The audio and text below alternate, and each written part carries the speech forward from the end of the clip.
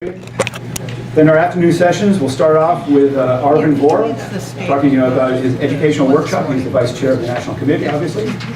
We're going to have our first ever nominating convention, which will be run by Rick Van Dieven. And that's pretty exciting for those of us who brought it to fruition. And well, it's not to fruition until we finish the nominating convention. It's close. And a little high-level fun fundraiser along with the break. And then Sean's going to present our website rollout. No, I got that one. First and foremost, I'm going to break away from my agenda already. I want to talk about candidate recruitment. We are a political party. Our job is to field candidates. That's our number one job. We can advocate for anything we wish, but as a political party, it's imperative we field candidates. And everyone in this room, I don't want to put a burden on you, but everyone in this room has to seriously consider about running for office. Seriously consider about it. There are with the Senate involved, they're getting close to 200 seats in that Capitol building over there, of which in this election coming up, I'm going to just estimate half, maybe at least a third, will go uncontested. There will be one candidate running for that seat. One. That's unacceptable. But people have no choice. Why don't they even vote? You got one candidate, you got one vote, you're in. So, running for office is the best thing you can do for the party. Being there in the debate, you get invited to the town halls or the educational seminars, this is the best thing you can do to advocate for libertarianism. So, I have a little poster here. Greg's going to help me out, I hope. These are the people who've already declared to run for office. I'm not going to get in front of that camera. Those are the people who've already declared to run for office. That's a pretty good number. And as the room fills up here, you'll see why. Because we have more people in attendance to this convention. We have about as many people as ever had run for office. So I'm going to hang this over here on this whiteboard, and I'm going to put a Sharpie over there. And if your name's not on this list before the end of the day, I'm going to try to encourage you to put your name on this list before the end of the day. Okay? So it goes over here. And I want to thank everybody who's on this list already.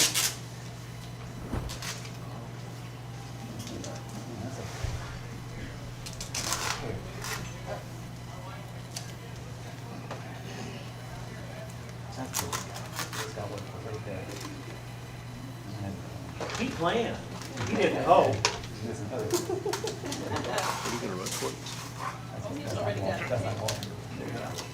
Oh, and Sharpie. Sharpie right here. All right, there you go. Try to neat handwriting and make sure if you in all seriousness, talk to any of us that are in here. If you want to think about what district you can run in or what office you can run for, Greg's your best guy to do that. But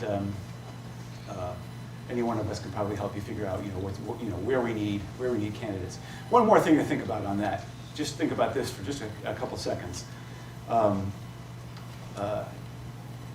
Even as a paper candidate in a district that has no opponent, so they have a Republican running for state rep and no other opponent, and you just file as a paper candidate, the chances you're pulling up all the D votes and some Libertarian votes and some other votes who don't want to vote Republican, because minimum, we get 25–30% of the vote in that district. It helps our ballot access. It helps us it makes us look good. It makes us look big. So, okay, enough of that. Thank you. So anytime, don't have to wait for a break. Anytime you want to walk over and put your name on the list, go ahead and do it. Okay. Okay, I cannot see a thing. Okay, the next item on the agenda, that's going to be, so that's your big agenda with the big logo. We are now going to go into the state committee meeting. And state committee meeting, the first thing we're going to do normally in the meeting, a state committee meeting, is call roll. But today, before we call the roll, we're going to establish who are state committee members. And then later today, we're going to talk about who is on the executive committee. So I'm going to give Greg an opportunity during this, for a minute or two here to explain, because he's much better at it than I am, to explain the difference between the state committee and the executive committee, and why we're going to, establish the state committee now, and why we're going to do the executive committee a little bit later. So I'm going to give Greg a couple of minutes to do that, and I'll be right back. Good morning, everybody. And while you're still, time for your second nap here. Explaining committee structure. By state law, the state committee is the recognized governing body of the Missouri Libertarian Party. There is no cost to be on the state committee. Per section 3.1 of our bylaws, if you are a member of the state committee, that automatically makes you a voting member. Any member of any committee is automatically a voting member of the Missouri Libertarian Party, and it would allow you to vote in the nominating convention later today. One of the things that allows you to do so. There is a residency requirement to be on this on the state committee, and I think it's that you have resided in your state senate district for 1 year, but I'm a little bit fuzzy on that one. It will allow you to vote. If you are in the state committee, you will be able to vote on the bylaws changes which are being proposed and will be voted on at this meeting. The state committee, by the bylaws which it created, will meet at least annually at this state convention. The day-to-day business of the Missouri Libertarian Party is handled by the executive committee, as ordained in the bylaws, which only the state committee can create or change. Chapter 115 of Missouri's revised statutes, RSMO is the usual abbreviation for that, codifies the law regarding political parties and their committee structure. It begins at the county committee, whose members are elected in the August primary. There can be a public vote in cases where more than one person files to be a committee person in their ward or precinct. Otherwise, you will just automatically be made the committee person if you go to the county clerk's office and file. Only in the cases of a contested race. It's very unusual. The filing period to get to the county clerk's office and file to be a county committee person is the same as the filing period to get to Jefferson City and file to be a state representative candidate or state senate candidate or governor candidate or whatever. It's the last Tuesday in February through the last Tuesday in March of every even numbered year. It's always the same. Last Tuesday in February through the last Tuesday in March. I feel like Paul Harvey, page 3. County committee people are the only committee people who file at the county clerk's office. The statutes designate a meeting time when the county committee is to meet and organize after the August primary and elect officers. The law designates subsequent meeting dates for committees to organize in each successively larger political district: state legislative, state senate, judicial, U.S. congressional, and finally, the state committee, which is recognized as the governing body of each political party in the state by the Secretary of State. None of each of the successively larger political district committees members are subject to the voters at large. Only the county committee. All the other committees are composed by taking 2 members from their component political districts selected by the members of those district committees. Isn't this exciting? Aren't you glad you came? It's almost over. This did make me angry whenever I was first exposed to this whole business. It seems, okay, this is not getting anything done. But this is what political parties do, and this is the nature of political parties by law. And I'll get to something that's relevant, that will perhaps make this relevant to you. The state committee is selected. The state committee, this meeting that we are in, about to start now, is selected by taking 2 members from each state senate district. And they don't necessarily, oddly enough, have to be members of any other Libertarian Party committee.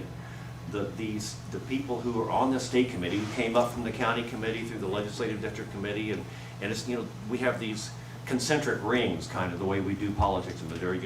Here's your county, here's your state legislative district, in most of the state, other than the big, the highly populous areas. Then you've got the state Senate district, and then you've got the judicial district, and then you've got the U.S. congressional district, and then you've got the whole state committee. So the state committee is selected by taking members from each state Senate district who don't have to be members of the they don't have to be members of the Libertarian Party. I guess it makes them so. But the members of the state committee choose people, one man and one woman. And kind of to make this germane, I called Jenny Ann Lyon. Just, it's been about a week and a half ago, I called you. Okay. She lives in the 17th district, 17th State Senate District. And she is on our committee list. She is the committee person from the 17th State Senate District. I called her because I got a call from the Secretary of State's office who said that, I'm not sure what his name is, but anyway, he got appointed to the Public Service Commission or something, the state senator from the 17th district. So there's a vacancy now in the state Senate. State Senate, or the Secretary of State's office calls me as the executive director for the Missouri Libertarian Party, and so and they say, who's your person in the 17th? Jenny Ann. So I called Jenny Ann. If we are going to have a candidate in this special election in the 17th State Senate District, it's going to have to be Jenny Ann that makes it happen. So, and so if you that is kind of the main thing that a political party committee does, is they appoint candidates, they decide who's going to be on the ballot in the case of special elections, because there are no primary elections in special elections. You don't narrow down, the number, all the people who want to be the candidate in a primary election. The political party committee gets to decide whose name is going to be on the ballot for each political party. So that's kind of the main function of a political party. State committee members, if I'm not sure about the governor and lieutenant governor, but if the treasurer, the Secretary of State, if any of these people die or resign in office, then the Secretary of State would come to us and say, their office would come to us and say, who do you want, who's your candidate in the special election? So that is kind of one of the major functions that we do here. Any Missouri resident can be on the state committee. You need to be a Missouri resident. You should be a member of your district. And Randy is going to our secretary, Randy, is going to call the roll here now. And these are the people who are currently on the state committee, current members of the state committee. I'm going to go down the list quickly. You'll recognize your name, even though I'm going fast. Andrew Boleyn, Rob Cunningham, Michael Lewis, Kat Miller, Stephen Shaper, Gene Bojarski, Ned Kelly, Tim Peterman, Ron Breen, Sean O'Toole, Sissy Spraggins, Tony Kirk, Eric Harris, Julie Stone, Nick Hassoff, Ray Harbert, Jennifer Lyon, Kirby Cundiff, Jim Givens, John Schultz, Bill Boone, Ben Brixey, Ryan Wilson, Randy Longcareer, Russ Monchol, Bill Wayne, Aaron Messer, Greg Hodge, Bill Slants, Jim Higgins, LaDonna Higgins, Scott Moore, Jonathan Schell, Greg Talapic, Rick Van Even, Bill Lauer, Paul Smith, and Rick Reynolds.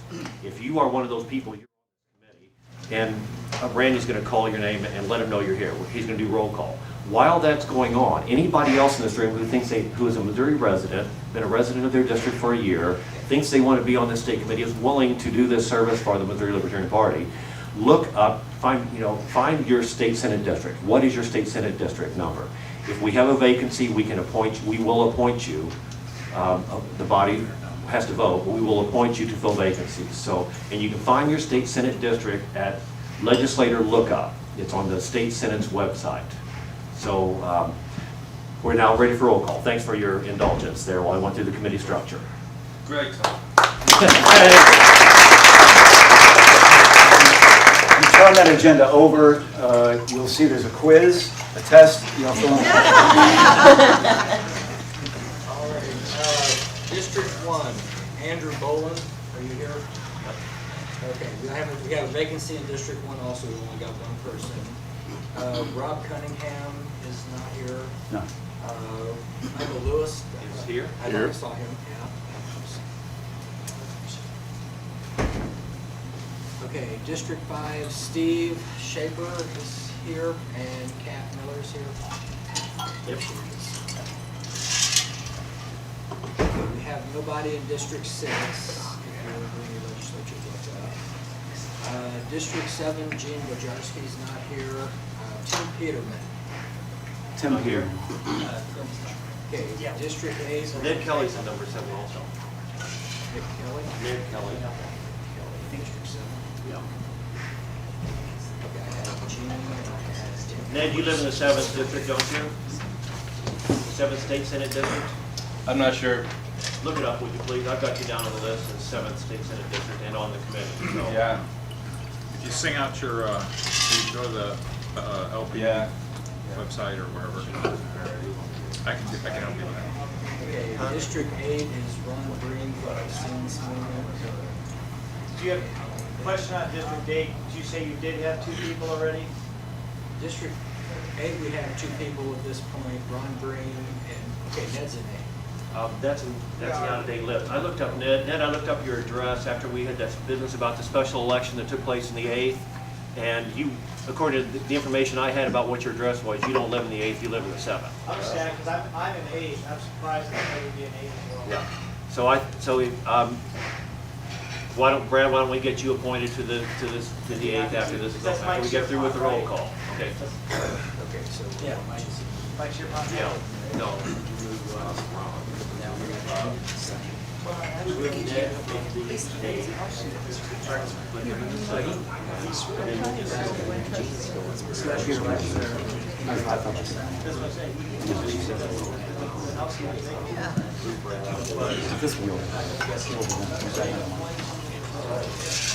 okay, District 9, Sissy Sprague and Sean O'Toole. They're both here. Still showing it vacant.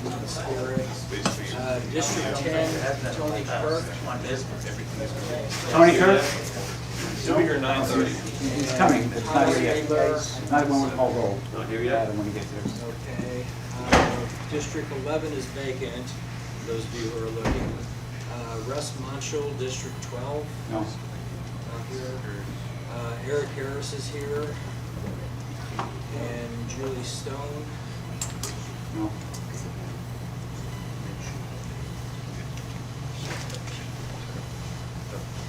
Okay, District 13, Nick Cassaw. District 15, Raymond Harvers. Not here. District, we have no 16. Jennifer Lyon, District 17. She's here. She's here? Here. Okay, cool.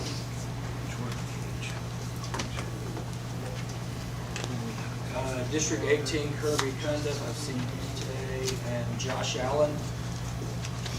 Josh. No, he's not here.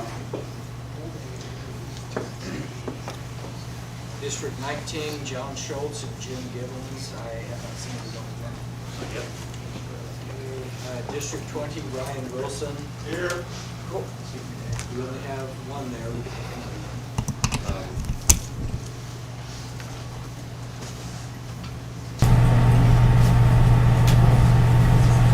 District 21, Randy District 22 is open. District 23 is vacant. I got a volunteer. And then also, Greg Hodge. Oh, great. He's not here. District 24, Jim Lodano is here. District 27, we have 25, we have 26. I don't know. Says Scott Moore, but Scott's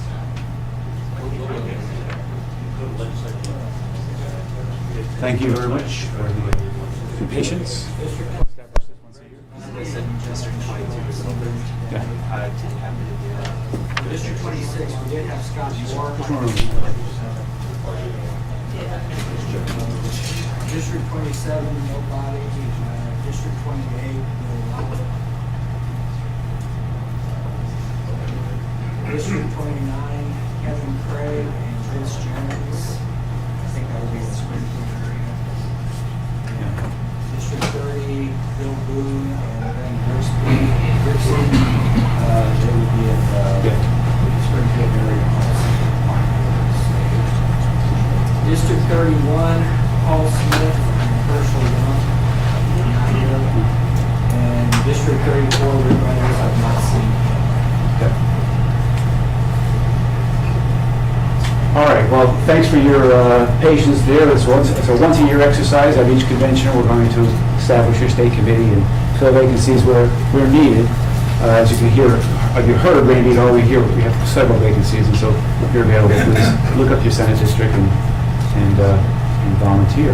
Bill, Yeah. maybe we go ahead and appoint the people now. Sure. Who are willing Let's to. do it. Brandon's willing to be appointed in the 22nd. Brad M's is willing to be appointed in the 8th. Is there anybody else who knows their state senate district who's willing to be appointed? Okay, is there anybody else who knows their state district, state senate districts, who is willing to be appointed to the state committee, who is not on it already? District 10, do you have it open there? District 10, we do. We do. What's your name? John Williams. John Williams, okay. Thank you, John. Okay, and I don't know how to get a hold, I know how to get a hold of Brad Ritchie. How do I get a hold? What's your email address, John? AJIM. AJIM. No, your email address. I'm giving. Okay. I'll give it. Okay, let's not get away from it. Yeah. Anybody else willing to be appointed? What district are you in? It's 20. Okay, so you're will be appointed. That's great. We have enough people, but I won't know. Well, actually, I don't think we do.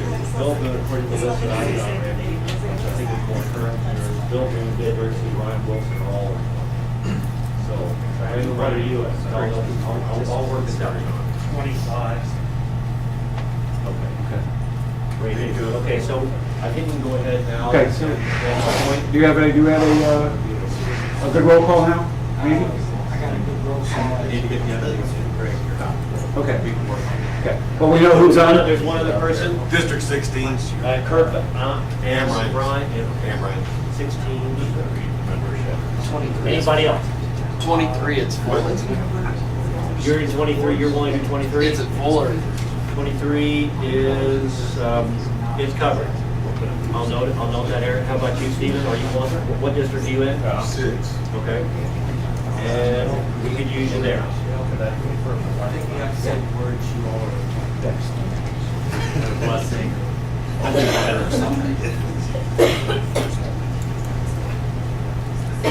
Okay, so thank you, and thanks for stepping up. Thanks for volunteering to be on the state committee. We would have drafted you anyway. Greg would have drafted you for sure. And so appointed.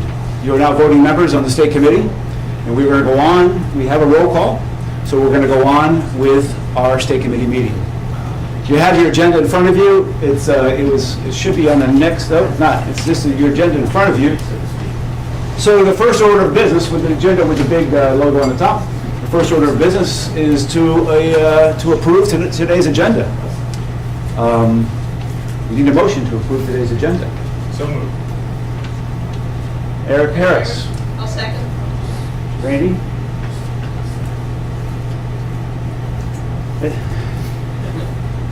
Bill, will you fill him in when it comes time? It's been moved by Eric Harris and seconded by LaDonna Higgins to approve today's agenda. All those in favor indicate by saying aye. Aye. Opposed?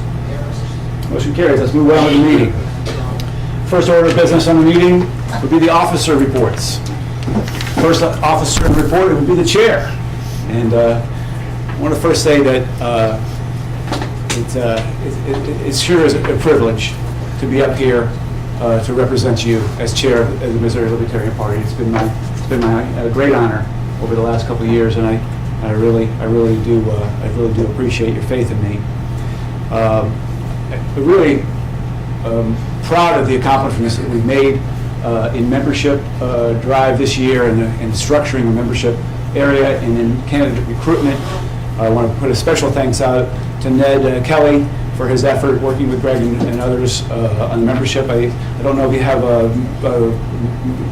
give you a little time a little bit later here, Ned, to kind of give us a fill-in on the membership report. Sure. But I wanted to, I think we've done a great job. And you can see, if you look in the room, from my eyes, there are many new, fresh faces, faces I've never seen in this room before or haven't seen in the last several years. And that's a testament to our membership drive. And I think, thank you, Ned. It's a job well done.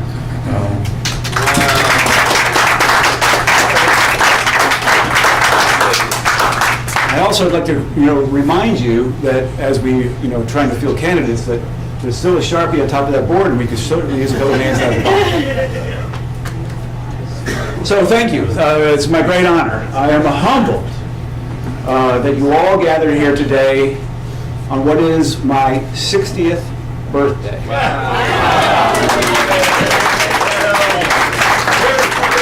I can't believe my wife pulled this off. It's fantastic. Thank you very much. That's all I have. Next time would be with Rick and David for a vice chair report. Thank you very much.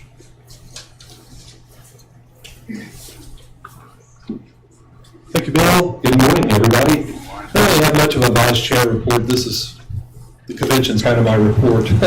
But I can give you a little bit of an update here on some of our social media sites. Facebook, kind of plodding along. We've gained about 250 members in the last 12 months approximately.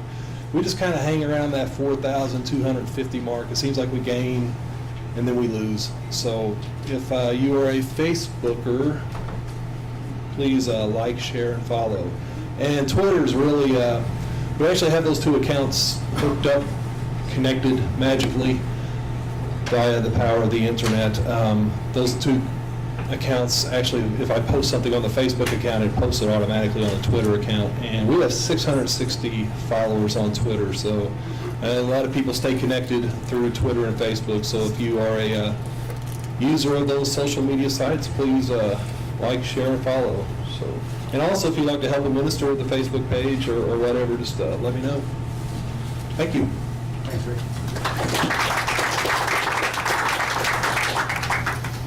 Secretary report, Randy. I don't ever wait for a year to say anything, so say it's already put out there, and I'll do that. All right, that brings us, thank you, Randy. That brings us up to treasury report from Sean too. Do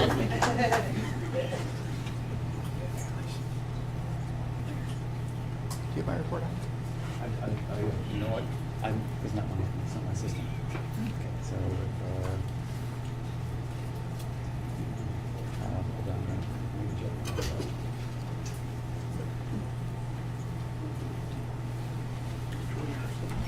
It's the treasury report. There we go.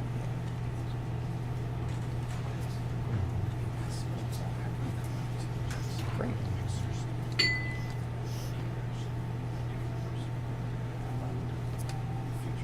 Thank you. This is great. I think this is the biggest crowd I've seen in many, many years. Okay.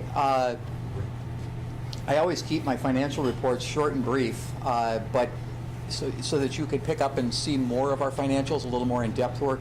At the end, there will be a QR code, so those of you that have a phone that has a QR code reader, you could just pick it up, or you can see me later and I'll get you an email, your email address and send it to you. Can you hear me? Is this coming through? Doesn't seem to be. Okay. Are we better there? Yeah. Okay.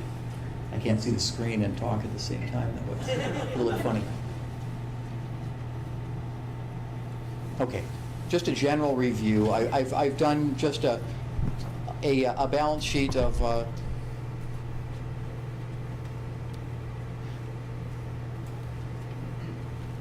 this is right. I've done just a balance sheet of a comparison of fiscal year 2017 versus 2018, just so you get a general idea of expenses, what we see in contributions per year. 2016 being an election year, we always see more numbers coming in terms of contributions in election years. We also count as contributions the portion of those candidate filing fees that come through. We had $3,300 in candidate filing fees in 2016, so that is certainly a part of that. Expenses, over the past several years, we've been able to reduce expenses primarily using more and more technology, less manual labor, and the numbers are coming down nicely for us. Even with higher expenses in generally convention last year, a little bit higher expenses than previous years, we still had a good year net income-wise. So that's mainly due to our saving money as a party and not spending a lot of money in other areas. Balance sheet. The numbers at the bottom are what we have in the bank. At the end of 2016, we had $2,291. At the end of 2017, $21,285.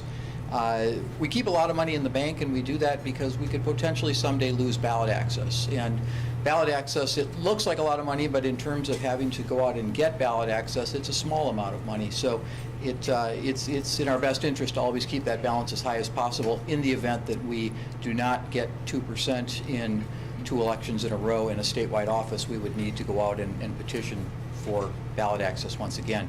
We've been on the ballot since 1992, which makes it relatively inexpensive for us to run candidates in that regard. And finally, I have just a comparison. Green is expenses, blue is revenues for the last 10 years. And just a nice overview of what we do to keep things in line. 2010, we had a big campaign attempting to get more interest in libertarianism in Missouri. And so that was the big number spent in 2010. But effectively, we generally do a pretty good job of staying within the lines, which is what libertarians should do. We should be fiscally responsible, fiscally libertarian. And finally, if you want further details on this, rather than going through all of the expense reports, I've got a 2-year comparison of expenses. You can simply snap a camera at that right now and obtain it on the web, or you can come to me later and give me an email address and I'll send it to you. So that's the extent of what I have, unless there are questions. I'm sorry. What was our bottom line? What's our bank balance right now? $21,285.71. Thank you. Thank you, Secretary. You bet. Treasurer, don't go far.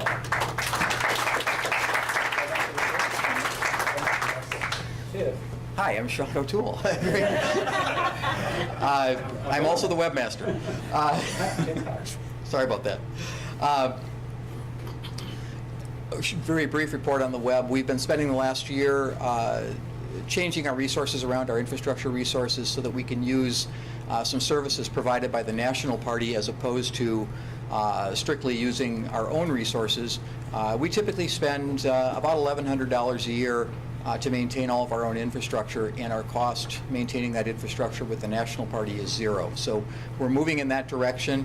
At the end of the day today, I will show our new website. I had expected to have it running live today, and the web hosting people at National have told me to wait a couple of days. They've got a couple of issues, and so I'll show you the staging server. Everything is current on that site and ready to go. We just need to flip the switch and convert it over to production probably in the middle of the week this week.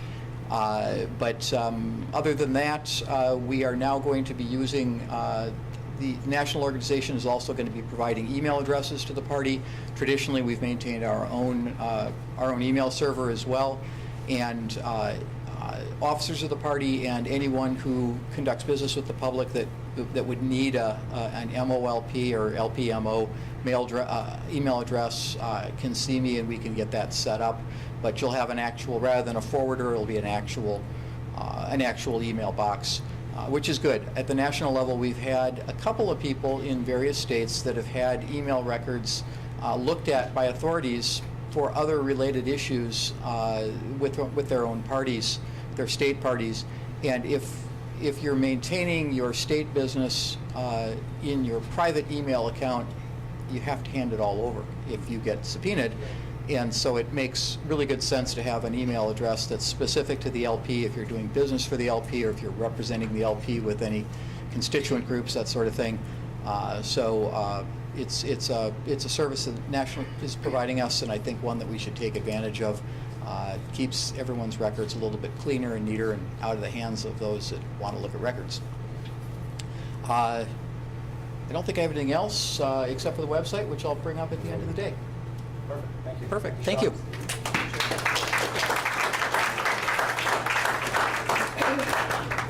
Last but not least, our Executive Director, Greg Flapper. Hello again. And I had prepared some remarks, and I was practicing them last night right here at this podium, and I have lost my notes. I was sitting over there. Did anybody find, whenever you came in, did anybody see? Sissy, you're laughing at me, and I don't. First time I see you this morning, you come in and laugh at me. Oh, they're here. Oh, good. There you go. Oh, thank you. What saves me from having to wing it. This isn't going to be pretty. This would have been awful. Okay. I wanted to give you an assessment of the state of the party, basically. The general political landscape. And the general political landscape is that the Republicans rule. And they won all, they won all 7 statewide, every single statewide race in 2016. They won 6 of 8 U.S. congressional seats. This is a red state, and the counties are turning red now, too, and where they used to be Democratic counties.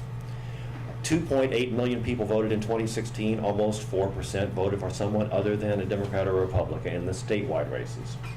It was roughly 42 and 55 was how the breakdown, 4% for others, 42% Democrats, 55% Republicans. Other votes were the difference between the winner and loser in only the U.S. Senate race, which was Kander versus Blunt.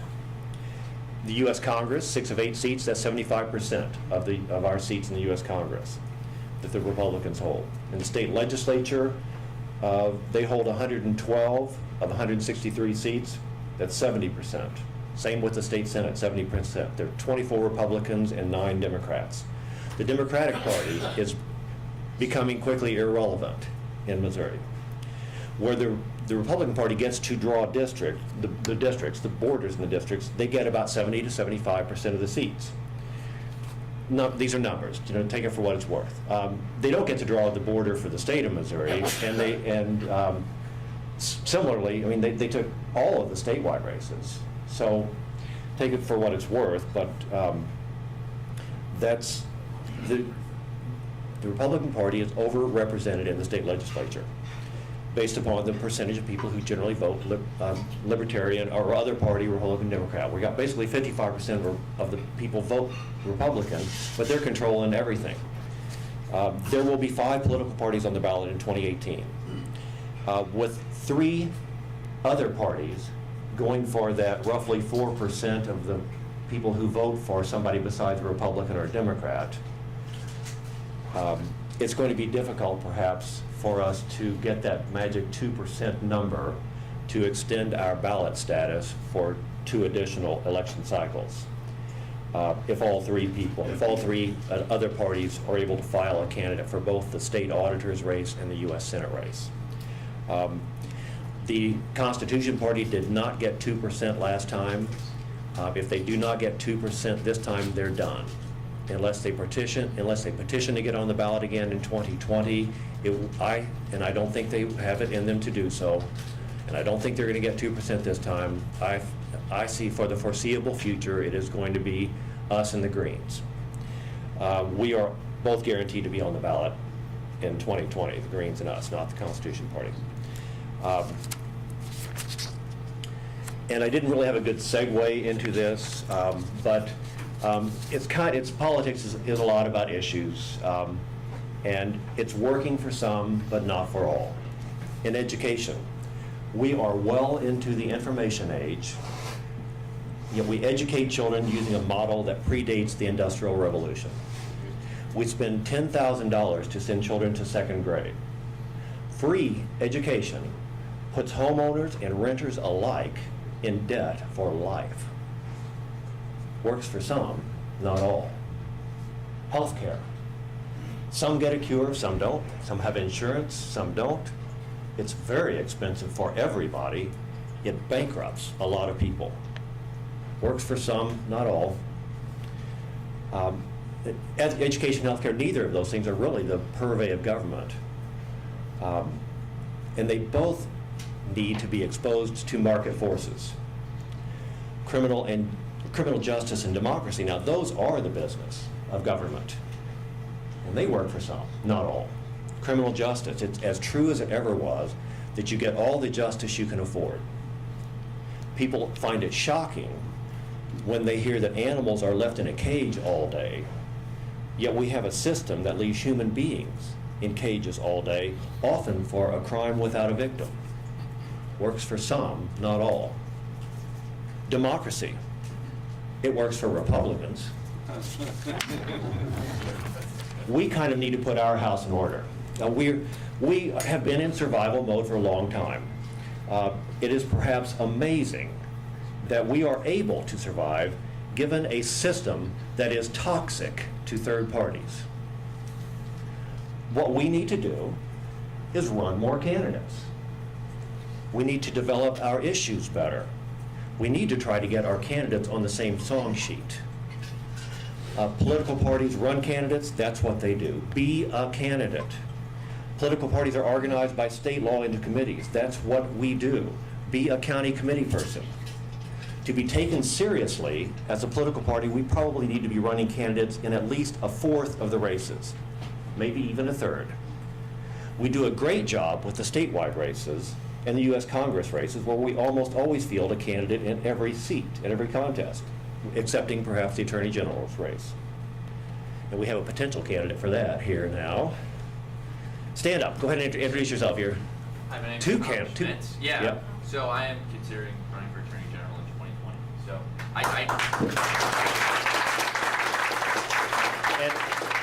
Well, actually, we have two behind you. Stand up and introduce yourself too. You're considering three? Are you considering? Oh, okay, I'm sorry. Okay, yeah, okay. Well, no, we have two potential candidates for Attorney General, and it's our toughest race, you all. Oh, you're thinking about Attorney General? Potentially. Okay. I'm Derek Hockey, and I've considered Attorney General in the past. Maybe, yeah. So Are you also boyfriend, girlfriend? I wish we. That was good. So Tom, and they both have not been involved in the party before, I don't think. So Tom Schmitz and Derek Hockey, welcome, and please integrate yourself, become essential. So the Attorney General's race is a big race. That's where we will get our 2%. That's what's very, and you're an attorney, Alicia. Alicia Duran, she's run for vice president for the Libertarian Party last time, but she is an attorney. She can do it for us too. We need an Attorney General candidate in 2020 because that's what's hard to get. Because you've got to be an attorney to run for Attorney General, and you've got to be willing to embarrass yourself publicly by running as something other than a Republican or a Democrat. Okay, so, but if we were going to run if we were going to contest a fourth of the seats in the state legislatures, the state House of Representatives, that would be about 40 races, about 40 candidates. Fourth of the state Senate would be about 8 candidates, and we're not there. Based upon what we have right now, we're looking maybe about 25 candidates total, counting our 8 U.S. congressional candidates. So we need some more people running for office. Issues. It is not possible to talk about bringing taxes and government spending into check without dealing at the federal level with Social Security, Medicare, Medicaid, and the military budget. You're just not serious. If you can't touch any of those budgets, you aren't serious about doing anything about what the government spends. And at the state level, if you can't say anything to reduce what we spend on $10,000 to send kids to second grade, that's the single biggest thing the state does. If you can't say anything about that, you're just not seriously going to affect how much money the state of Missouri spends, how much of your money they take. And the same thing with social services. And I don't have anything intelligent to say about social service. I have developed, I think, 3 really good things that libertarians can say if you want to run for a state legislature. One of them is education. And the tagline I have for education, if anybody wants to run for office and use this tagline, you are welcome to it. We need to get parents invested in their kids' education. That sounds pretty innocuous. Teachers like that. They know when education goes wrong, it's because parents are not invested in their kids' education. So that does not offend people who are so totally involved in the system. That's your tagline. And how do you get people invested in their kids' education? You make them pay for it. That's how you get people invested. And we can do it without threatening anyone's possibility of getting, even the poorest person can still get a K-12 education for their kid if we do a means-tested tuition. And that is what libertarians need to do. And when we start developing issues, we need to start talking about how to get from where we are now to where we want to be, because we really want to be to where the state's total separation of education and state. And where parents entirely pay for their kids' education. But you can't float that boat right now. But you can tell people who live in Ladue, and anybody here from St. Louis knows that people in Ladue don't need anybody else to help send their kids to school. So why are we charging everybody in Missouri, the poorest people in Missouri, we charge them 1% of everything they buy, and it gets sent to every single student equally, whether their parents live in Ladue or whether their parents live in the poorest place in the whole state. That we can fix. And that's the trade-off. When you talk about what if you're gonna cut taxes, if you're gonna raise additional revenue, what's the balance sheet? Well, we get rid of that 1% state income tax, state sales tax, and we start charging a means-tested tuition. And I've run the numbers. Please go to my website, electtlapic.com, and you will see how the numbers work.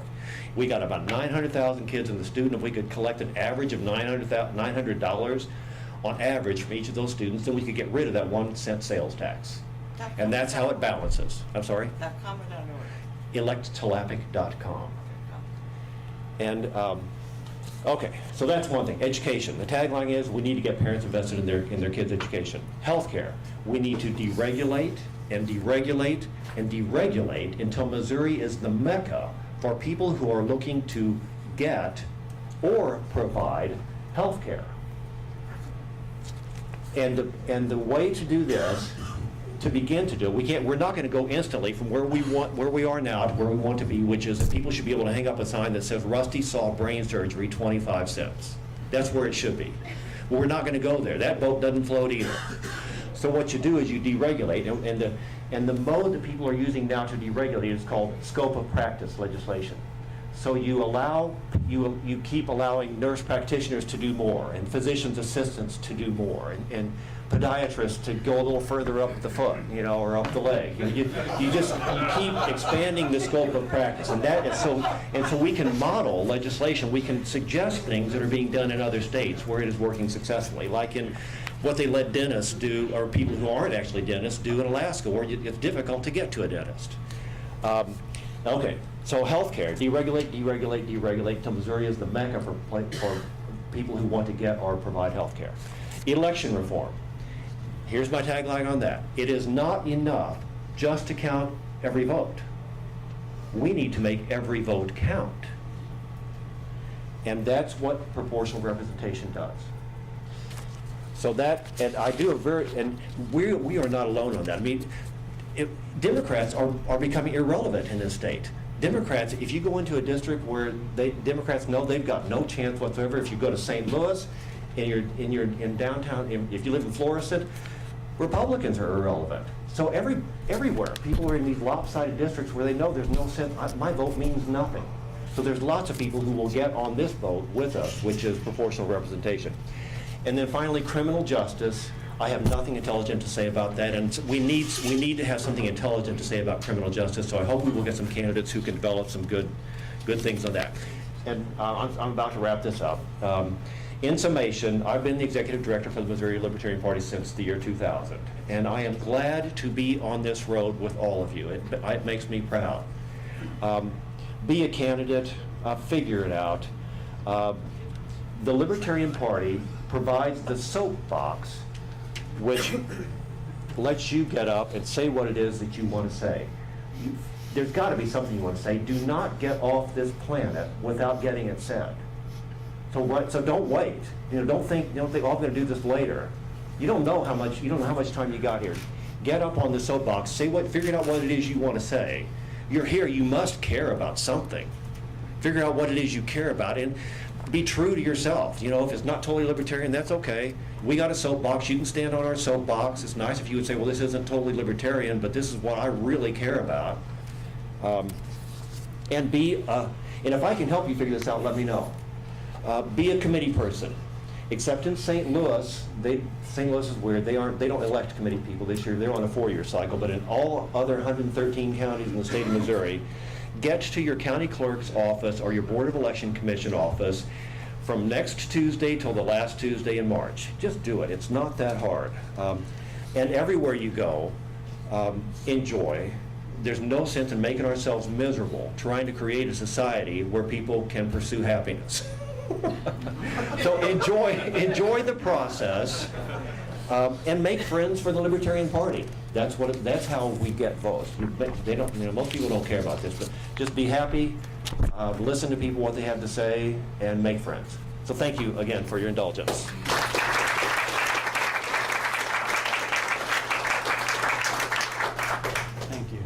Thank you, Greg. I'm going to try to get this back where it was.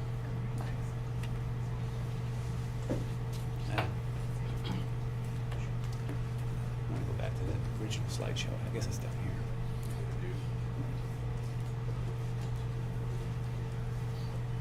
That's it. Okay, great, thanks. That's good. Got my clicker? All right, thank you.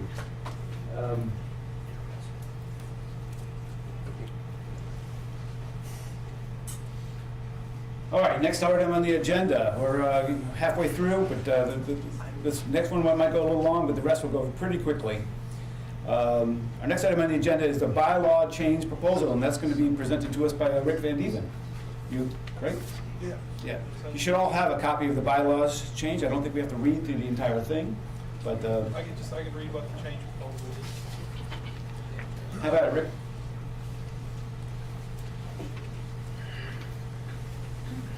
Make a motion here, or? Yeah, I could, do we need a motion first, or can I just run through it and just explain it real quick? Okay. So I just have two simple bylaw change proposals here regarding the nominating convention. It's Article 10, specifically 10.1. Currently it reads, in even numbered years, a nominating convention will preempt the state convention on Saturday afternoon of the convention. These provisions will govern the proceedings and will supersede all other bylaws related to candidate selection.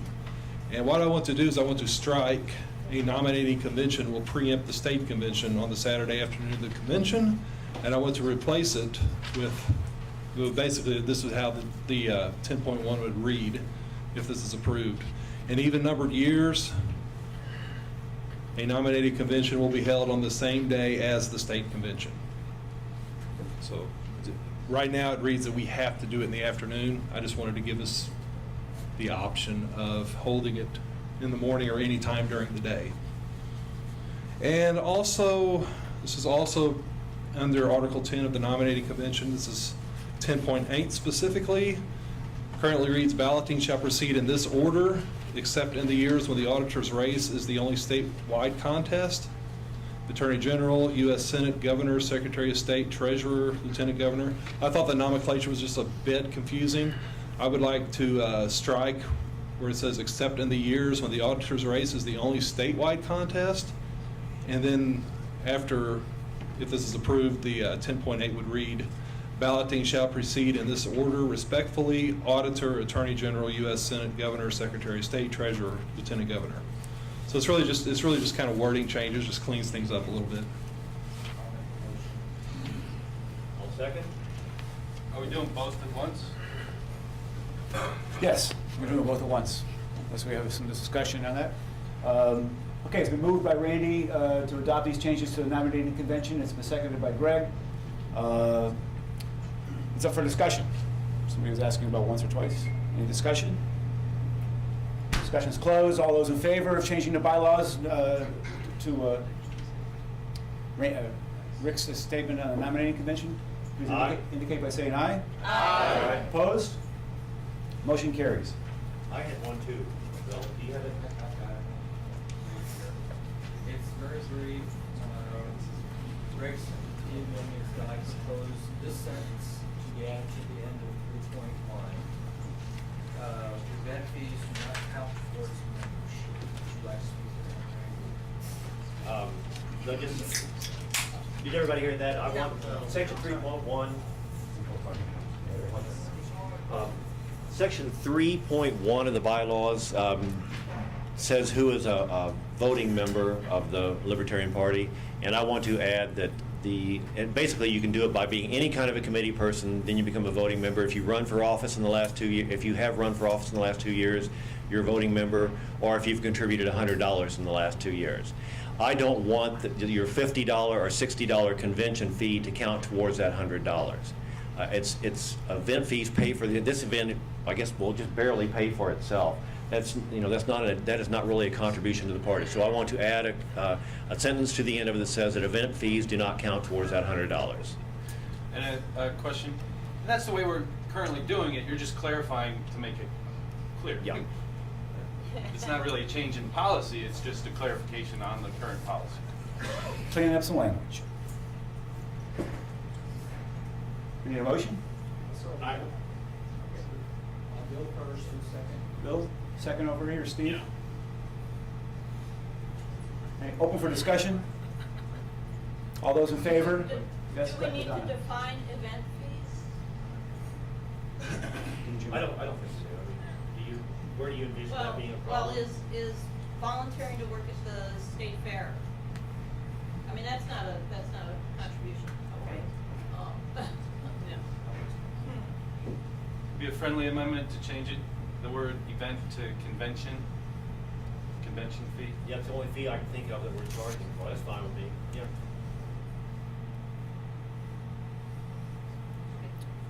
That's fine with, I'm satisfied. fine with Steve? Good. Further discussion? Discussion's closed. All those in favor indicate by saying aye. Aye. Opposed? Motion carries. Thank you, Greg. All right, next item on the agenda.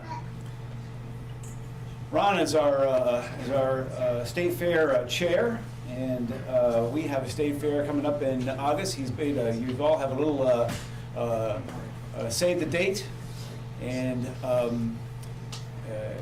it's difficult sometimes to drum up some volunteers to go work that booth. That booth is a fun day. You're going to see some strange people walk by. But it is a good time, and we're usually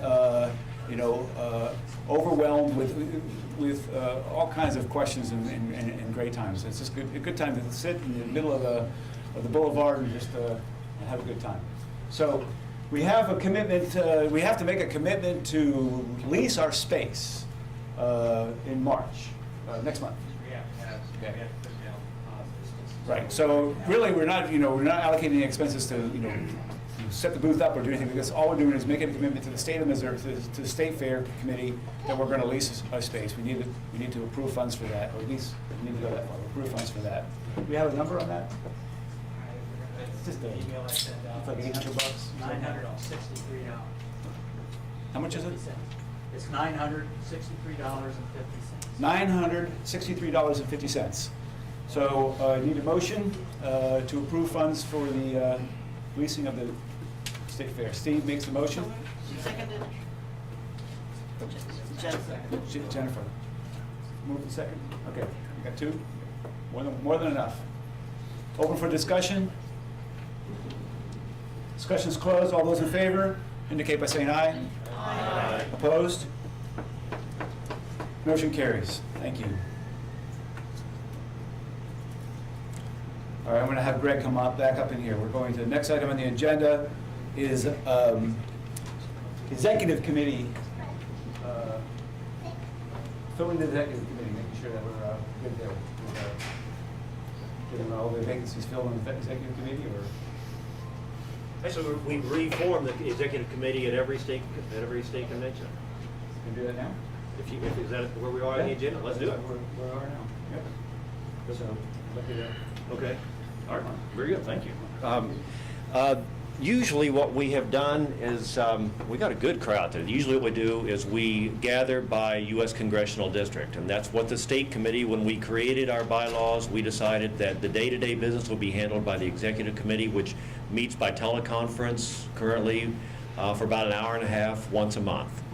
And it's formed, we get 2 people and up to 2 alternates from each U.S. congressional district. It's reformed at every state convention, at the state committee meeting of every state convention. So I think we should gather by U.S. congressional district, and I'll leave that up to you all to figure out, to find who's in your U.S. congressional district, and let's all get together and pick 2 regulars, 2 alternates, up to 2 alternates from each U.S. congressional district. Write them down, please, and get them to Randy. Yeah. Somebody in your group, write your name and your phone number in case we have to contact you, and then what district you're in, and then your 2 people and your 2 alternates. And bring me the little pieces of paper when you get there. Did I hear you say that the first congressional district people will meet over here, and the second will meet here, and the third will meet there? How many tables? That sounds logical. Leave it to you, Eric. 1, 2, 3, 4, like that. 7, 8. And- We have 8, 9, 8 or Somebody 9 come tables? find me after you get done. Okay, so that works. And basically, the executive committee spends our money. We spend about $10,000 to $20,000 a year. That's what the executive committee does. Eric, how did you get that figured out? One is over here, in the corner. Two is right here. One is over here in the corner. Two is right here. This is three. There's no logical order here. This is four. That's five. That's six. That's seven. That's eight.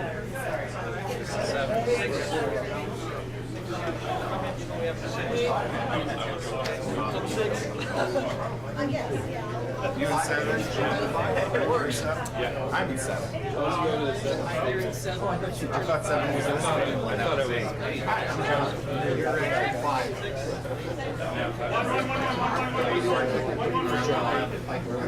Two right here. We're number one! We're number one! We're number Not likely.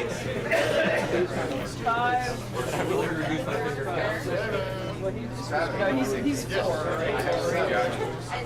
I'm not videographer seven. I think he wanted. Brad, are you five?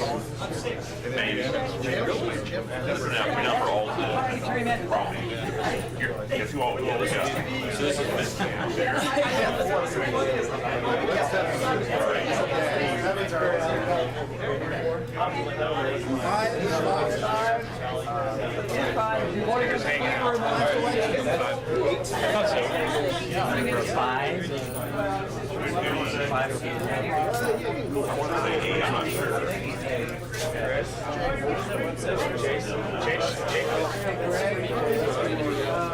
I had already written my name down,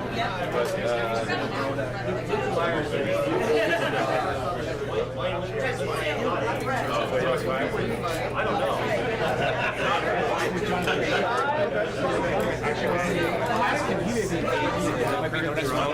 Definitely no. You're either next door or you're in the border.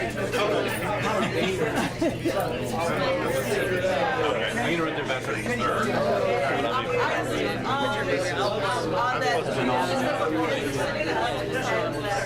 He's already there.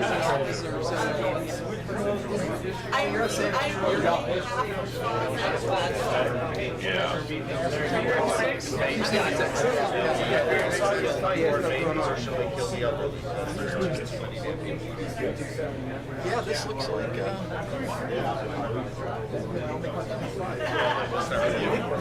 So, you got 4 spots to fill with phone number now. I'm sure he already has it. I'll get it out.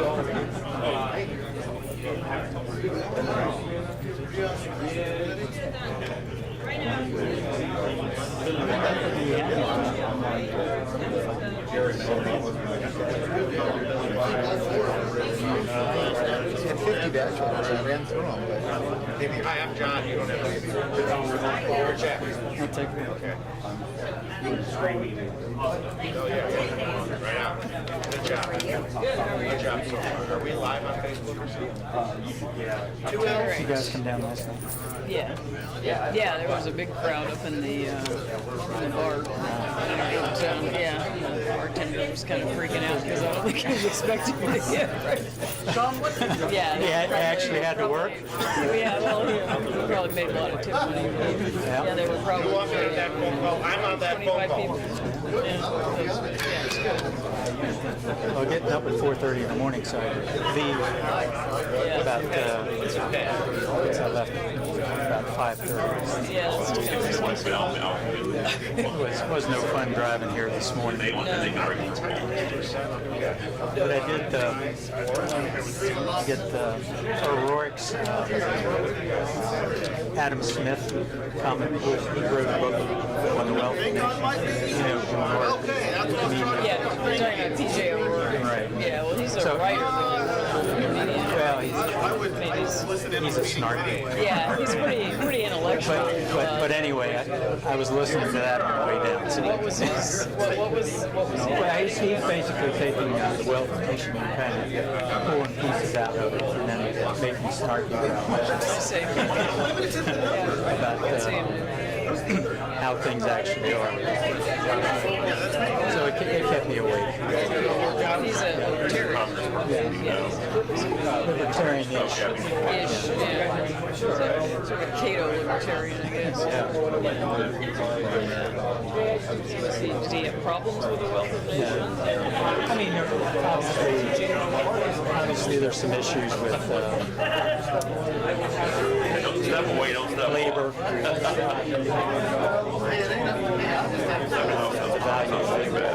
Of course, that's what Marxism runs with, that aspect. But the thing about it is that Adam Smith, his first book was Moral Sentiments, so he did some of that into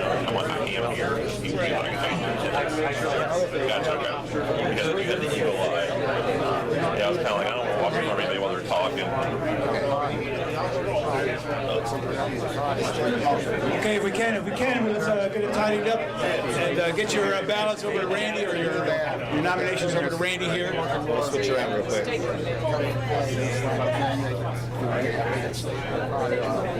I don't guarantee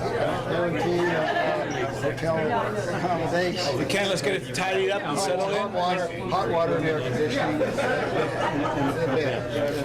No, that's great. I can do that. Putting that forth. So we'll keep that in mind.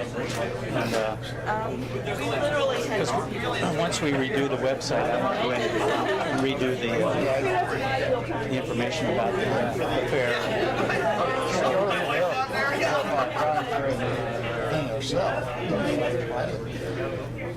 Yeah, well, a lot of us in the neighborhood try to fill in the gaps.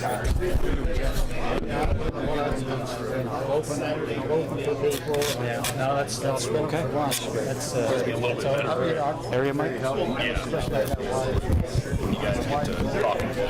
Okay, if we can tidy it up and settle down, we've got to must have reached a simmer down. Simmer down. You'll have your hands. If you haven't reached a conclusion, you need to get there soon. Keep this thing on time. Yeah. But yeah, my father-in-law was suffered dementia, so we have an appreciation for the difficulties.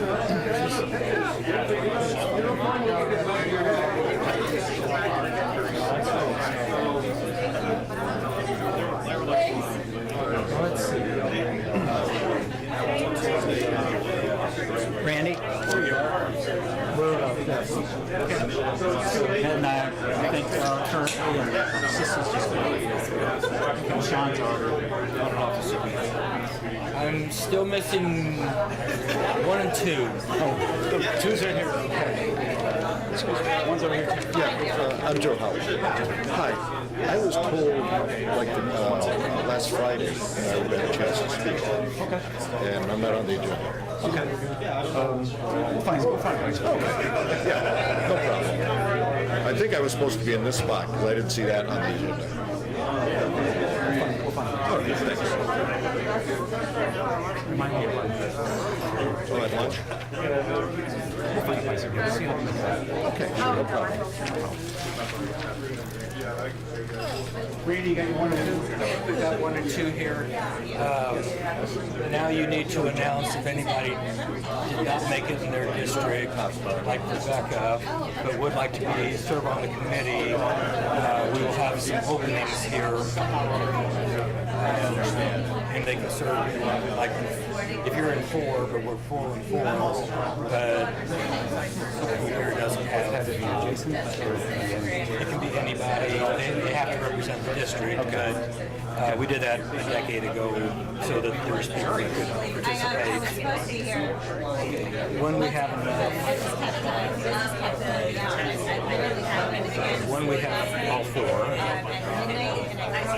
2, then they got 2. We could have an alternate.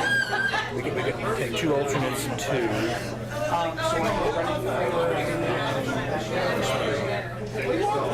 3 is full. 4 is full. Wherever I find it here.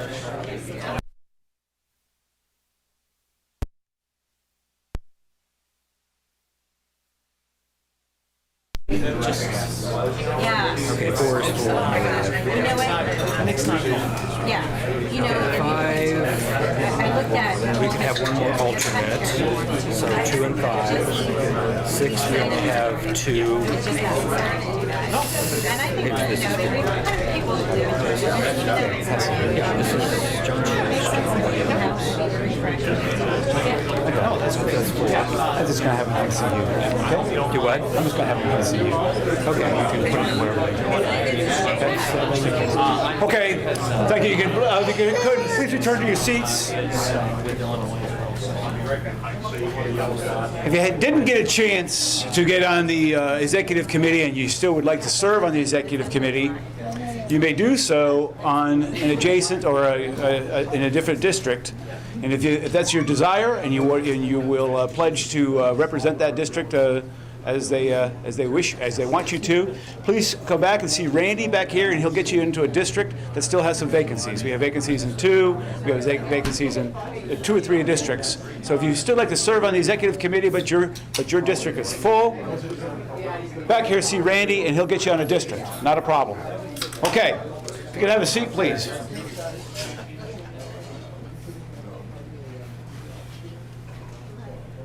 Okay, next item on the agenda. This is the fun one. This is we're going to pick our delegates for the national convention, and assign our delegates to the national convention, and that is basically anybody who wants to go, but we have to limit it to 20 or 22, 20. I think it's 20, and I'm your guy. So if you want to go to the national convention, it is a blast. Basically, a very similar meeting to what we're doing right now, except all day on a national level. You're going to pick officers, you're going to go through bylaws changes, you're going to go through platform changes and all kinds of things like that. So, and even a nominating convention, I believe, as it goes. So that's in New Orleans. That's weekend before 4th of July. Who would like to be a delegate to the national convention? Raise your hand. I got 1, 2, 3, 4, 5, 6, 7, 8, 9, 10, 11. All right, so keep your hands up, please. Can you handle? We're going to go with. We should have a sign-up sheet or something. Okay. Okay, we can do that. We can do that. We can do that. Sign-up sheet. Discussion on that? Discussion. Would you just be on your own to get there and back? Yeah. Yeah. And there's a registration fee to get in. And I'm not able to go. I'm not going. You're going. We had Good. Okay, so we'll get a sheet going around. I don't know how we'll do that. Just take the back of one of these agendas. You know, with the packages. So there's a really small little fee if you want to make a day, a couple days there, or if you want the grand big fee. I'm going to start this over well here over with the back, $1,000. just You got the sheet? You got Okay. one. Nope, you got it. Let's start over here with Sean, and Sean's going to be our chair for the national convention. The basic fee for being a delegate, and then there's higher level fees if you want to go to dinners and full things, breakfast, things like that. So it's like, the basic fee is probably maybe $100. 100, maybe $125, something like that. And then the, Yeah, it's well under $200. full package is like $450, and there's a silver option. And they'll have fundraisers and all this other kind of stuff going on. So there's lots of ways to spend money. No problem. But you can also drink for free a lot. Yeah. It's a lot of fun. It really is a lot of fun. It's super intense. It's a lot of good times.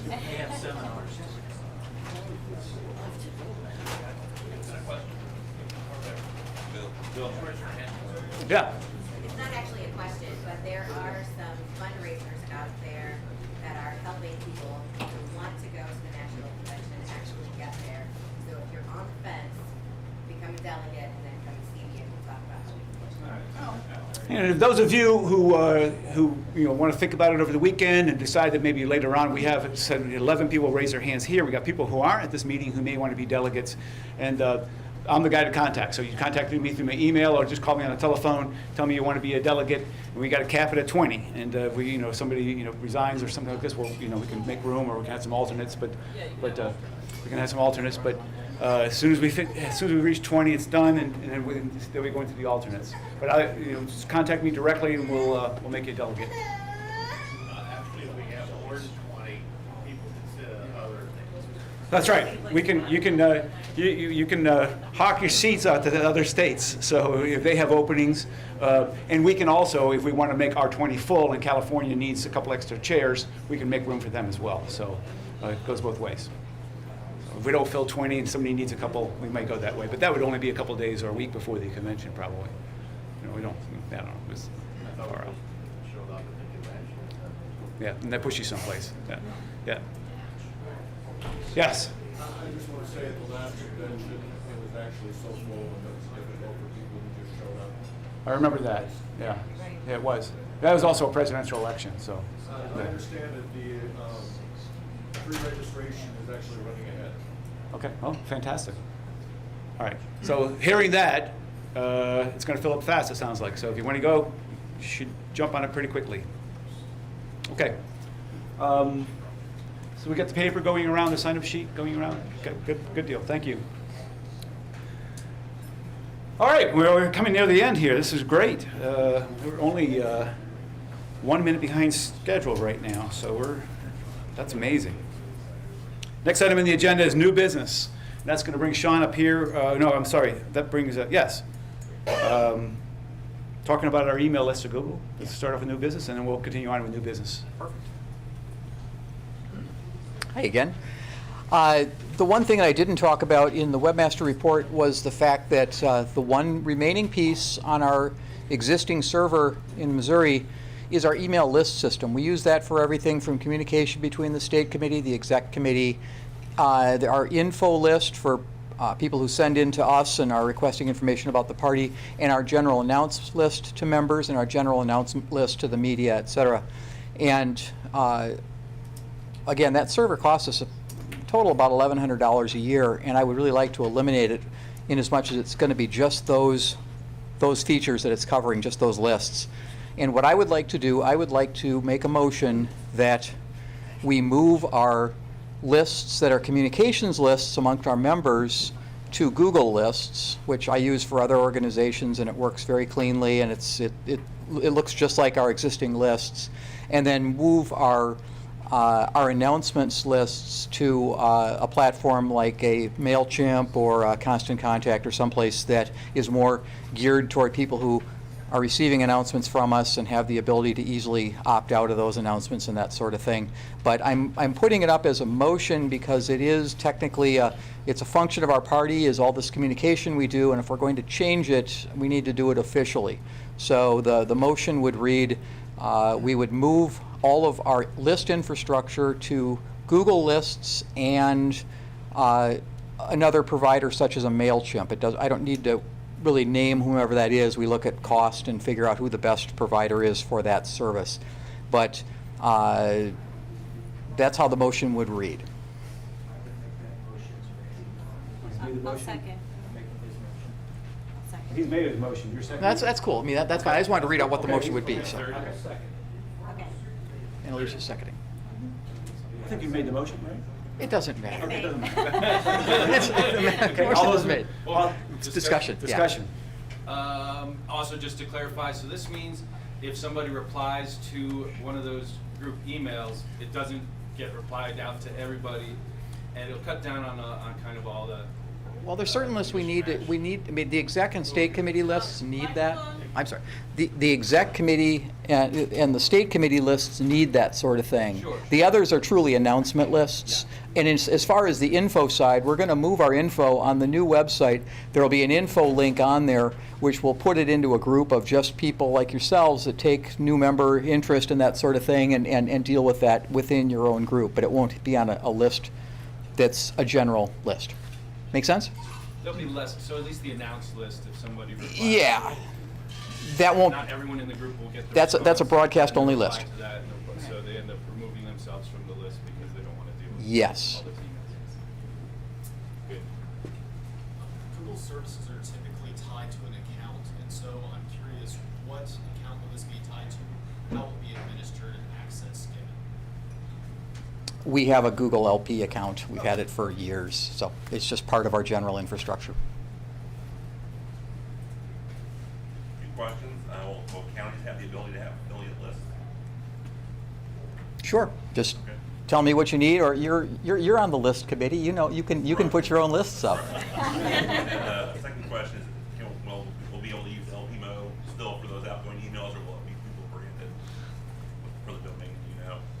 You know, I'm on a couple of those lists. I'm pretty certain I'm able to, as long as we run the DKIM back through our own servers, it's not going to mess up. We can make that happen. Okay. So. And you should be able to do Yeah.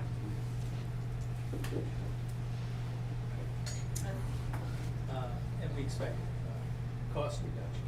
To zero on that side of it.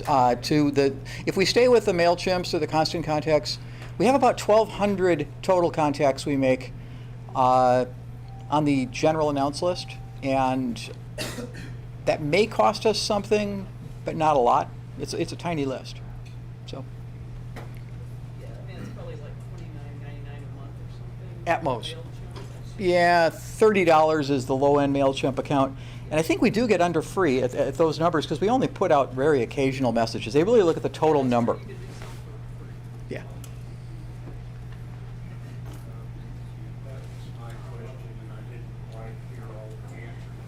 But we do have a state mailing list, like we have the national mailing list, which I get constantly, so that won't change, it still comes through. That's right. That's all I wanted to know. I think we're good. All right. Further discussion? Steve? I have a question. No, you guys get a list from the national, right, of Missouri folks? And do you formally send that out to the county chairs, or how's that work? In the past, it's been a little bit loose. We're moving to a new database system with the whole new infrastructure, and we're going to see all that information pumped directly into Civi CRM, our database management system for our contacts. And from there, county people will have access to their counties. So your county committee can have an account or have access on Civi CRM and be able to get all of the pertinence for your county. Yeah. Any other questions, further discussion? Discussion is closed. All those in favor of moving all those in favor of the motion, please indicate by saying aye. Aye. Opposed? Motion carries. Thank you. Thank you. Thank you, Sean. All right, next item on the agenda is announcements. I know we have a couple. I'll call a couple up, and then we'll see if we have any more. Ned, you're first. Well, thank you. Hey, let's give a hand to everyone who's been, come on. Thank you. So this is specifically about the welcome team related to the info list and membership. So a little bit of background story on this. I noticed that if somebody contacted the Missouri Libertarian Party through the website, an email came to the info list. There'd be about, 25 people on that who received that? Roughly? Roughly 25 people. And everyone kind of assumed that somebody else was going to follow up on it, so nobody followed up on it. So I said, hey, Greg and team and the executive team, why don't we do something about this? Cut it down so not so many people are receiving these new contacts. Less is more. That was a very catchy phrase, less is more, and you can feel free to use that as well. Although fewer, the better. Thank you. So I said, let's have a smaller number, maybe just one or two people who receive it, and then funnel it out to regions. We came up with a team who crafted a program. John Shell was on that team. Julie Stone, who's not here, Greg and I, and we crafted this new welcome program. And Greg said, well, we need someone to lead it. And Ned, will you lead it? So I said, all right. I kind of prompted the idea, so yeah, you better. So I am now officially the unofficial head of our welcome team in Missouri Libertarian Party. if anyone is new and, we get their contact through the website or through a state fair, funnel those contacts to me, and then I'll funnel them out to the regions. We have 6 regions. With the proposal is that we'll have a regional welcomer, in one for each of those 6 regions. We currently have 3, so I'm looking for more. The 6 regions roughly are the northern region, everything above I-70, the Kansas City area region, all the counties kind of in and around Kansas. You picture it right there, that side of the state. The central region, we're in the central region right here. The St. Louis region over there, all those counties. And then there's the southwest and southeast. We currently have regional welcomers volunteered and appointed to the Kansas City area. It's basically Sean and I are, yeah, it is I. We have the southwest is Steve Leck, and we have the St. Louis area, Tom Roulette.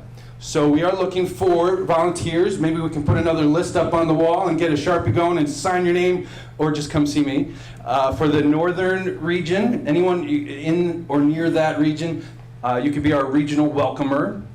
And for the southeast and for the central, where we are right now. It's an easy job. As new contacts come, we've had 3 since we started this program. We're anticipating that we'll have more, especially, this year, next year, and we want to be ready for 2020 when we'll have a whole ton of them.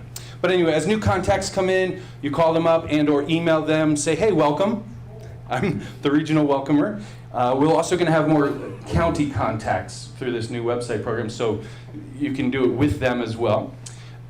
Say hi, do you have any questions, and let them know about any upcoming events. And of course, this is going to spur us to have more upcoming events, local county get-together, campaign rallies, and fundraisers and all that fun stuff. So you stay in touch with them, back and forth, follow up if possible, and report back to me, and I report back to Greg. Was there a question about the... Outreach booths. Absolutely. Outreach, let them know about opportunities to volunteer, all that fantastic stuff. I don't know if you wanted me to add. No, that's good. That's fine. All right, thank you very much. Let's give it up again for Bill. Oh, thank you. Oh, stop. All right. Thank you, Ned. The program is coming together very nicely. It was just a chaotic mess, and thank you so much for that effort. Next announcement is going to be from Steve.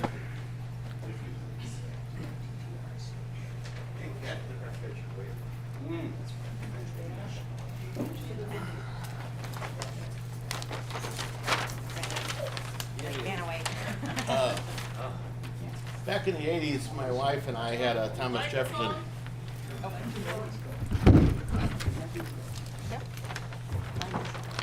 Back in the 80s, my wife and I had a Thomas Jefferson birthday party in our living room. And the next year we had to have it in our backyard. And then subsequently we went to Tower Grove Park, and we've had live bands and lots of people just driving by, pulling in. So as a suggestion, it's coming, Thomas Jeff, his birthday was on the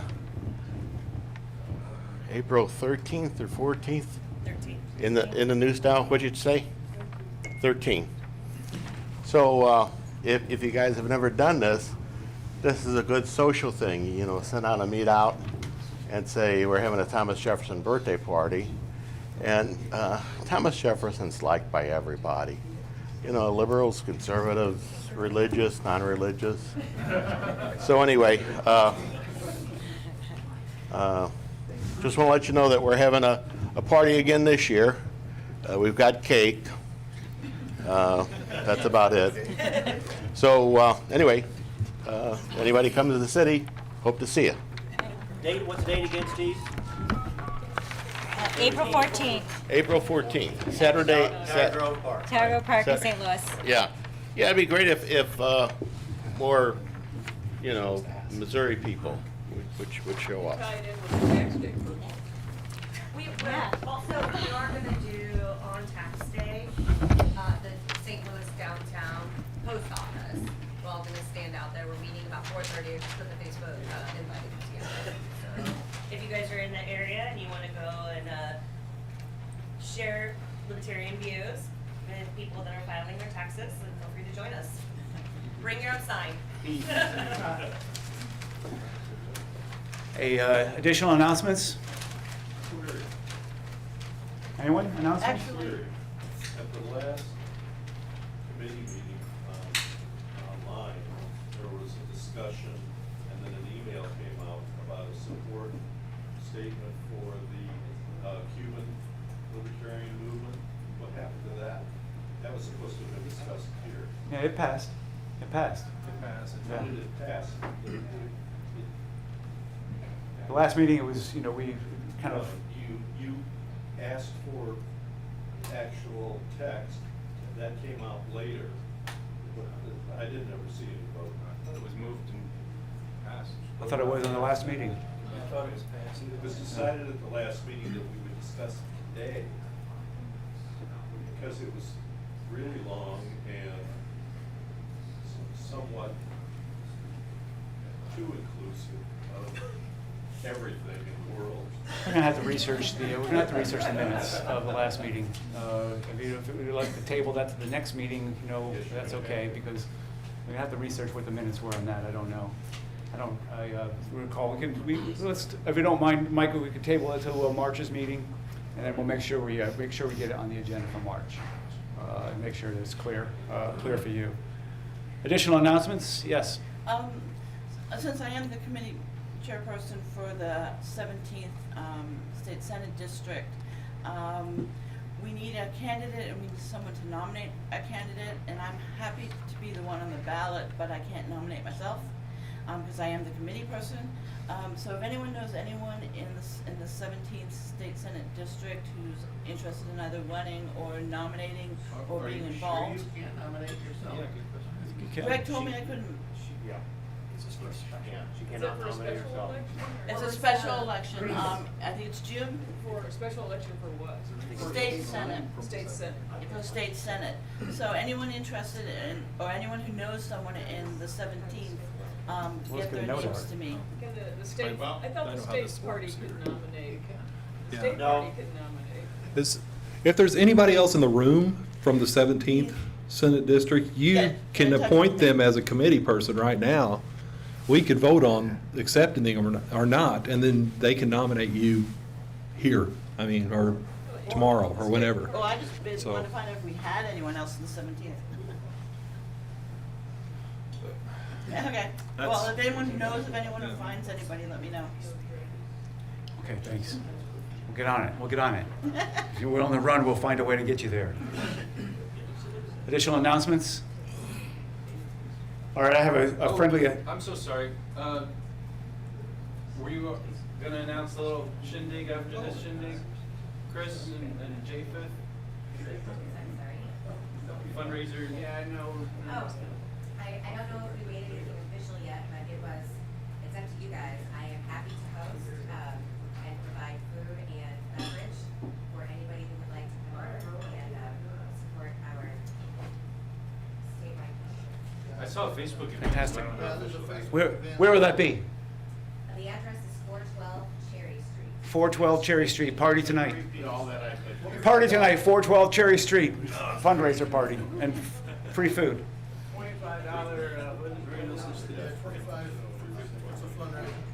Okay, well, you know, Angela, repeat it again while you speak today, and then everybody hear it through the microphone. Okay, thank you. Friendly amendment to today's agenda. I've been informed that I've left an important issue off the ballot, so we're going to open the floor for platform changes. Anybody have any proposed platform changes? Okay. That was easy, Randy. Thank you. Okay. All right, so for you that are now part of the state committee, we meet by teleconference every fourth Tuesday of every month, about 7 o'clock at night, 7:30. You know, we have an announcement goes out. Try to get it out about a week in advance, but often comes out on Monday. So no later than Tuesday morning. So that next, I don't have the date in front of me, but the next state committee meeting will be the fourth Tuesday in March. Is it? I'm sorry. Executive committee meeting will be the fourth Tuesday in March. I believe that's actually March 27th, if I'm not mistaken. There you go. Okay. And I hope you can make that call. Teleconference, you'll get the teleconference data in an email. That brings us to the end of the February 24th Missouri Libertarian State Committee meeting. Do I have a motion to adjourn? Eric? Bill, seconds? All right, let's take about a 10 or 15 minute break. It is, can't see a thing, 10:20. I know it's a short break, but if you don't mind, can we get back here by 10:30? And, or at least within 5 minutes of that? We'll start up again. Thank you. Hey, Greg.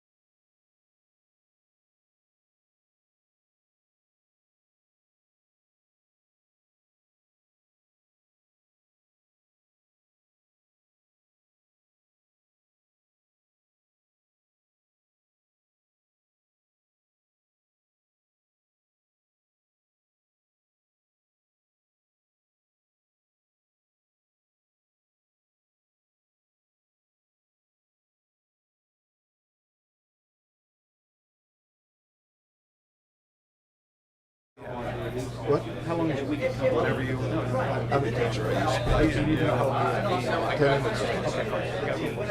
Right before lunch. So, Social Security, Greg's already going to call. He's not going to go. That's great. Let's take Sure. That's fine. Yeah, and that's great. Thank you. You made a very good point. The more money that's on tax calculation, the money is going down. $1,000 per student per year.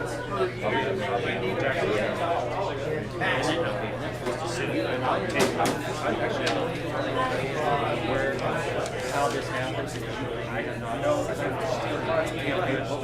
Whatever you want to do, I can have a part of it. This is actually.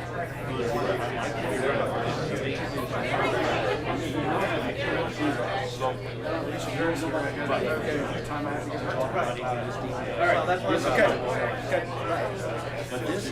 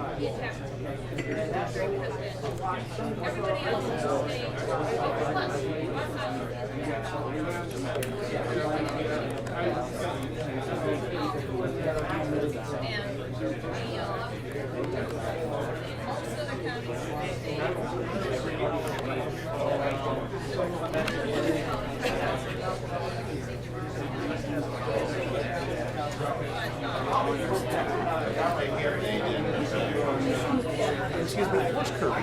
Hey, Charlie, how about that? Oh, I missed him. Thank you.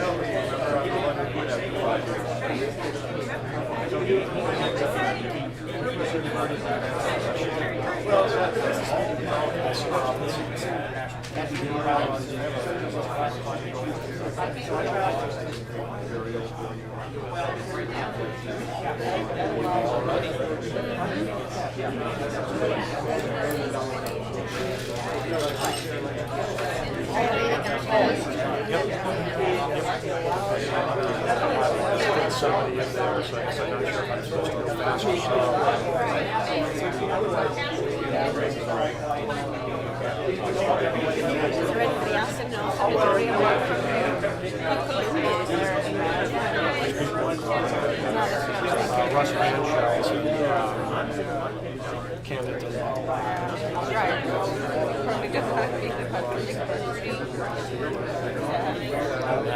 It's a fun way to get to know people, but at the same time, students, they can word students.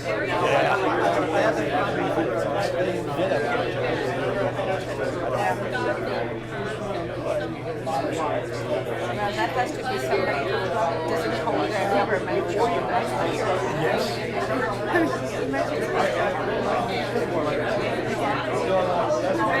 Wouldn't go over.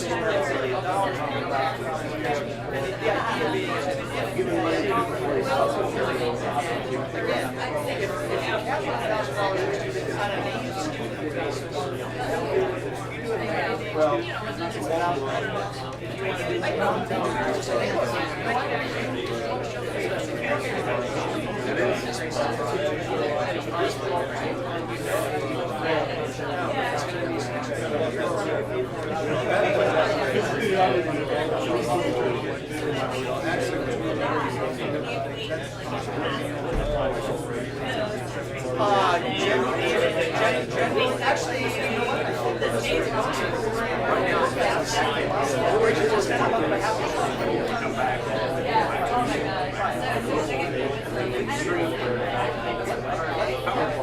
Well, that's right.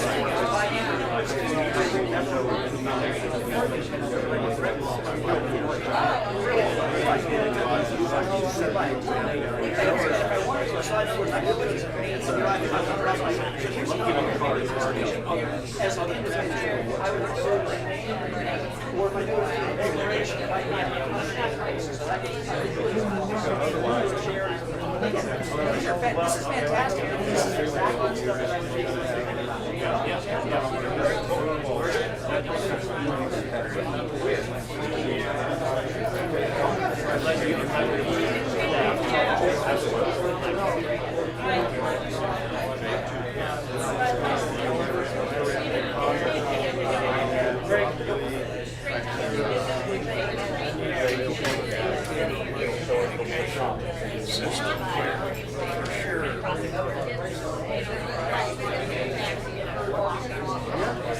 the stuff that I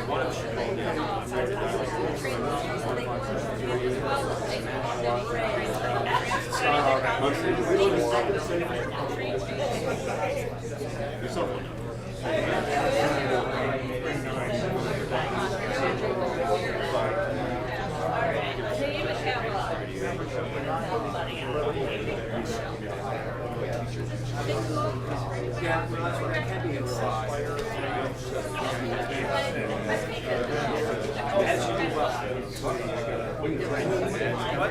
19 months, yeah. Oh, that's fun age. You get to the county passport, not two. Yeah.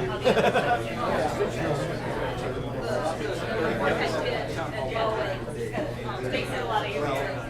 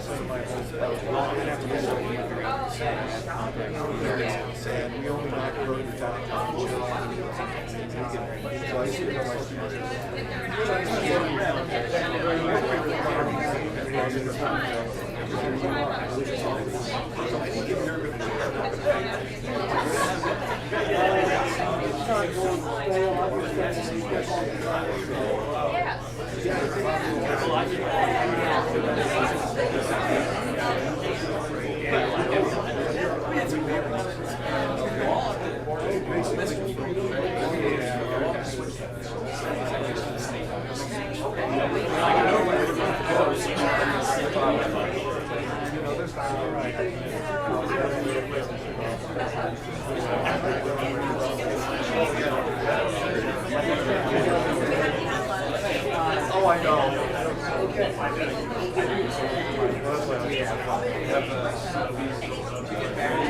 Okay. It's going to be as soon as the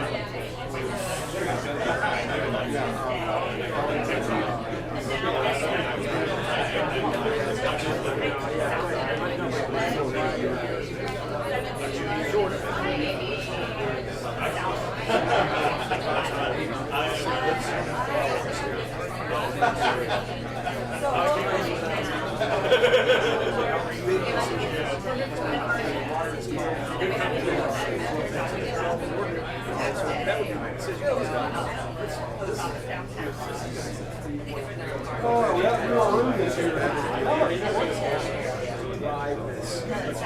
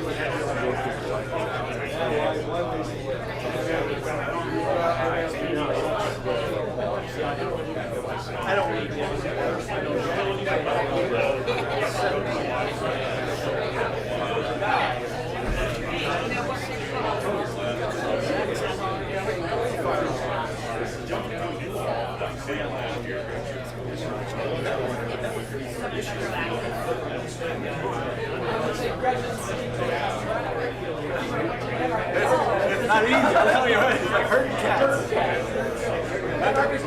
We're gonna hurt some cats right now. Now it's 7 minutes behind. It's okay. Okay, if we can settle down, please, we'll keep things going here. Lunch will be served soon, and we don't want to miss that. So if I haven't put some saliva in your taste buds, sit down, we'll keep going, then we'll eat.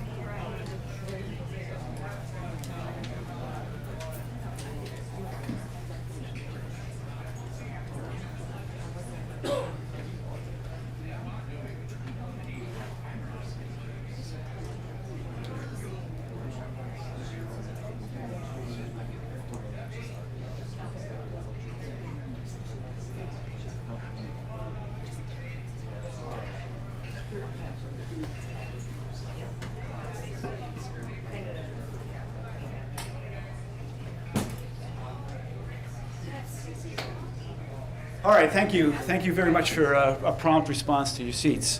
I'm going to make a friendly amendment to today's agenda. Do I have that up there still? You know what I don't even know. It doesn't matter. I'm going to make a friendly amendment to today's agenda. After 10:25 or 11:25, I'm sorry, after Dr. Kirby Cundiff speaks, he's not going to fill that whole period. We're going to make 10 minutes available for Joe Hopman. And after lunch, at 1:35, 1:30 to 1:40, we're going to make a little time for Alicia Dern to have a few words with us, if that's okay? Okay, thank you. All right, our next item on the agenda, and I can't run the slideshow, so I'm going to have to ask for help on this. Angela Fisher. She's up here now. Thank you.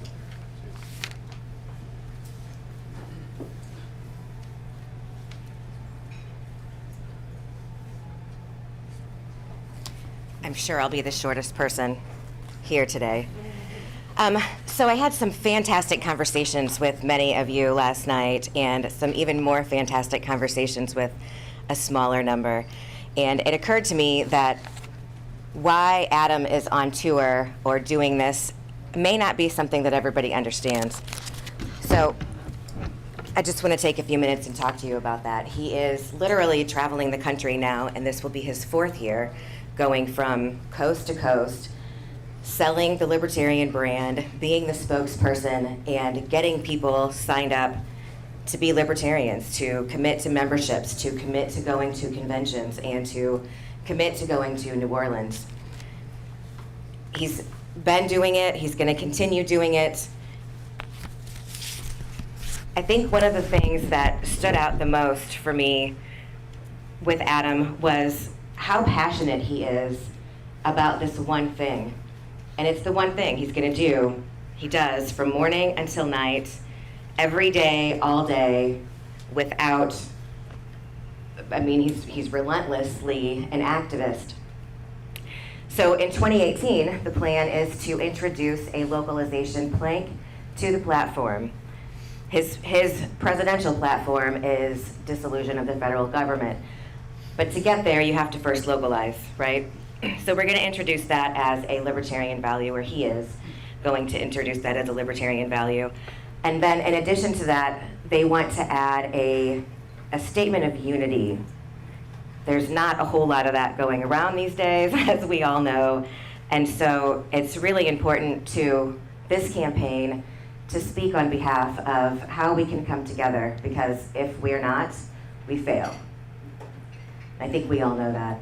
We all have a place individually and collectively. As much as we don't want to talk about collectivism, it takes every single one of us and 5 times more to be able to do the things that we are all here to get done. I listened to you guys talk today, and you were extremely inspiring. We all want those things, but we can't do it by ourselves. So dividing our forces ensures that we fail, and I don't think that's an acceptable option anymore. I don't think we have any choices. I think we have to get together and we have to do this. So I'm not going to take up too much more of your time, but I can tell you that he is committed to running in 2020 and 2024, and for however long it takes for, in his mind and his words, peace to happen in the United States. And of course, we are hosting a fundraiser. I didn't know that was already on a Facebook event page, but we are hosting a fundraiser. It sounds like 6:30 is the time.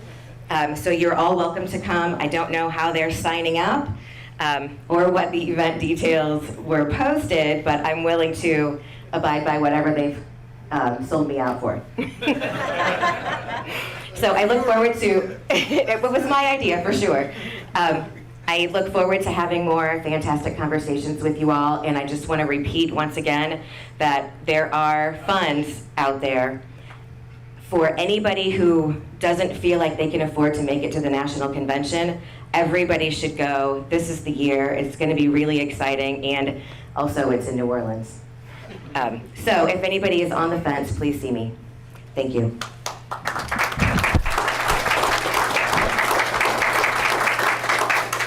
Thank you, Angela. Is that on? Yep. Okay, thank you. You were on, now you're off. Now I'm off? Is that better? No? Is that better? No? All right, doesn't matter. Oh, that seems to be working. All right, thank you very much, Angela. Our next speaker, speaking on Social Security, the long, slow default, that is going to be Dr. Kirby Cundiff. Thank you.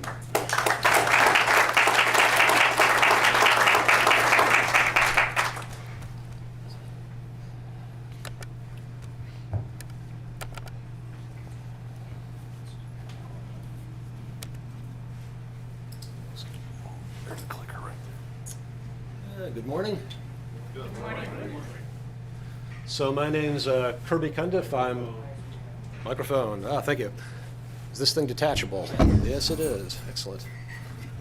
So my name is Kirby Cundiff. I'm currently working for the University of Maryland University College. I'm the chair of their online graduate financial management program. I did grow up in Missouri. Grew up in Kirksville. Been a member of the Libertarian Party here since the late 80s. And since then, I've wandered around quite a bit. I got my undergraduate at Truman State back in Northeast Missouri, MS and PhD. Oh, some Truman people? All right. Yeah. Got my MS and PhD from the University of Illinois. I think there's Champaign-Urbana people here too. All right. And also I'm a chartered financial analyst and a certified financial planner. While I'm currently a finance professor, I have a master's in finance. My PhD is actually in theoretical physics. And, yeah. Close enough. Close enough, right? It's all applied math. And I've written for a lot of different libertarian think tanks, American Institute for Economic Research, FEE, Foundation for Economic Education, Mises Institute, Independent Institute, a few other organizations. Most of this talk is from an article with the Mises Institute, and it's available online. I've also got copies of a bunch of different articles over there on a table on this topic and several others for those who are interested in them. So this sort of overlaps academic material and sort of general education material, general background of how Social Security was developed, and how the formulas, which are a lot like the tax code, very complicated and change regularly, have changed over the years on how they take your money, and then how now they basically avoid giving your money back. So initially, the people that first got in this, actually it was very appealing to them. They made a really high rate of return. Most of you in this room will get a pretty negative rate of return. So you may get some money back, but probably less than you pay in. Let's see, if we go back to 1935, it was a Roosevelt initiative, try and pace back and forth on different sides of this thing.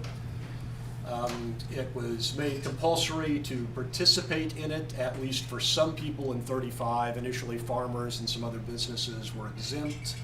The first checks were one big cash check, and then later on they started doing them in monthly retirement checks. And the first person to get one of these did very well. A Mrs. Ida Mae Fuller in Vermont paid $25, lived to 100, and received $22,000 in benefits. I have family. Yes, and she did okay. Money does grow on trees if you're right place, right time. Was that pre-inflation? Yeah. That is pre-inflation. Still a pretty good deal. Yeah. At the time it was passed, there was a lot of resistance to this among the libertarians, I guess, of the day, commonly referred to now as the old right. And there's a pretty good discussion of the authors I refer to in this, both on things like the Mises Institute webpage, and then Brian Dougherty did a good book called Radicals for Capitalism that discusses a lot of these. And one of the writers at that point in time was Garrett, and he referred to this as since the domestication of the individual, and went through a lot of Roosevelt's activities, and basically said they make no sense except from the point of view of they get more and more control over people. So you go back 100 years ago, a large fraction of the population were independent farmers, small business owners, and gradually everybody's got more and more into the system where you pretty much all work for the government or a big corporation now. Few entrepreneurs out there, but not nearly as many as there used to be. And he just looked at this as part of the system to force everybody into that. Yeah. Other authors of the day, if you're a fan of Little House on the Prairie, the daughter in that, Rose Wilder Lane, was pretty libertarian, and she edited and rewrote a lot of those books. Her mother came up with the initial ideas, but she basically did a lot of the final drafts from it. Her quotes on it were things like, "True Social Security is canned vegetables and slaughtered pigs in your cellar," which seems pretty reasonable. And she and another author at that time, Isabella Patterson, both refused to accept anything from the Social Security system. They wouldn't basically even open the Social Security cards. They were compulsory issued. Obviously, it affected both of their careers. Isabella was, I guess as later on, was fired from her job. Here's a nice quote for Rose Wilder Lane. She was responding to I guess it was a radio commentator asked for listeners' comments on Social Security, and she put it on an outside of a postcard, which was then read by the NSA at that point in time, the U.S. Postal Service. And the quote was, "If American school teachers say to German Nazi children, 'We believe in Social Security,' the children will ask, 'Then why did you fight Germany?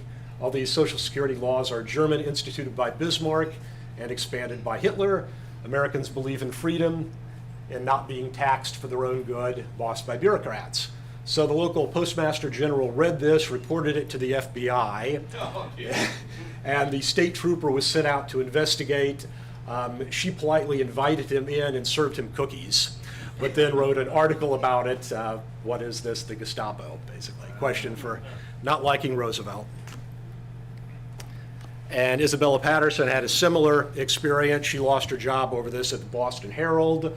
She wasn't bitter about it. She basically said they kept me on a lot longer than anybody else would. But, you know, and like Rose Wilder Lane, she didn't participate in the system at all. After she was died, she hadn't even opened the mail from the Social Security that had the card in it, and at least had enough money after that to live, I guess, somewhat independently. I think both of them tried to keep their salary low enough that they wouldn't have to pay in to Social Security. I think at that point in time, it didn't start from $1. I'm not sure about that. So, interesting past. The way your benefits are now determined is a formula that looks sort of U.S. tax code-ish.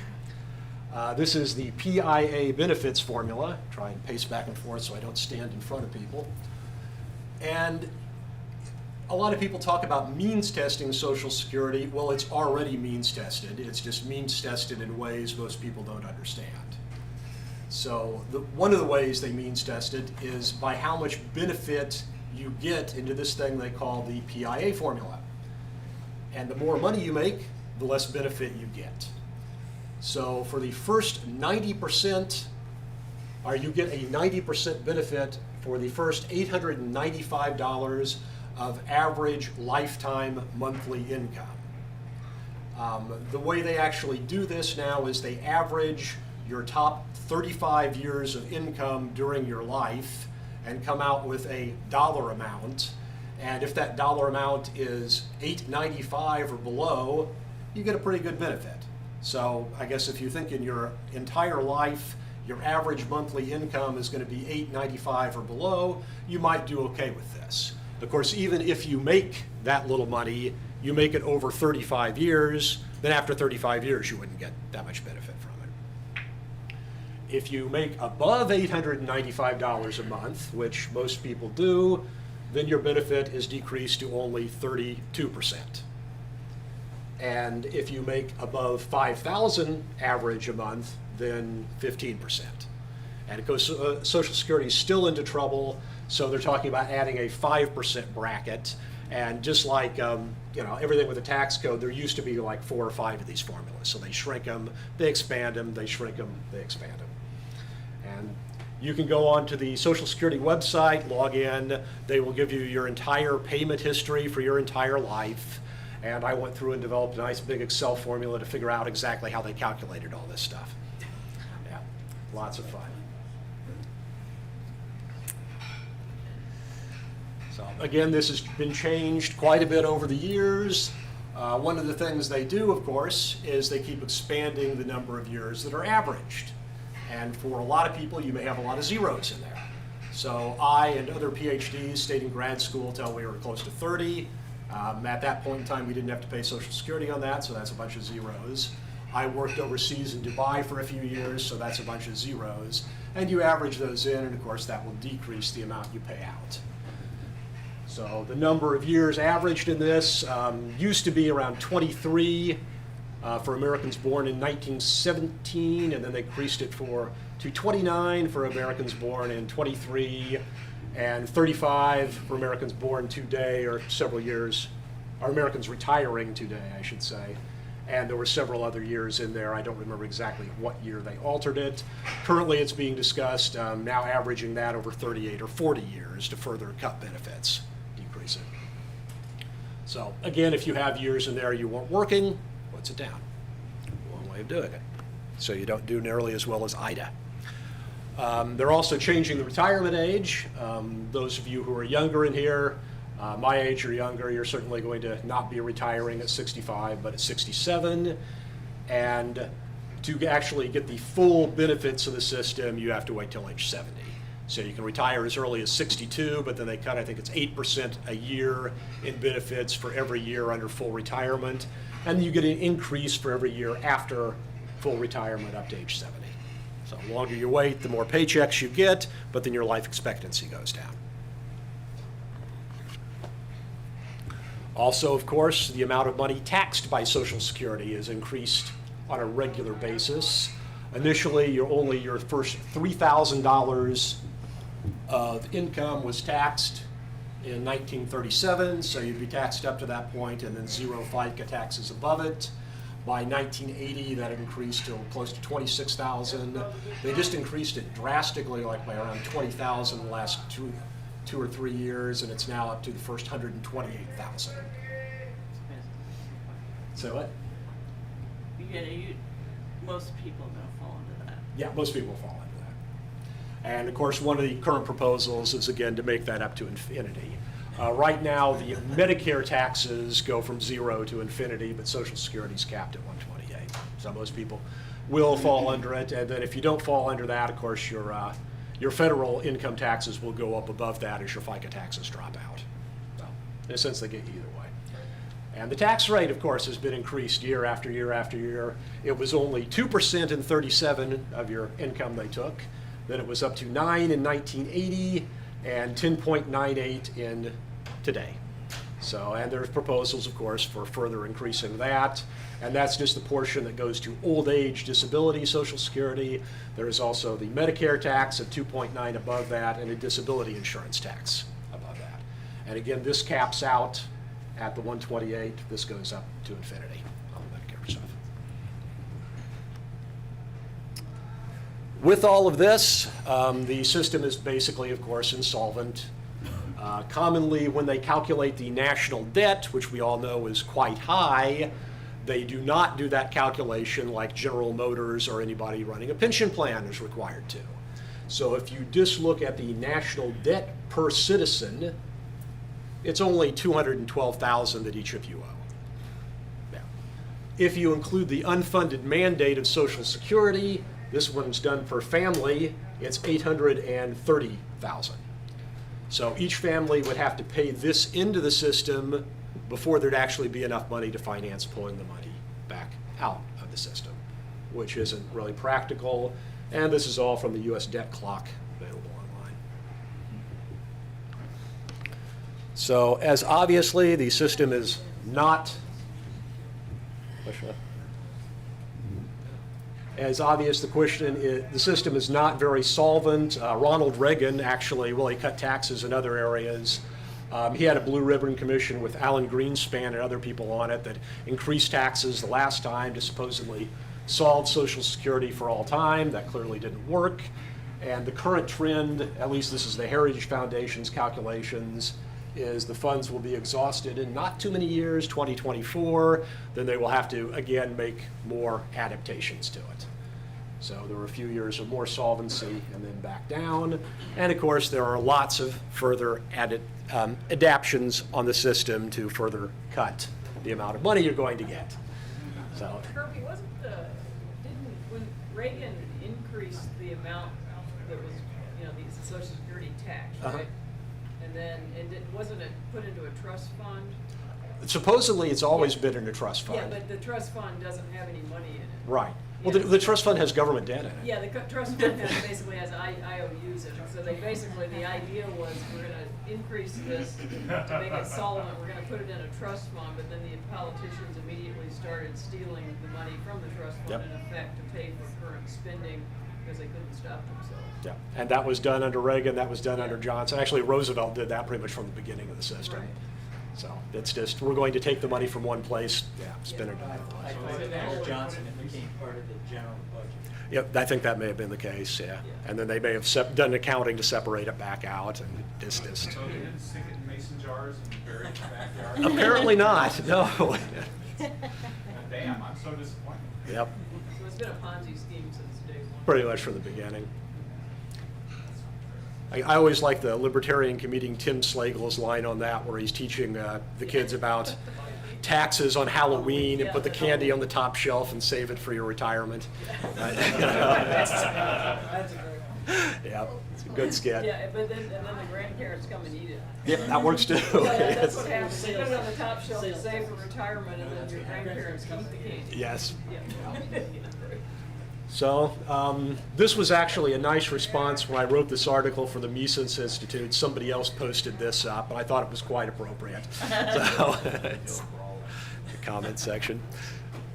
So of course we've cut Social Security benefits and increased taxes pretty continuously since the 70s. They were borrowing before that. There are a ton more cuts basically on the table. They're trying to figure out how can we at least extend out the appearance of solvency.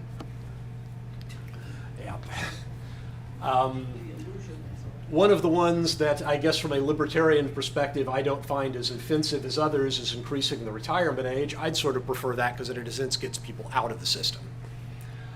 My guess is that's not as popular with the politicians. Instead, they're proposing more things like the universal basic income, where we all get a check from the government, but that at least has calculations associated with it. The other ones would be, of course, further cutting benefits. Instead of averaging only 35 years, do 38 or 40. Right now, depending on your income, there's all sorts of restrictions of getting Social Security before your full retirement age. If your income is above a certain level, they take half of it, and then they tax the rest of it. So you only get, well, your benefits are reduced well, you're below age 67 by 8% each year. If your income is enough above, I think it's 14 or 20,000 or something a year, then you actually only get half the money anyway. And I think in the age 67, they reduce it by a third, and then you can be taxed from 50 to 85% of what you get after that, and that goes on for the rest of your life. So they may increase those numbers from 50 to 85 for everything, or make it all fully taxable. There's other proposals to decrease the coefficients, give you less benefit for what you pay in. And again, most likely politicians are more likely to go for stuff like this, add another bin point at 5%, because this kind of stuff nobody understands, right? Makes sense. Whereas increasing the retirement age, people are going to notice. So you're more likely to do things no one understands. And then the really sneaky thing that's been done quite a while is redefining inflation. Yeah. And politicians have been pretty good at redefining inflation. You go back to the Roman Empire, Nero, etc., would melt down, they tax the people in silver or gold, and then they'd melt down the silver and they'd mix some other base metal in it, they'd spend it, and they'd claim it was still silver. So you can actually buy Roman coins for $20 because there's tons of them out there from the later emperor period, but then they're actually pure silver in the Republic and some of the early emperor period. It's a little bit more, well, in a sense, it's easier today. You don't have to melt down any coins. You just redefine, well, okay, Social Security's index for inflation. Let's redefine inflation. And you go to the store, you may not notice. So this is the Shadow Stats, which is a bunch of economists that obviously don't like the government real well. And they do recalculations of the way the US government used to calculate things like inflation, the unemployment rate, all sorts of government statistics that they've redefined on a pretty regular basis. So back in the late 70s, early 80s, we had really high inflation of 15%. Late 80s, they started redefining it. This came out of the Ronald Reagan Blue Ribbon Commission to cure Social Security with Alan Greenspan on it. He had a pretty good idea of how to redefine inflation, so they did. And Shadow Stats recalculates the inflation rate the way they used to, which is in blue up here, the red line is the way they do it now. And you can see there's a pretty good gap here. So what kind of things did they do? They introduced a basket of goods estimate, and it basically says if one thing goes up in price a lot, for example, steak, well, people substitute something else like hamburger. And that really doesn't affect your lifestyle, who prefers steak over hamburger, so that's not inflation. And they also then later put in hedonic corrections, hedonism as in this case, the quality of a good. And they might say something like, well, this year's Honda Accord costs more than last year's, but it really doesn't because it's a different car and it's nicer, so its price actually went down. So you put in a lot of corrections like that, and you can change the inflation rate. And that, of course, is set to index not only your Social Security checks, but also your tax brackets. So they started introducing, strangely around this time period, indexing the tax brackets to inflation. Well, that's a pretty good incentive to redefine inflation. So you can still have bracket creep like they discussed back then. And here's a more recent graph of the same sort of data. Blue and the orange are the ones currently being used, and they're discussing, again, introducing yet another CPI that's a little bit lower than the current one. So they can alter it every few years.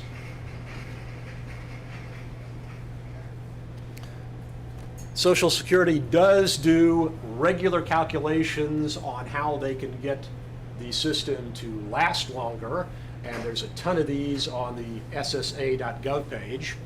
So this is an example of what if we increase the maximum amount of people's income taxed from 128 to infinity, and actually they do raise quite a bit more money doing that, and it extends time periods on out. So the solvency period. Increasing, oh sorry, that's, I'm seeing different things here than there. Increasing the retirement age just to 68 doesn't have much of an impact.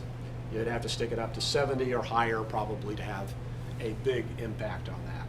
Most people do take their retirement benefits early, 62, 63. Surveys, of course, say one of the reasons for that is they don't trust the system. But then you are penalized pretty heavily for taking it early, so trade-off. Yeah. Some ideas the Cato Institute pushes in libertarian circles, privatizing the system. And Chile is famous for this, and Chile I think is now the wealthiest country in South America, and they have done pretty well. They obviously get a much higher rate of return on their system than the Social Security system does.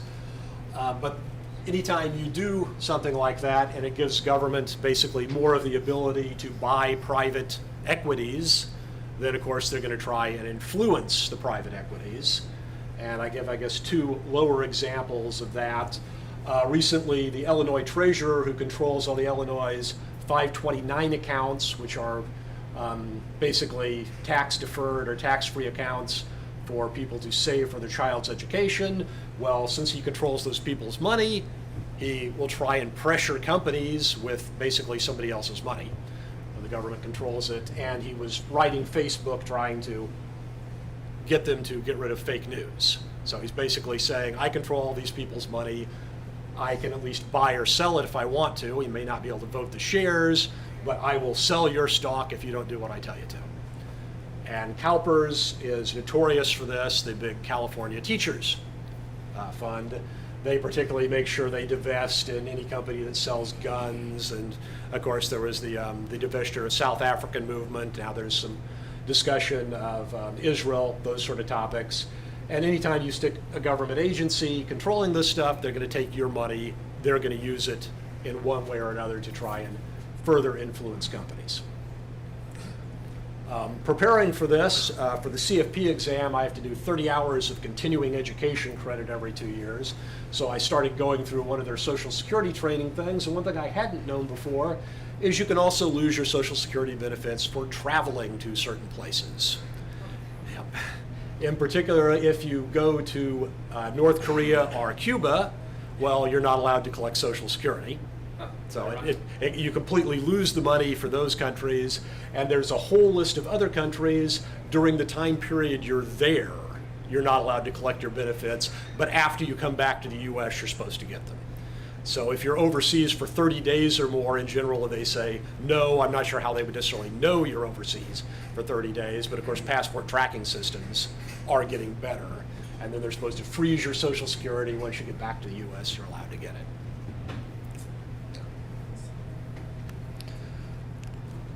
So, as mentioned, I've written on a lot of different topics. Here's a list of, I guess, different topics at different institutes, all discussed today. You can just search my name online at all these different think tanks and find stuff, or there's a bunch of, I guess, hard copies over there for those who are interested in them. And if anybody has any questions, happy to try and answer them. So, Yep. so your mention of travel to Cuba, did that predate the opening up of Cuba? I actually don't know. Of course, the rules in Cuba, my understanding is it's still technically illegal to go there. Obama just said he wouldn't enforce the rules. And we actually went there last year. Now, well, you are in... And does that mean that you don't collect Social Security while you're No, there, in the case of Cuba, they're actually, yeah, it wouldn't be forever, but if you spend a month there, you're supposed to lose a check for that month. And you're never supposed to be able to get that money back. And of course, they could still fine you. It's like a $5,000 fine for Americans to visit Cuba unless you have government approval, if it's for education or something. Now, Obama waived that. Don't know if it'll come back or not. Yeah. I keep harping on offering concrete solutions or proposals for how we get from where we are to where it is we want to be. Yep. And elimination of Social Security is not float as Yep. a boat that will not float. Tweaking the thing, like you had one side up there that we changed with the vectors or whatever, 0.5%, that's just tweaking, and that doesn't seem appealing. Have you figured out how you would do something, because people are not going to let old people lay in the gutter. Sure. Well, that ain't going to happen. Do you have a proposal for how you think we should provide a safety net? Yeah. My favor in something like Social Security, it is an actual contract that people have signed into, not necessarily voluntarily. So I would prefer probably cutting other parts of the budget to try and shore it up a little bit and gradually do things like increase the retirement age and maybe get encouragements for people somehow to have other retirement income. I'm okay, frankly, with things like further means testing it and making it more into in a sense, a welfare program. You do have a problem. The thing is bankrupt. How do you deal with the bankruptcy? And they're probably not going to declare bankruptcy and these people get something. But naturally, being more libertarian oriented, anything that gets people gradually out of the system without hurting people who are dependent on too much, I would favor. Most people I talk to who are, say, under 40 years old don't expect to get anything out of retirement. I don't know, so how about the idea of phasing it out? If you're under 40, you can stop paying into it and you won't get anything. Yeah, I'd be fine with that and try and shore it up with other systems. Again, obviously, the government is more interested in getting people into the system than out of the system. The overall reaction from people is pretty positive about that. Yeah, I think young people would be quite happy with it, most of them, because, Social Security, it's hard to make a worse investment than that. There are people that do, but there aren't that many of them. You have to, find the person that's actually more irresponsible than the federal government. Yeah. So what? Government bonds. Yeah. But they actually probably give you, not necessarily with inflation, but they're going to give you at least your principal back and a little bit more. The odds are this will give you less than your principal back. So. Well, I found that my employers now, whether I do anything at all, will automatically start putting some of my money into a retirement account. 401k, yeah. Yeah, something like that. When I was in New York State, they forced me to put in 7.5% regardless, because it was based on my salary. Whereas in most states, the other states I've been in, like Florida and Missouri, they put in 3% and then you can go up. But I mean, isn't that kind of to some extent a better way, which is to tell people, okay, you have to save for retirement, but you choose who you give it to. Yep. And if those were individual accounts you controlled and the government was voting. Yeah. And of course, until the last couple of decades, at least many state employees did not have to participate in Social Security. I work for Los Alamos National Lab, which is managed by the University of California. So when I was a state employee, I had exactly what you're talking about. I had the right to take the money that would go into Social Security instead and stick it into a retirement account. Oh, I wish I'd gone that with the state of New York, but And a lot of them don't do that anymore. I know Missouri isn't, the teachers here have to pay into both. So they don't do that. Yep. You keep saying Social Security, it's OASDI. Yeah. And I think the most abuse happens in the DI. Yeah. I do probably 600-700 tax returns a year. and I know a lot of people in Springfield, Missouri area are getting Social Security checks nowhere near 60, and they're running construction companies on the side, auto dealerships, Yep. control companies, and all this other stuff. Yep. I mean, how much is that sort of abuse costing the system? They're not disabled, No, and they're running not. a house control company or a construction company. I agree with you. And in fact, my brother is an attorney that processes a lot of those.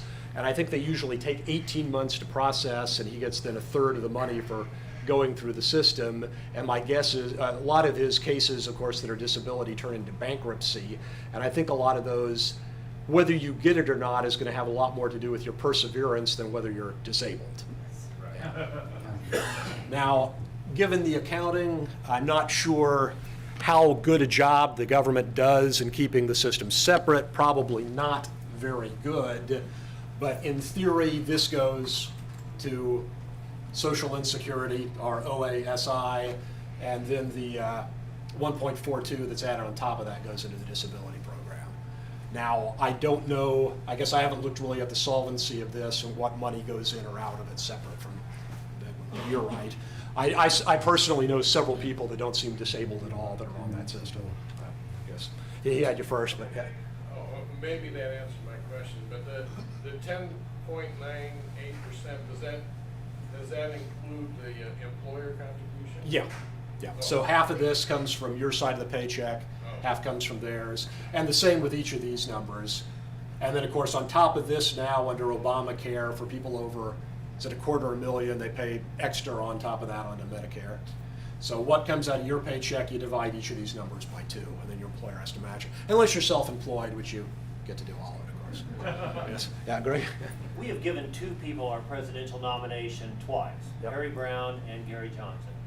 Harry Brown's proposal was, he would say to people, what government program are you willing to do without in exchange for giving up Social Security? Was that? And then the other half of it was selling off land and such government assets in order to fund Social Security.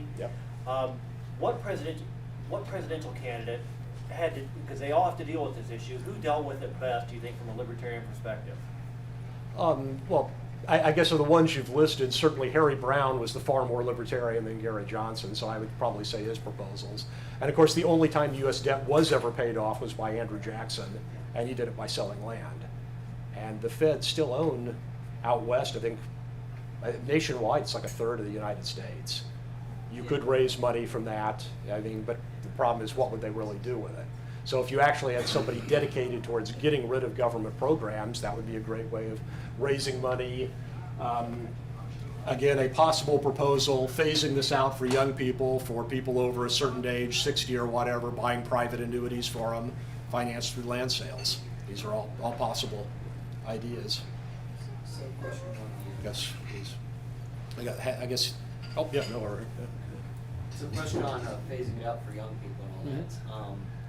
I'm 27, if I, and if under 40 or something, if you're not paying in, what's that going to do to the solvency if it's not getting that income from those people? What's that going to do? Of course, yeah, it's insolvent. The question is how you deal with the insolvency. So if young people don't have to pay into it, you got to figure out some way of basically paying out the liabilities on the other side. But pretty much nobody, no matter what you do, you're in a bankrupt situation. How do you deal? We've got 40 years of liabilities that yeah, it's not going to be covered. Yeah. Yeah, it used to be, and maybe still is, possible on your tax return to earmark a trivial amount of money for the presidential debate commission or whatever. How about if in exchange for being out of the system, you or maybe anyone could earmark up to a certain huge fraction of their income tax return for Social Security to cover the insolvency during the phase out. It's certainly an option. Yeah, of course, any proposal like this, the question is who comes into office after that? Do they actually stick with it? Like the caps that were put on military spending from a few years ago, they're all ignoring now, etc. Yeah. Do you know if there's been an increase? He talked about the disability side. Has there been an increase in the percentage? If you look at the total funds paid out each year, what percentage of that is disability and what percentage is retirement? wonder if the disability's going up. I don't have set data, but the anecdotal stuff I've heard is as they phased out welfare programs, then everybody became disabled. Everyone became disabled. Yeah, I think that's the case. All right, well, thank you. All right. Thank you. You're welcome.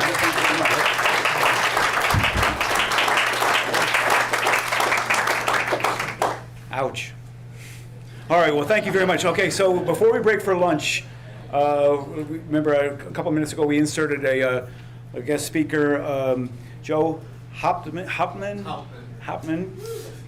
who's campaigning for national vice chair. Who's Joe? Tell him about it.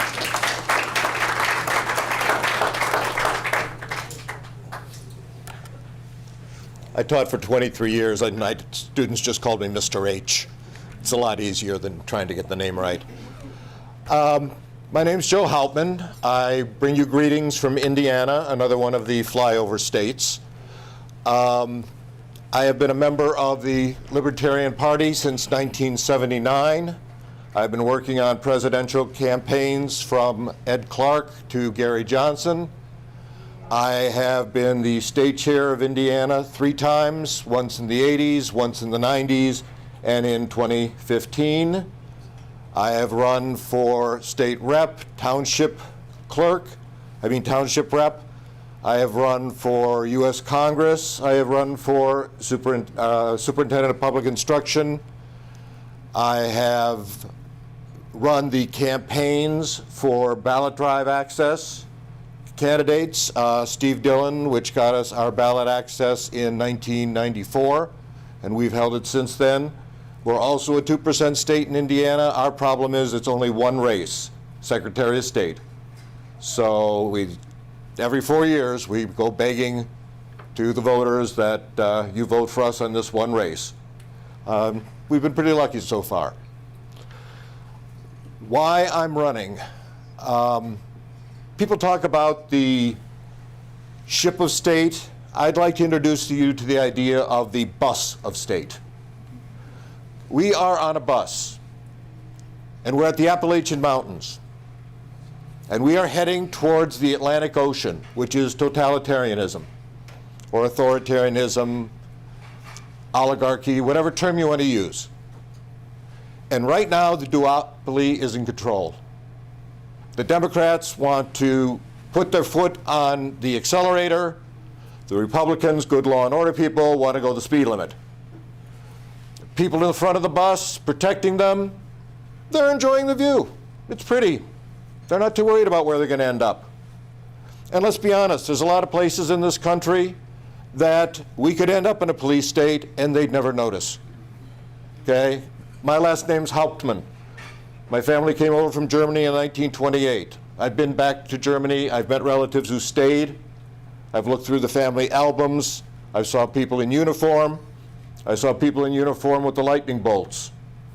My great aunt, who I met at the time, said to me, well, you know, if you weren't Jewish and you didn't break the law, the Gestapo never bothered you. There are a lot of people who could live that way in this country. That is the reason I'm running. We're on a bus. We're heading to the Atlantic. Libertarians want to go the other direction. Some of us want to go to San Diego. Most of us want to go to the Pacific Ocean. I admit, the last time I used this analogy, I said the anarchists wanted to go to the Pacific Ocean and the minarchists wanted to go to San Diego. I'm not an anarchist. In my opinion, the anarchists want to take the bus to Hawaii. But that's just me. Okay, that's just me. What it boils down to is we want to go the other way. But the only way we can do that is to take control of the bus. How do we do that? That's the real thing we're fighting over. We're not really fighting over where we want to go. Okay? Arvin, who I hope gets a chance later in this to explain his position. Okay, I know he was brought here on education, but we sort of messed that up. Arvin wants to make sure everyone knows, yeah, we want to turn the bus around, but remember, we're heading to San Diego. That's one way of looking at it. Do we have to tell everyone that our goal is San Diego? That's what we're fighting over. I don't think so. Does that lead to problems? Sure. You're living on a slippery slope. Guess what, folks? Life is lived on the slippery slope. We can't set it in stone. We are always going to be fighting for our liberty. I've been doing it since 1979. I expect to do it the rest of my life. This is not a sprint. This is not even a marathon. This is a relay of marathons where some of our team members haven't been born yet. We're going to always be fighting this. We'll be fighting it within the party, and we'll fight it outside the party. But what we have to do now, in my opinion, is grab control of the bus. To do that, I believe we must be honest with people when we do the Operation Homeless Quiz. We've all used it. We've all sat at our state fairs and our county fairs. And when that person comes in and they're just a little bit above the square, we say, "You're a libertarian." But for the most part, many of us are lying, because we don't think of them as libertarians. We think of them as raw material. Okay?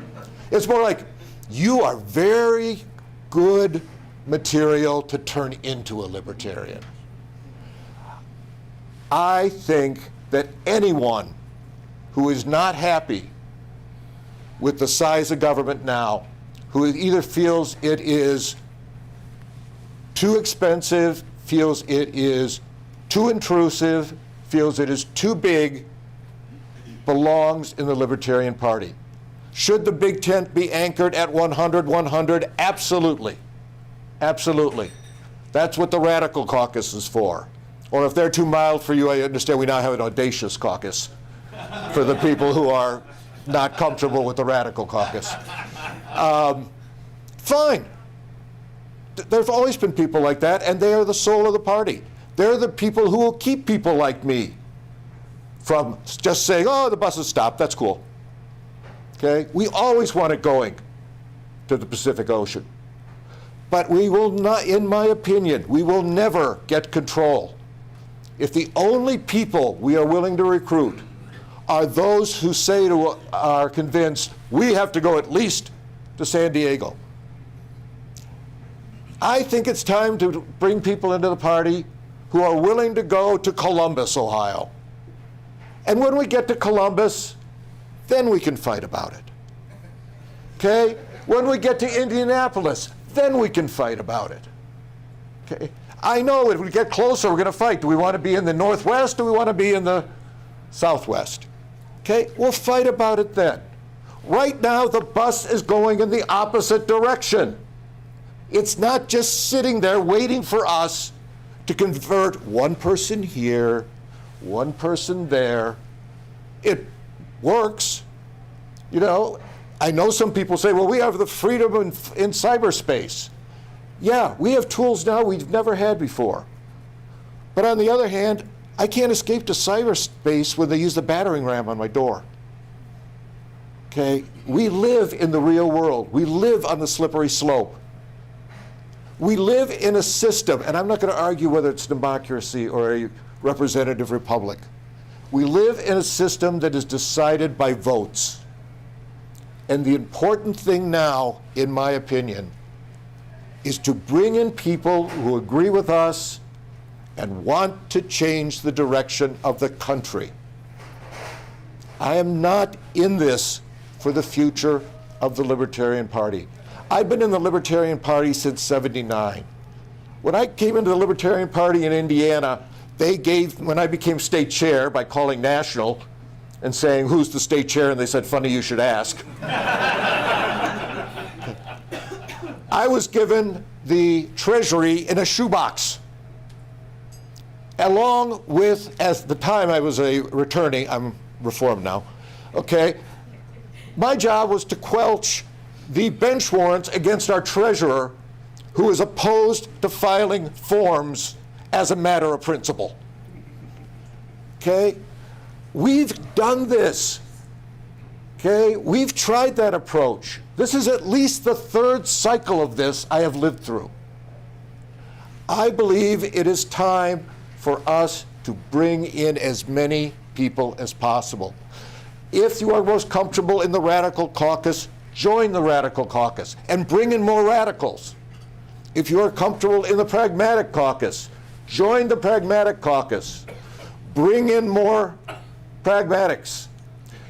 I'm not sure who you're going to bring in the Tide Pod caucus. We have one, by the way. Okay.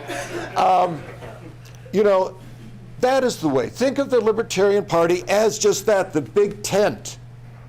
Don't think everyone underneath it has to think like you.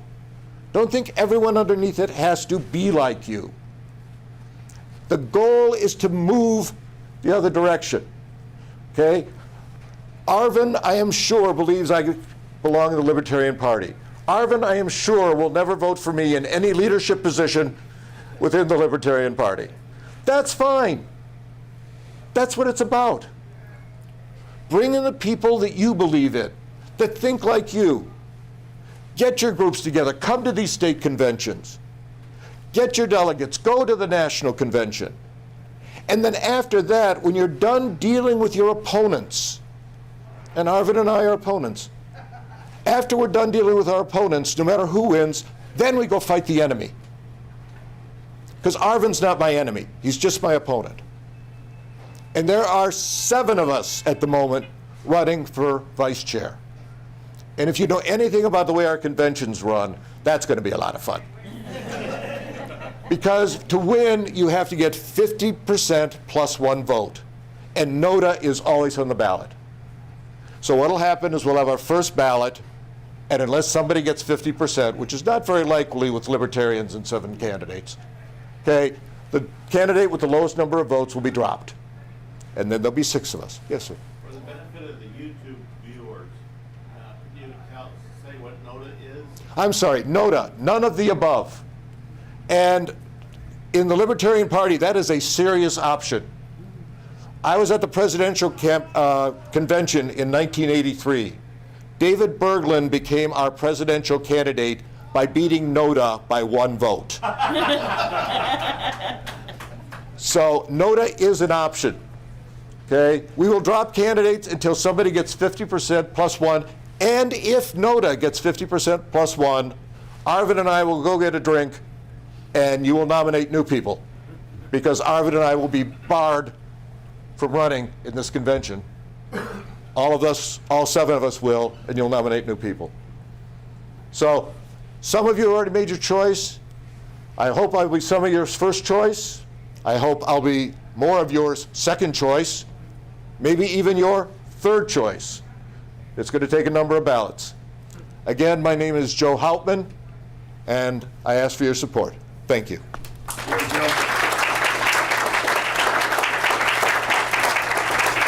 Just a couple of things here now as we break for lunch.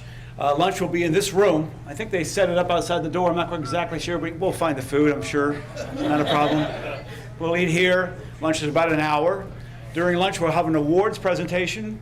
That'll take place about 10 minutes before the end of lunch, so about 12:20. Make sure you're here and bring your hands together for a few people that might win some great awards. After that, we're going to have the workshop with Arvin. We're going to do the nominating convention, our first ever in the state of Missouri, which is going to be a lot of fun. And a little fundraiser and reveal the new website. So go to lunch, enjoy yourself. Be right here in this room, not going to go too far. And I'll see you later. Thank you.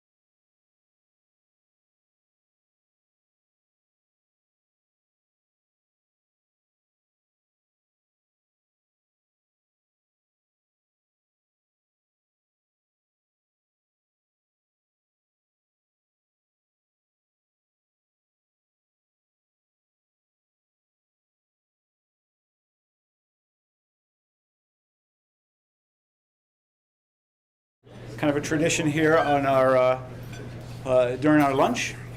So the first award we're going to give out is the Champion of Freedom Award. We have one of those to give today. The Champion of Freedom Award is an award that we give to one of us who have put in a little extra effort and who are true champions of freedom. So Ned Kelly receives our first Champion of Freedom Award.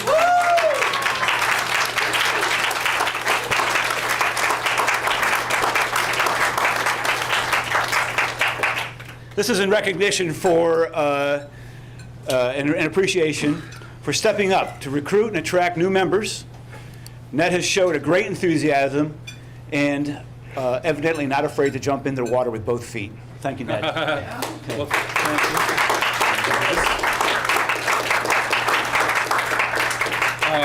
you. Do the thing. Can I say thank you? Sure. Well, thank you. Thank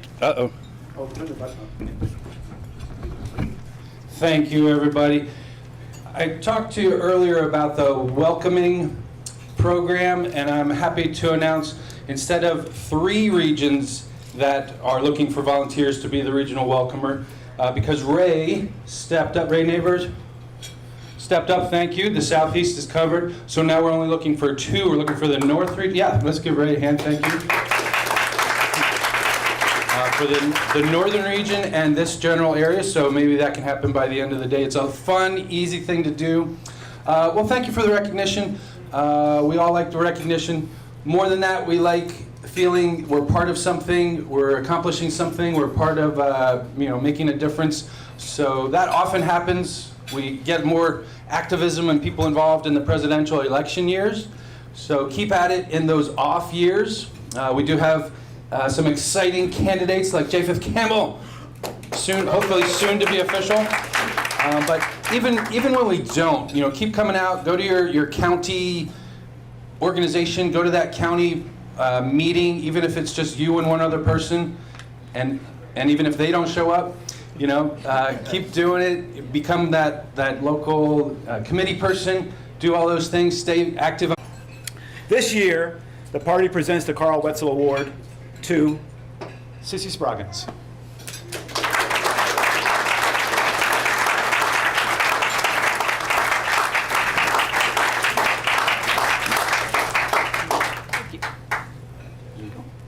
Sissy has given many years of service to the party and is an exemplary representative of libertarian philosophy. Thank you. Thank you. You're welcome to say whatever you want. Just Thanks, say hello. guys. You're welcome. Thank you, Sissy.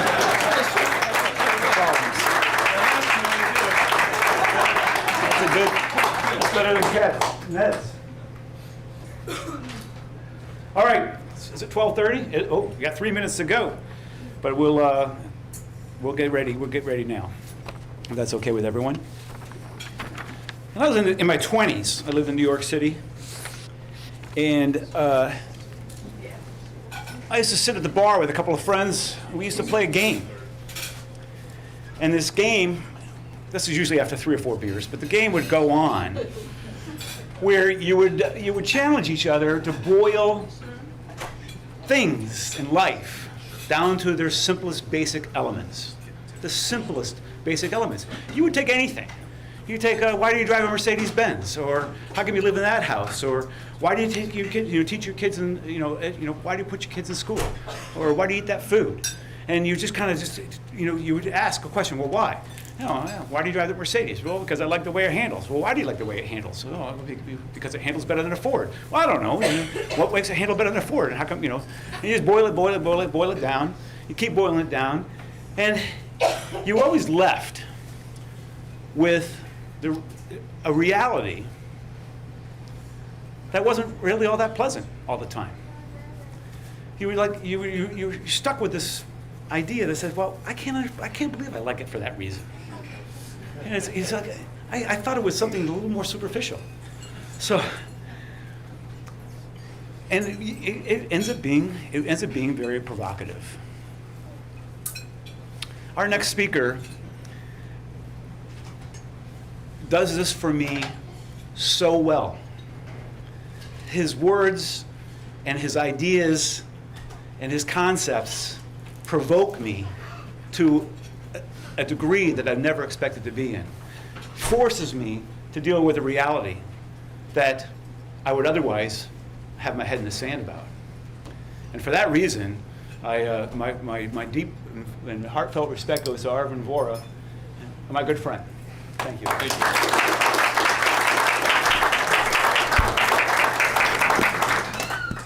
Is it okay if I take this mic off? Yeah. All right. Okay. You guys can hear me? Yeah. All right. So I'm going to propose this format, and you tell me if this is going to be okay with you guys. I'm going to talk about education for a half hour or so. Then I'm going to open it for questions about that topic for 15 or so minutes. And then I'm going to give you 15 minutes to ask whatever you want about anything. Does that work? Yeah. All right. So that's where you guys save the gotcha questions for the end. And then we'll have the education questions a little bit before. I want to talk about, I want you to think of this vision. I want you to see what the world looks like without government schools. Like, what is that world like? How many of you guys ever been to like a big, huge homeschooling convention? All right, I've been to a few. It is incredible. It is a gigantic marketplace of educational ideas, toys, apps, board games, curricula, approaches, tons and tons of innovation. I mean, it is, if you've never experienced it, it is unbelievable. Now, that's coming from about 2% of the educational marketplace, and it's creating something that is absolutely massive. Now, imagine if that wasn't just for 2% of people. Imagine if that was for 100% of people. Imagine if that educational marketplace was so big that it applied to everyone. From the client side, from the student side, from the family side, you would have as many choices in education as you have choices in websites. You would have as many choices in education as you have choices in entertainment. You'd have as many choices in education as you have choices in literature. I mean, you would have just so many incredible things to choose from, and those things would be constantly innovating, right? This idea that you mentioned earlier, actually, was that in the private sector, what do? We listen, we try things out, we innovate, we test them out, right? That's what we do. And if you've ever worked in the private sector, you know that's what it's like. And sometimes it's with big, huge ideas. And a lot of times it's with the littlest things, as in I want the customers to go here, but they just won't go here. Maybe if I make this area of the room more attractive. A lot of times it's small things. A lot of times it's huge things, groundbreaking things, paradigm shifting things, entire things that will shatter the way that we think about things. And sometimes small improvements. Now imagine what that means for the job side, right? Because it's not just the education is now provided as if by magic. Somebody's doing that innovation, right? Someone's making those toys, somebody's making those curricula, somebody's making those apps, somebody's making those new ideas. And those jobs are exciting, right? They're incredible. They're the dream job that you want.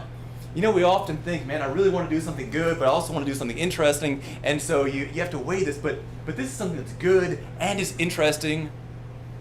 You want such a huge marketplace, hugely profitable. In an economic sense, if we were going to have something like this in America, it would be the size, in my opinion, it would be at least the size of the tech sector, maybe bigger. Think about all the tech jobs that exist. Think about all the tech innovations that happen. That's what we're talking about. We're talking about an economic explosion. We're talking about an explosion of ideas. We're talking about making America the center of education for the world. Because here's the thing. We can do, as Americans, we can do collectivism when we have to. And we do it grudgingly, and we do it barely, but we can do it. But when it comes to innovation, when it comes to adaptability, when it comes to creating new ideas, there's no culture on earth that is like this. and I've been to many different parts of the world, there is, as far as I've ever seen, not in Europe, not in Asia, not in South America, there is no culture on earth that is this innovative. I mentioned on Facebook not too long ago the 2 questions I get asked about Americans in other countries. There's 2 questions that people ask. The first is, why are Americans so obsessed with guns? They want to know. The other question, which is much more telling, why are Americans so obsessed with work? Why are Americans, they just think about work, they go home, they're still thinking about work. That's what we're good at. We are good at work. We are good at innovating. We are good at coming up with new ideas. And so when we talk about things like abolishing government schools, it's not like we're just abolishing just to abolish something. We're talking about creating something the size of the tech sector. We are talking about bringing America to a new level of ideas, new level of economic growth. We're talking about better education that's ever been seen in America and ever been seen anywhere. So that's why we talk about this. That's why it's important. And so I want to talk about how do we get there, right? How do we get from here where we are, that's, you know, about as bad as the place as you can possibly be, to this other place? And I want to start by having us think about this spectrum, right? Over here on this spectrum, I'm going to put socialism. And over here on the spectrum, I'm going to put free market capitalism, right? And then I'm going to ask this question, where in this spectrum are we going to put crony capitalism? That has 2 words, right? One word that we like the capitalism. Then there's this other word that we're a little less crazy about. And when we first hear it, when I first thought of this, I was like, yeah, it's, you know, kind of halfway between. Splitting the difference.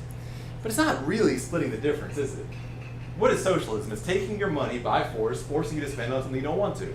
Crony capitalism, taking your money by force, forcing you to spend on something you don't want to. To me, socialism and crony capitalism are the exact same thing. There is no difference of any kind. None. And so that easy transition that we want to think about, because we know there's an easy transition. There's an easy thing to do that we can call a transition, right? We can say, well, right now we have government schools. We could go from there to maybe vouchers.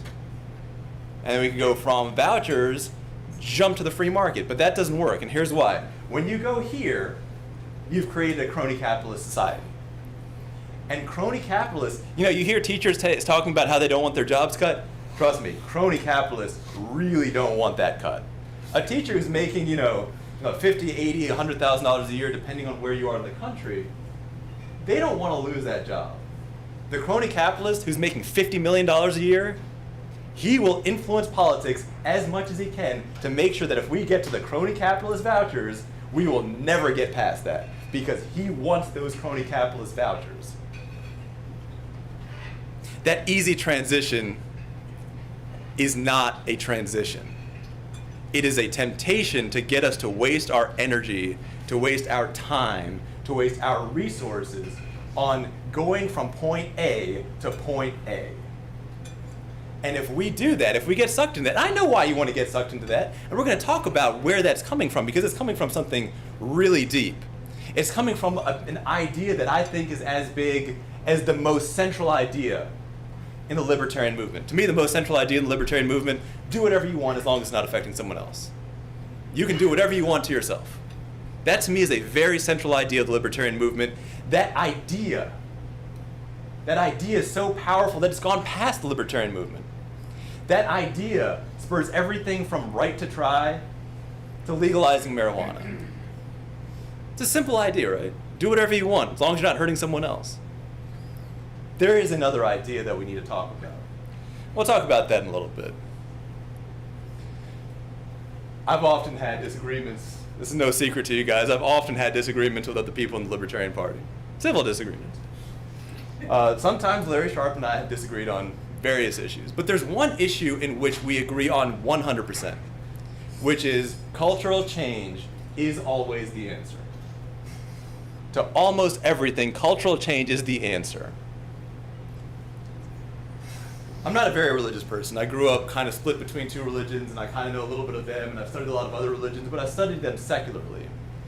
But even as a secular person, I can look out and say that if we today, to pick any, say we tore down all the churches in the entire country, Just tore them down, knocked them down.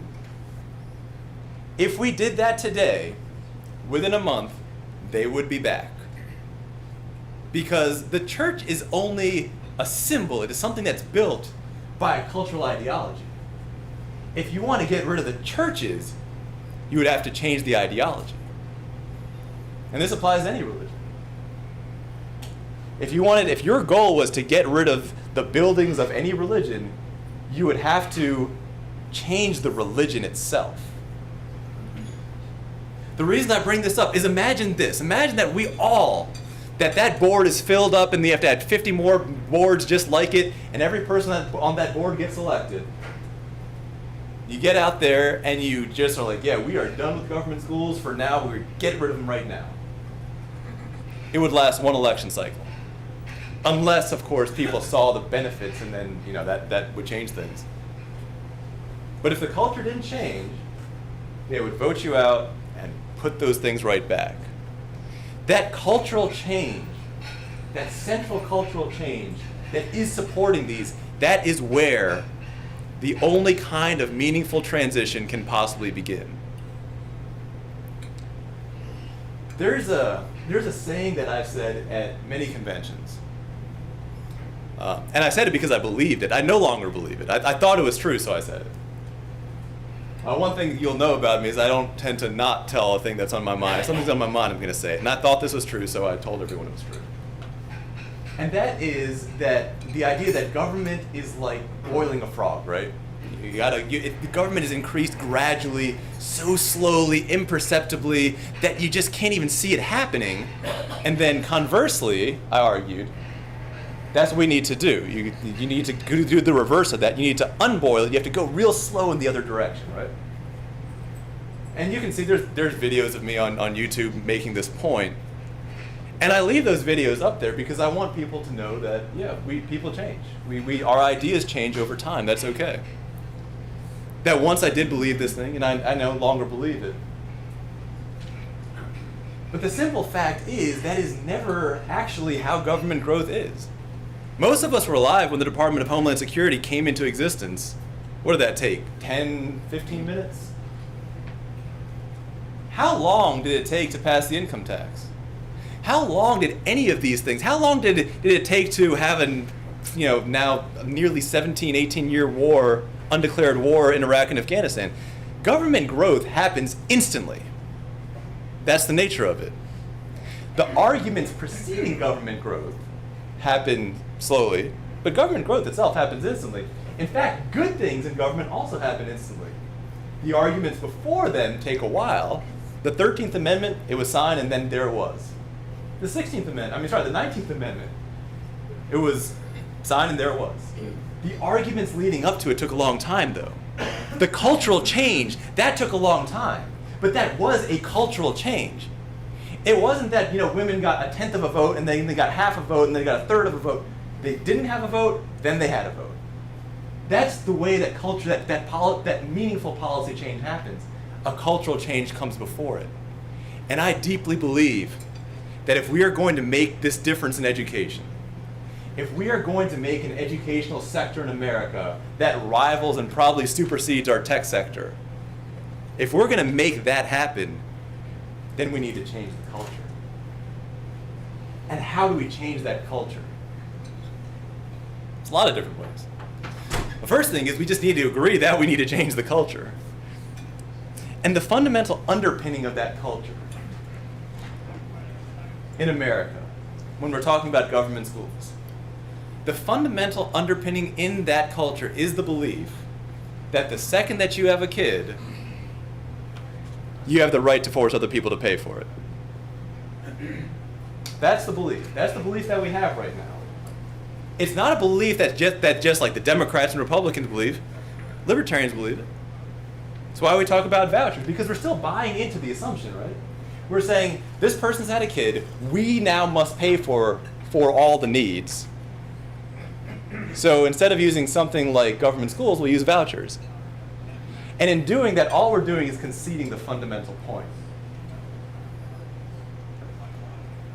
Today, education has become easier than ever to do for free, within the free market. The free market has made it easy to do for free. You have everything from Khan Academy, Coursera. You have Spanish language courses on Spotify. I work in the free market side of education. I'm one of the few lucky educators that gets to do that. Most of the other people in my industry don't get to do that. It's not that they don't want to do that. It's that you've shrunk the industry down to, a small fraction of what it could be. And while everyone in education, or not everyone, but many people in education would prefer to be in the part where you get to innovate, come with new ideas, a lot of my fellow educators are stuck. The number of jobs in that side of education is artificially reduced because the number of jobs in the non-productive side of education is artificially increased. And you have so many great innovators that are stuck in that type of a system. We need to reject that fundamental thing right there that says that having a kid makes it okay to steal, or have the government steal on your behalf, or however you want to put it. That fundamental assumption has to go. We are the people to make that assumption go. And the way that you challenge an assumption, we've already done it. We know how it's done. We already did it. The idea that you can do whatever you want as long as you're not hurting somebody has already changed policy. Many people say, it wasn't the Libertarian Party specifically that legalized marijuana. Yeah, the Libertarian Party was part of it, and we were allies, but they didn't do it. Fine, 100% agree. We worked with a lot of people. But that fundamental idea there, that fundamental idea that says you can do whatever you want as long as you're not hurting someone else, that idea that is the underpinning of that entire movement, that's our idea. And how did we spread that idea? Many of us were around. Many of you were around longer than I have and saw how it was done. It was done boldly. I've seen some of the speeches in the past. I've read many of the articles in the past. They were not subtle. They were very aggressive. That you own your own body. And we still talk about self-ownership all the time, right? That hasn't changed. This second idea, which says that if you have a kid, that kid is only your responsibility. It sounds, when I say it right now, to many of you people, you're like, oh my God, I can't believe you just said that. To others of you in this room, you're like, that sounds monstrous.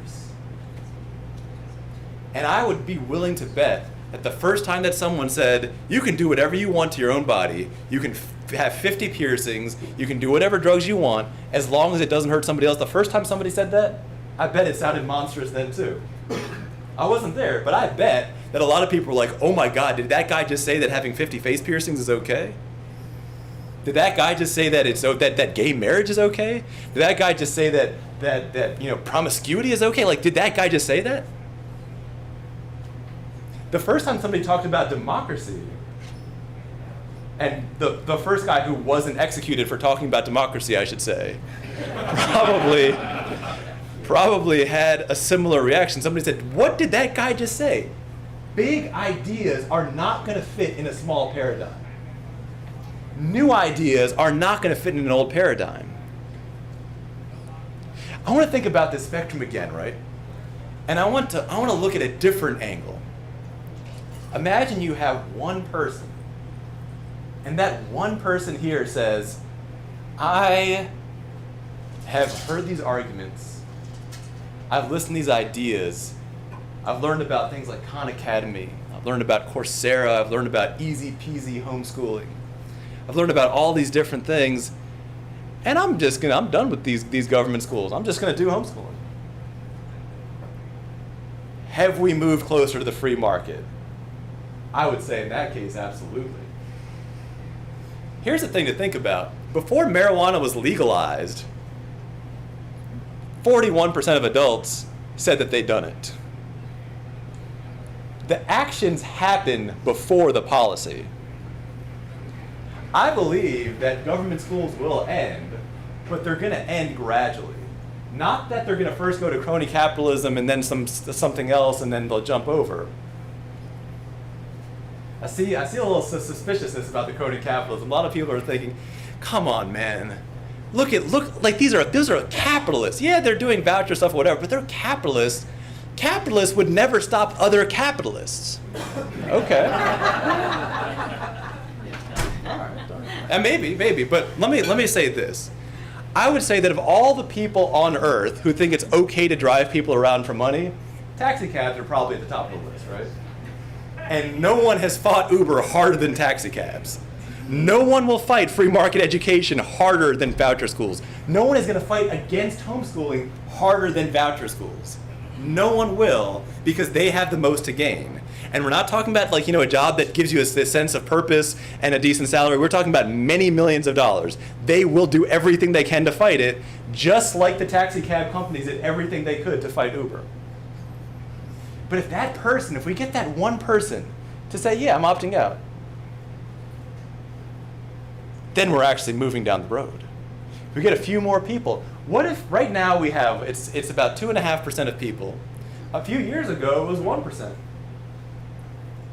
Now, what if that 2.5 was 5?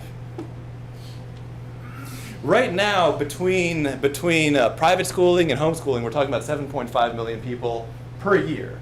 And then, all the people who've graduated, and then you have, all those other folks who just never had kids or whatever. You have a lot of people who are outside the government school system. And people are quick to point out that it's a lot less than the number of people in government schools right now. And that's true, it is right now. But it's a lot more votes than we've ever gotten before.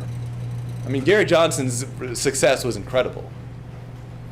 But even just the number of people in out-of-government schools right now who are in some kind of a school is more than that, almost twice as much as that, just from that one group. Now, if you look at the numbers, I know in this libertarian room we're going to have a few math folk, right? Some computer folks, some math folk, at least a couple of us, right? Don't listen to my numbers. I used to be an actuary, and maybe there's some tendency in my mind to bend the numbers. I thought I was trying to be very fair, but maybe I did it wrong. I don't know. Look at it yourself. Look at the numbers of people who have never participated and will never participate in government schools. Compare that to two things. First, compare it to our record-setting, the record-shattering 2016 campaign. And then do this. Compare it to the actual numbers of people that it takes to win a presidential campaign. And you'll see it's really close.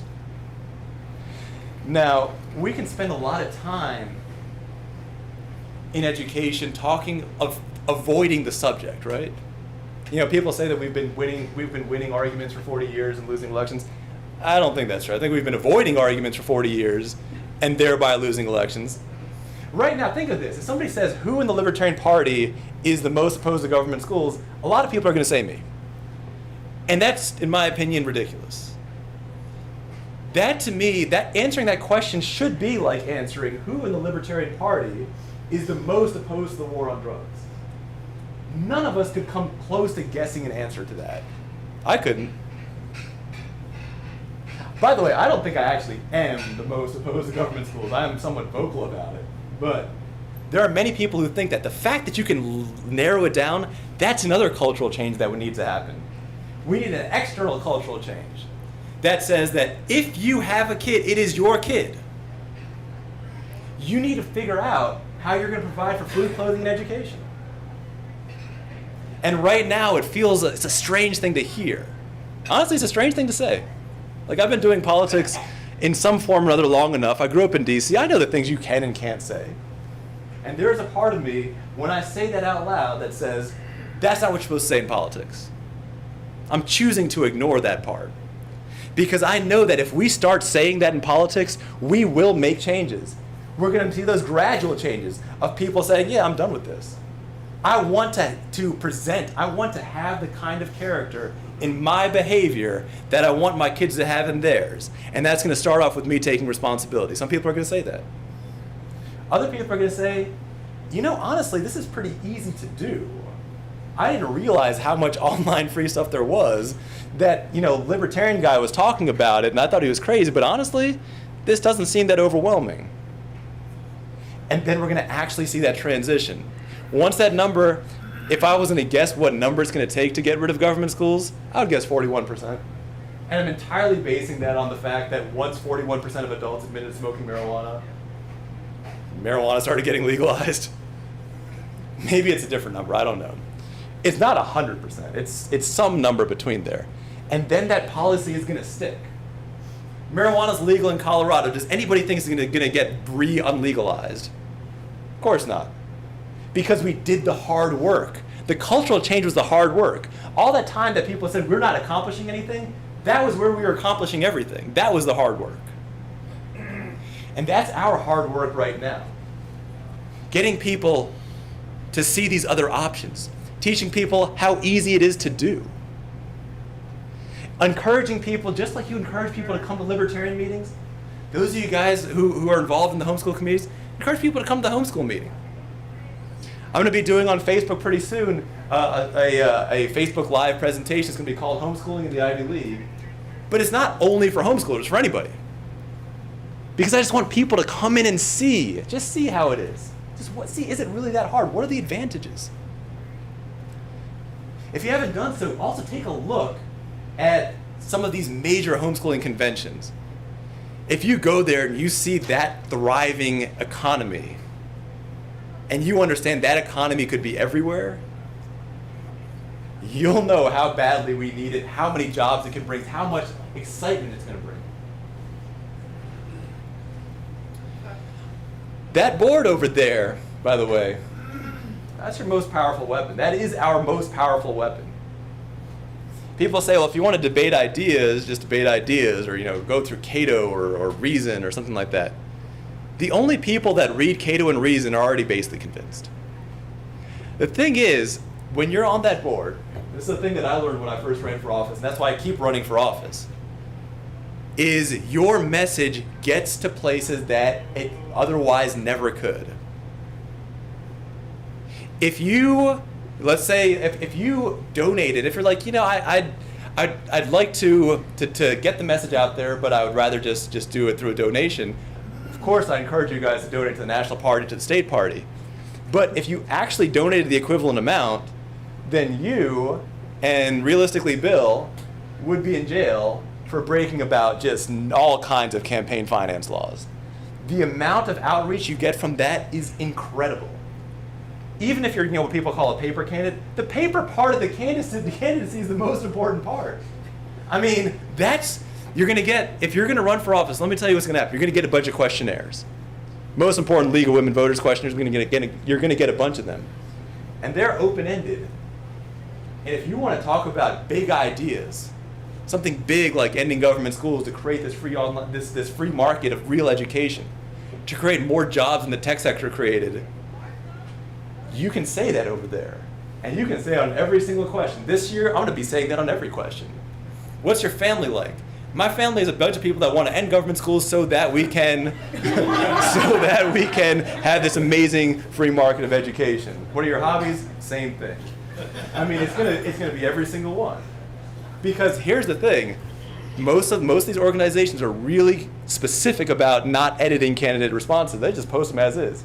And that's going to go to everyone and their mom and their grandma and their great-grandkids, and everyone will see it. And most of those people are going to be like, that guy's crazy. But a few of those people will be like, huh, I didn't know there was someone else who thought this too. One thing that a lot of people don't know when they look at social media is that they don't see all the private messages. They see the very public virtue signaling, sure, but they don't see the hundreds of private messages that are like, yeah, I really appreciate what you're saying. I would say it, but I don't want to get yelled at the way you are, so I'm just going to tell you. But there's a lot of those people. In Missouri, I can't even imagine how many people there are thinking like that just didn't know someone else did. Here's the thing, no one wants to be the first person in the fight, but a lot of people will be the second person, and pretty much anyone will be the 10th. And if you can show that you're willing to stand up for them, they're going to stand up for you. Right now, the homeschooling community is voting a lot Republican. You know why? Republicans stood up for them. Not terribly well, just like at all. They stood up for them poorly. We can stand up for them well, ideologically, and through policy proposals. Now, I'm going to pause for right now and just see if you guys have questions about education, then I'm going to give you a chance to ask questions about whatever you like. Any questions about education, how we go about doing this? Go ahead. Let's say that I have a 9-year-old kid and I'm not into politics, and just like, and tomorrow the government schools like shut down, and the free market had to arise. What like, and let's say that happened at the end of the school year. How would I not be freaked out about like, oh my god, how many is my kid gonna have a private school to go to in a few months? Let's actually talk about that. That's a good question. Let's talk about exactly what the transition is. I've often talked about a 4-day transition. There's other people that believe there should be a 15-year transition. I don't care. I mean, I'll be fine with a 15-year transition. But let me describe what a 4-day transition looks like. And let's actually think, how many of you guys have ever actually been to Colorado after legalization? You guys saw how long it took that free market to arise, right? I mean, you got marijuana liquor, and you got marijuana candy, and you got marijuana wine. I mean, you got some stuff that's like, it's not like they're setting up something that was there. They're inventing new things hourly, it seems like. People said, like, you know, if you do a lot of weed, you're going to end up doing nothing. I used to kind of think that. I didn't say it out loud too much, but I used to kind of think that. Now in marijuana, I'm like, I think I may have been wrong, because these guys are coming up with a lot of ideas. I think of myself as kind of innovative, but I have nothing on these guys. I mean, every day. So the time frame of innovation, I think, is shorter. Here's what I would say is my 4-day transition. Day number 1, government schools are gone. And I'm not going to say it's the end of the school year. I'm going to say it's the middle of the school year. I'm going to say it's tomorrow. Government schools totally gone. And as we do this, by the way, I want to remember 2 parts of the American people. One is the part that innovates and creates new types of marijuana every 5 minutes or so. But there's this other part, the resilience. Americans are so resilient and adaptable. We don't want to be resilient and adaptable. We prefer to hang out and do whatever.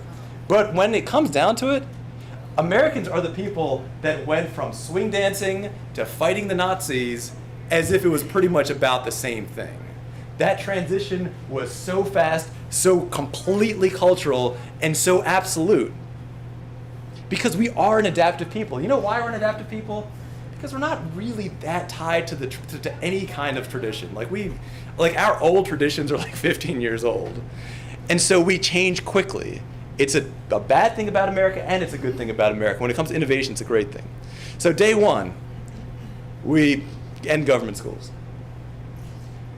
I'm going to give a full day just to freak out. Full day of freak out. Day 3, people start to look and see what there is.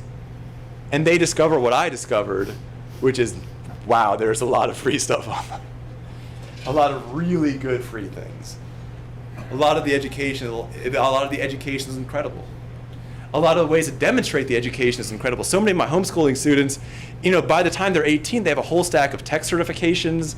They have, they've passed these exams that are putting them at a huge advantage actually over those in even elite private schools.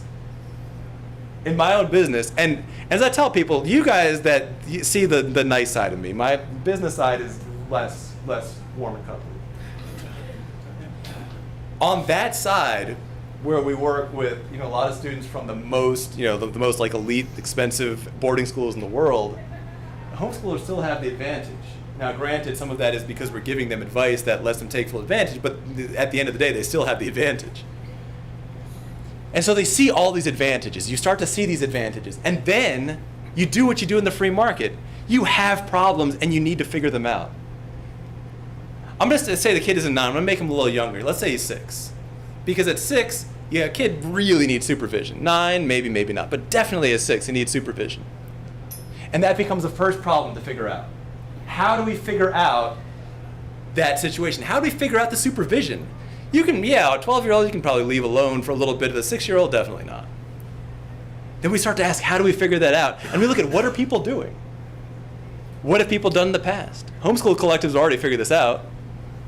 But the great thing is, if you have that many people who need supervision, my guess is within a few days, people have some kind of alternative way that's even better. I don't know what that way is.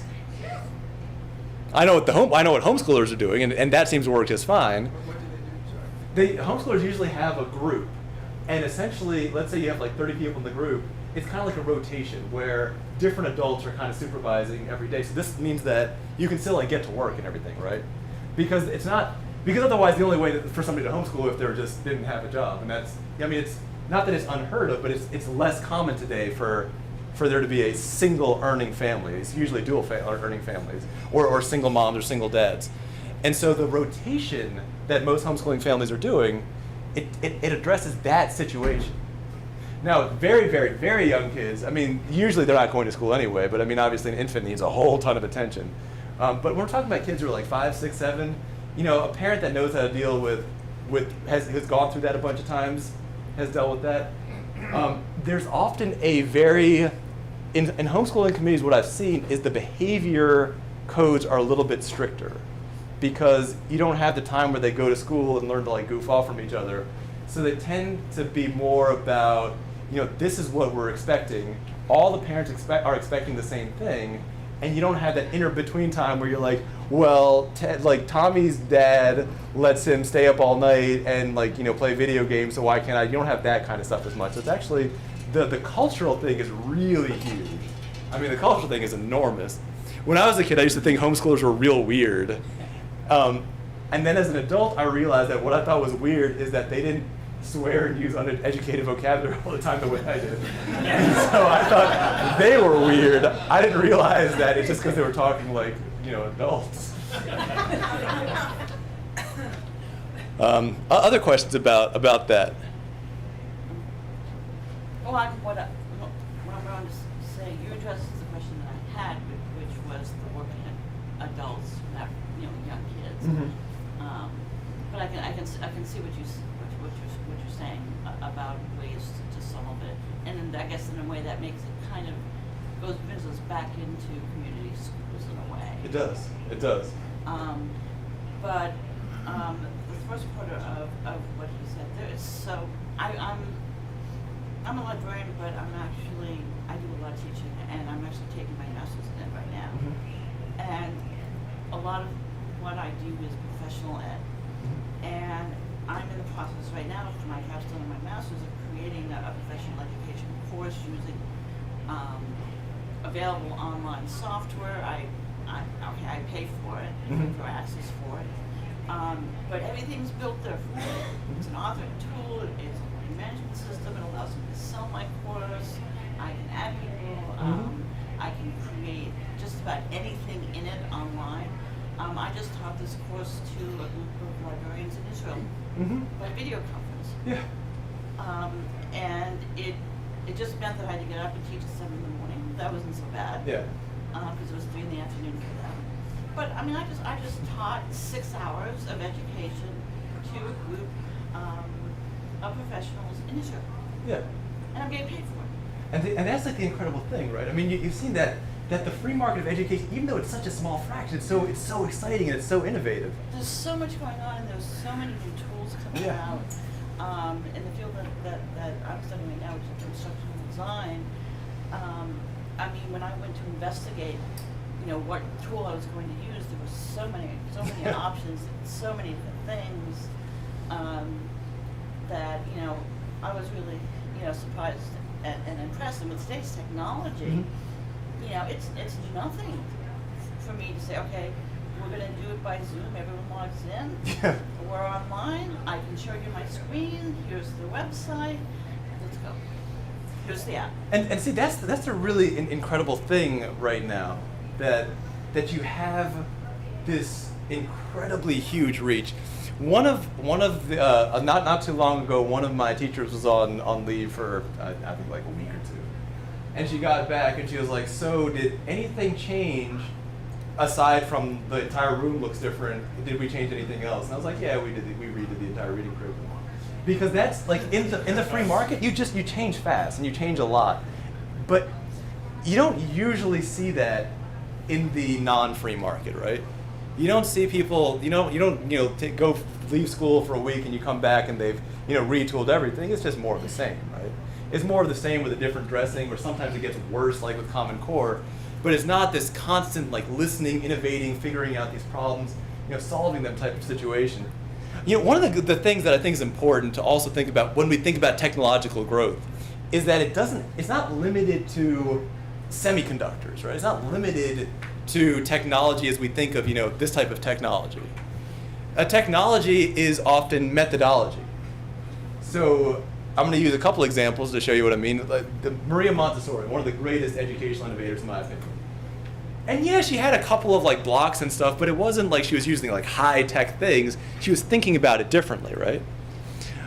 Or if you want to use a less pleasant example of something that's waterboarding, the tools for waterboarding have existed for about 1,000 years. It's been in use for a few hundred years. But it's just figuring out a different thing to do, right? And the idea that you can rethink the way you're doing the education is so important. I mean, when in my business, most of the rethinking isn't tech side. It's actually more curriculum and thought side, as you've already kind of mentioned there. Jeff? Yeah, I think thinking back to day zero. Sure. How do we abolish it? So the first part I would say of the abolishing is that culture change. And that culture change means letting everyone know we need to abolish it, number one, the goal, but number two, the cultural principle, the fundamental core principle. Because we didn't just say we need to legalize marijuana. We said it's your body, you can do whatever you want with it, we need to legalize marijuana. What I'm saying is, for instance, in Indiana, okay, it is in our Constitution. Right. Okay, we are set socialist, Yeah. right from the beginning. Education is the biggest part of our budget. And No surprise there, right? Right. And we have no right to referendum Right. in Indiana. You have the right. Homeschooling in Indiana, is Indiana a green state or a red state or a blue state? Or? Oh, we are so red it is. I mean, sorry, on the homeschooling, there's a homeschooling map that marks some states as green where it's easy. We are one of the better states for homeschooling. Many of our party members are homeschoolers. So in a state like that, you have to look at two things. You have to say, how mechanically, what do you need to do to change the Constitution? Is it going to be easy? Extremely difficult. I mean, constitutional changes at the state level, if anything, are harder than the federal level. Not in Missouri. We change the Constitution every time we go to vote. Okay, not in Missouri. All right, bad example then. Bad example. In some states they're harder. In some states it's easier. So one, you ask, how do you actually do that? But the other thing that's more important to me is getting that cultural change happening, because there might be a law that says Indiana has to provide government schools. There is no law that says anyone has to go to them. And if people start to more and more opt out, then they're going to be, one, open to changing it. But people became open to changing the marijuana laws once they've done a bunch of marijuana. And so... All right, can we talk about Missouri? Because that's where we are. And, okay. May I? Sure, is it okay? Yes, that's okay. fine. Thank you.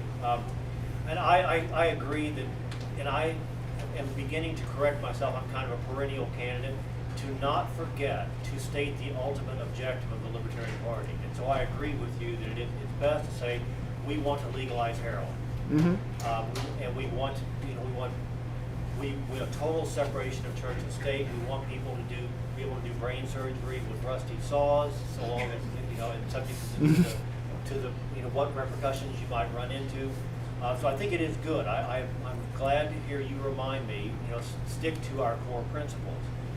So I like that, but I do think that there's nothing wrong with legalizing marijuana on the way to getting heroin legal. Sure. And there's nothing wrong with saying, I agree that I think maybe it's not a good idea to institute a voucher system, because it does just entrench a whole new group of people into trying to protect their territories. I'm not big on voucher system. I don't think you were here when I made my education proposal. It is a big issue for me too. And my suggestion is that you begin to change the system by charging tuition.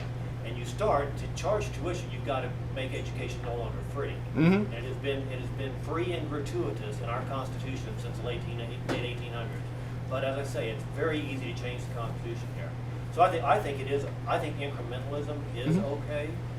But I do like your idea that we state when we propose an incremental solution, that we state our end goal. And that right there, by the way, I would say if you want to think about a policy incrementalism, that's a really good one.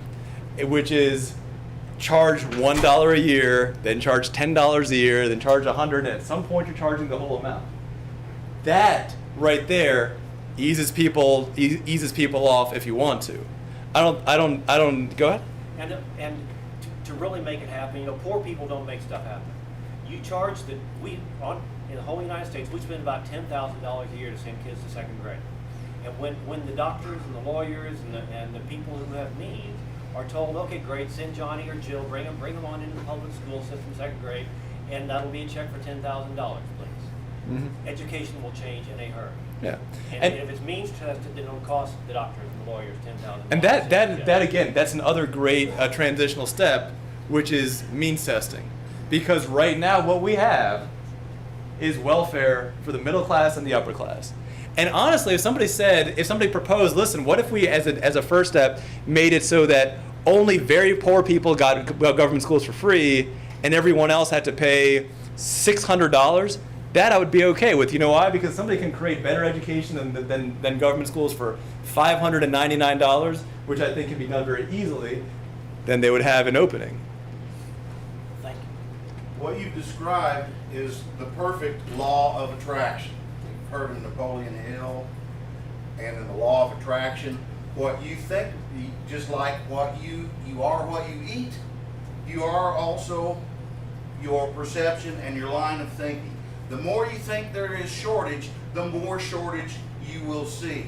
Mm-hmm. The more plenty that you perceive and the more plenty that you see, the more that will come to you. That's just the law of the universe. I think that's very true. I mean, we've visualized ending the drug war, and it's starting to happen. I mean, go ahead. So I have a question. Using your 4-day transition, how would you explain, for people who are on welfare and don't have money, how would they, if you're trying to explain to a potential voter, how would you sell them on the fact that you would be, you're charging for these schools? So how would you explain to them how they're going to pay for education now when they're in their mind they're getting it for free already? Right. So the question is, the deep question is this: what is the libertarian view on welfare? And the question is, do we think as a party that welfare is okay? I don't at all. Do we think that having kids on welfare is okay? Absolutely not. And I don't just think it's bad because, you're kind of being forced to pay for somebody else, something like that. I also think it's bad when you create a system where people are simply not ready to be parents. Parenting is hard. It is not an easy thing to do. It is not easy for anyone. The harder part is the emotional part. The easier part is the financial part. I don't believe that if you have not gotten to the easier part, that you have any business having kids at all. That is a deep and fundamental cultural change that we need to have.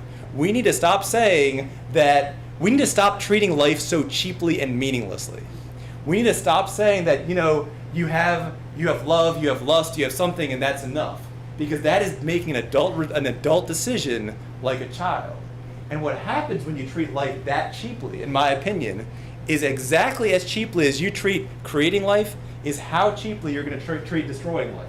And that's where we get violence, and that's where we get, for example, in my opinion, things like our foreign policy, where life is seen as, life, that's just like a thing that happens when two people kind of like each other.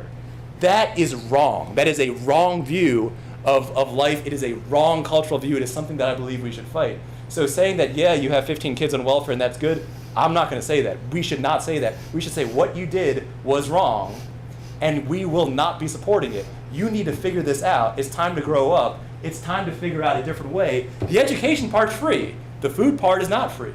The hard part for you is going to be the food. The easy part is going to be the free education.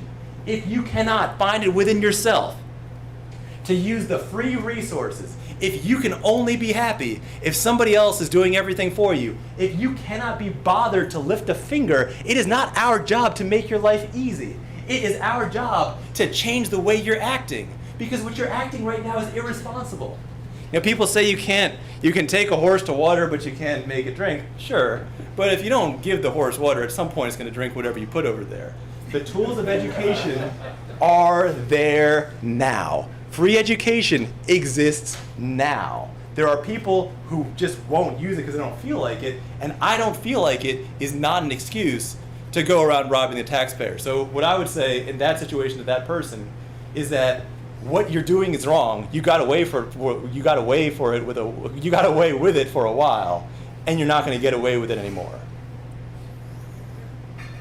I think an aspect that hasn't really been talked about yet is voluntary charity. A lot of people already have the mindset of, I want to help my community, I want to, I don't mind paying taxes for schools, I don't mind paying taxes for roads. The cultural shift that would come from doing that through taxes to doing it voluntarily. There's nothing that would say that, someone who doesn't mind paying taxes for school couldn't pay for a scholarship for something. And that's very, very true. Charity is dangerous to the state. People had said that to me for a long time, and I just didn't believe them. I didn't believe them until I saw the state banning charity. And I'm like, well, if you're going to go through the trouble of passing such an unpopular law, like in New York, Jewish grandmothers get together, once a week, bake bagels for the homeless, ban that. I know. Yeah, you see that they arrest people or ticket people for giving blankets to homeless. They or something like take you that. for that? I mean, it's absurd. But that's because they want us to believe that. If we believe that only government will provide this charity, we'll go along with it. Anything that challenges that false paradigm is dangerous to their ideology. Government knows how important ideas are. Like, they get it. That's why statists everywhere don't want us to be talking about this stuff, because they also know how powerful this idea is. Do you think that, there's, government schools get worse all the time, and apparently you get shot there and that kind of thing. And you've got all of these innovations in technology being free. How much do you think it'll be driven by people just simply abandoning the system because you can't stop the market from doing what it's going to do, and ultimately people will start shifting because of government failure? How much of a factor do you think It's already happening. that's what it seems to be. It's 1%, now it's 2.5%. Think about that. We're talking about a couple million people who have it would be as if in the roads, if people got so sick of potholes that 2 million people said, screw it, I'll do it myself. That's where we're getting. Our roads are bad in a way that's really obvious. If you work in education, if you spend a lot of time studying many different schools in the country and other countries the way I do, it is just as obvious that the schools are bad, but it's like you kind of need to really get into it to see it. But more and more people are seeing it.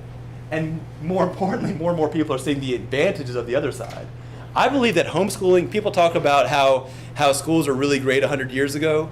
I believe homeschooling today is much more advanced than anything that existed 100 years ago or 200 years ago, or whatever the theoretical golden age of education was. By the way, if you guys can, at this point we're kind of free season. You guys ask whatever you guys want. I know I promised that. Alicia. Okay, so we touched upon this a little bit earlier, but the objection I always get is, how do you deal with the parents who simply will not educate their children because they can't afford it or they're irresponsible? If you're talking about forcing them, now we're back at pointing a gun at them. Otherwise, you're going to have a certain percentage of people who are going to create society issues as a result of failing to care for their children, in the same way that we have healthcare problems and environmental problems. And I usually get that objection, by the way, in context of a discussion about race. Okay. So let's talk about that. Let's talk about, you have this idea, you have all these parents in these schools that are like, man, these parents are totally uninterested. They don't care. They're just dumping their kids. And I live between DC and Baltimore. I've spoken one-on-one with many of those parents. And I'll tell you I'll tell you my opinion of where it comes from. And this could be different from others, that's fine. My opinion of where this comes from is when you have no ability to change something. Look at this weather outside right now. I'm not crazy about it. It's not like my favorite weather. I don't hate it, but I'm not gonna do anything. Like, I'm not gonna call anyone. I'm just not gonna do anything because I can't. And a lot of that defeatism that comes, in my opinion, in parents like that, they just don't do anything because they can't. They're like, yeah, your math teacher's really bad, and they feel like, they're like, well, I wish I could provide you something better, so of course you're gonna get angry. No one who's a parent wants to feel like they're unable to provide, so they just yell. And this is not just a thing poor parents do. Rich parents do this all the time. They're like, yeah, your math teacher's bad, just suck it up and deal with it.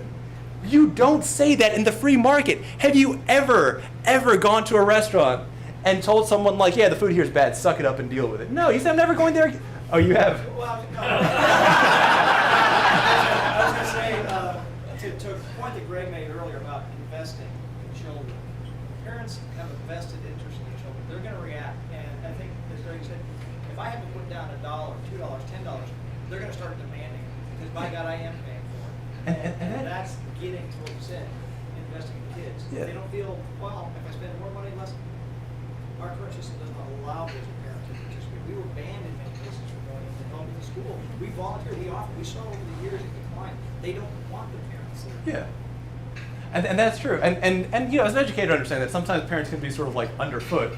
True. And we have a rule, like, you know, like in my program, that you can't get the answers from your mom or whatever. But the thing is, the moms who don't like that rule can leave. You know what I mean? And we have to, you know, we have to be really, you know, we have to kind of go through that very carefully. So I think a lot of that is not parents, people who are having kids because they want their kids to be unsuccessful. I think it's people who feel powerless because they are powerless, because they can't do anything. The parents, you know, you have parents that are, you know, so involved in politics, and yeah, they call the school board and they get a change, or they just know how the system works. And so I think that's the difference. I don't think it's a rich or poor or black or white thing. I think it's a having any power at all versus having none. I mean, the same people that won't bother to complain at their schools will immediately complain at a restaurant. It's not that they care so much more about food than their kids, it's that they know they have power. And I think disempowerment, I mean, I think empowerment is the strongest part of the free market. Go ahead. I guess I'm kind of grateful earlier. I've supported As have I, by the way. I have a whole giant sign you can see on Facebook of me standing by Arvin Vohra equals vouchers. especially with parents, you know, who are the military party. I think a lot of times we have to look at that. I guess we spoke about it earlier. There's no matter Frankfurt, we have this but there's a little more you can do from 0 to 10. I see a lot of times we say, well, I'm not going to vote for 7 this week unless I can vote for 2. Because I don't want to get to that side. For example, here in Missouri, we have no marijuana still on the ballot. We'll actually have people say, I'm not going to vote for it unless I can vote for the infection on voting. But I think a lot of times I come in with caution and mindset, I'm not going to vote for anything towards that. Because I think that you have the opportunity to get that answer in your mind. I think a good example of that is, for example, look at the situation we are in reverse. And now, the strong argument is always like, well, I guess everybody should own nuclear weapons. No one's pushing for nuclear weapons. But what we've done is we have compromised already. We shall not be infringed. And it's like, we have to be so long, we have to do civil background checks, we have to do this, you have to take this stuff. We have been doing this, you know, whatever term they want to use for gun control. That when we compromise, that's the point break. So at some point, I think libertarianism, the libertarian party should always take the opportunity to get that mile. So I think there is, like you said, there's a time where it may generate more problems. You have to look at that. But I think this point, two people from the party that won't take the opportunity to pick and choose where to block. For example, this is kind of in the position that they're on national. When we're recruiting people into the party, there's a lot of people now that are like, oh, so-and-so used to be a Republican. You can't have a Republican. So-and-so used to be a Republican. For example, me, I spent 20 years as a police officer. You can't have them. And the difference is that those are people who are actually in. For example, we talk about the drug war when I was in. And that's the people that you come around and say, look, there's a program. One me into the league because he was a police officer said, hey, I was a cop for 7 people in these things. So, you know, I guess the two things was, I think as a party, we have to make sure we take advantage of opportunities to get that recognition for the number 10. And at the same time, I think you have to make sure that there's still a lot of bring people in and not just solely based on labor. I think that's very true. I think both those points are very true. The first point is, should you vote for gradual change? If there was a bill in Maryland that said we are going to have a 1 cent tuition for public schools, I would vote for it, certainly. I would campaign for it. I would do whatever I could to make it as much of a national issue as I could, because I could see that. And I would, of course, talk about why I wanted to do it. I'd be like, yeah, we have government schools here, it's a good first step. And, I think we're quick that point to show that majority of what Yeah. I think the greatest thing in the world, because the parents is right now, and I just talk about debt and stuff like that. I'm 40, just over 47. I've been having a part of my life. If I die tomorrow, I owe no money. Nice. And I didn't come up from a rich family. I'm from Sosa, Mississippi. Very lucky that I was my whole life. And but people don't associate costs with people. They say the government is buying this Yeah. country. They don't think people are in debt. Now that's what they're in debt. So I think it's that. But society, like you said, is accepted debt. So we just think we're further than debt. So I think that's a great point. I think that we should probably step back and do that. People start seeing that amount. They realize that, wow, $12,000 a year if my kid go to 8th grade. Then I think that that's something that's big. Yeah, I think that's also a really key point. I mean, how we act as individuals, or what we think is okay at the individual level, happens at the state level, and vice versa. I've argued many times, for example, that state violence promotes individual violence because most people, I know we don't, most people respect the state. Most people respect the office of the presidency if even they disagree with the president. Most people respect that, and when they say like, oh, they had a disagreement over ideas, so they used force, that is a lesson that we're teaching. So I think it definitely goes both ways. In terms of inviting people in, here's an analogy I like to use. If you want to learn about any religion at all, they're always happy to have you in. They say, come on in. You can attend one service, you can attend service for every day for 50 years if you want to. But at the same time, you don't become part of that religion unless you actually agree with the religion, right? Like you can't say like, yeah, I'm a Christian, but I don't believe in Jesus. That's not like a thing, really. And so,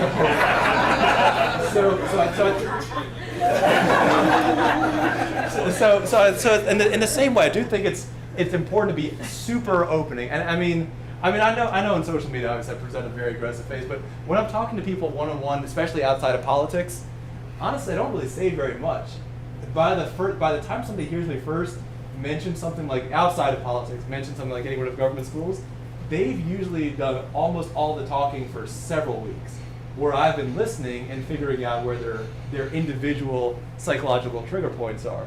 But I mean, obviously, you don't have that leisure when you're doing like national communication. You can't figure out every person's individual thing quite as easily. Any other questions? How are we going to talk? We already got time? A little over here. Oh, okay. All right. Do we have time for one more? Sure. All right. Someone I'm close to teaches in a very poor rural area, actually where I'm from, and the parents, they come in kindergarten, they know no letters, they don't know how to write their name, and usually during the summer, when they're not in school and not getting fed by the government, they lose a bunch of weight. How do we, in your system, protect these kids from just being a lost generation when paying $5 is going to be too much for their parents? Because that's the reality of the crime. So over there, we're dealing with the fundamental cultural phenomenon, which says that it's okay to have kids that you cannot afford and cannot take care of. And we need to stop saying that's okay. Because if we all are saying it's okay, if we all, like the hardcore of the hardcore, are saying, yeah, that's basically fine, or it's not your fault. No, we can say, it is your fault. Stop doing that stuff. It is not okay. It doesn't matter if you're rich or poor. If you are not financially and emotionally ready, do not have kids. It is wrong. You are damaging somebody else's lives. What you're doing is morally unconscionable. It doesn't matter what somebody else is doing. It's wrong. And until we start to hammer that point home, we're going to see that problem. That is a problem that is created by a culture that is enabling parental irresponsibility. And to me, government schools enable and encourage parental responsibility. I was watching an episode of House of Cards not too long ago, and somebody was being targeted for using private schools. Like that was like a political attack, right? That's not unrealistic. That happens a lot. The idea that using welfare is morally superior to responsibility, that's where our culture is today. And we need to change it. When I say we, I mean like this we, not like the abstract we. This we in this room needs to change it. The way, by the way, we need to change it is to get on that board and then say that in your questionnaires as boldly as you can. I promise you there are a lot more people that agree, but are just afraid to say that they agree. Bill. Arvin, are you seeking re-election to the LPN vice chair position? And Yeah, absolutely. Oh, why am I seeking it? Because I believe we can do this cultural change. I don't think this is as, I know for a lot of us in this room, we're like, oh my God, this will never happen. I've been, I spend a certain amount of time in the Libertarian movement. I spend a lot of time in other political movements, seeing what's happening. And we're seeing, in my opinion, a perfect storm across so many movements that is ready for this kind of change. But to make that happen, our messaging needs to be bold, it needs to be on point. We need to be the spearhead of this cultural change. If we fight for them, they will fight for us. If we just try to pander to them and say like, hey, we're harmless, we're libertarian, we're nice now or whatever. If we do that, they're not going to fight for us because we didn't fight for them first. So I'm going to be fighting the bold fight every single time on every libertarian issue. Thank you. I think we're out of time. Sorry, guys. Thank you.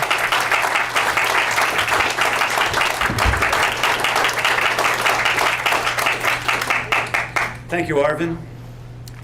All right, that went just a little long. It was just fine. It was fantastic and great. And our next, the beef of the day, the nominating convention that we're all so excited about, is going to probably run, a little shorter than we expect, but it's still going to be immensely involved. So I'm going to recommend we take a 10-minute break here, come back here from a couple words from Alicia Dern, and then get our nominating convention started, if that's okay. Steve. Several times Arvin mentioned a board on the side of the room. Yeah. For the purposes of the people watching on YouTube, what is this board you're talking about? This board, Steve, I am so happy you asked me that question. This board is a list of brave souls from the state of Missouri, part of the Libertarian Party, who are going to run for office this year and have that opportunity, as Arvin just said and as I've said earlier this morning, to be able to be in the debate, which is the most important thing you can do as a candidate, to answer those questionnaires and go to those town halls and really send out some provocative statements. 10 minutes, no longer. Come back here, let's keep the show on the road. Thank you, Arvin. Hi, how are you?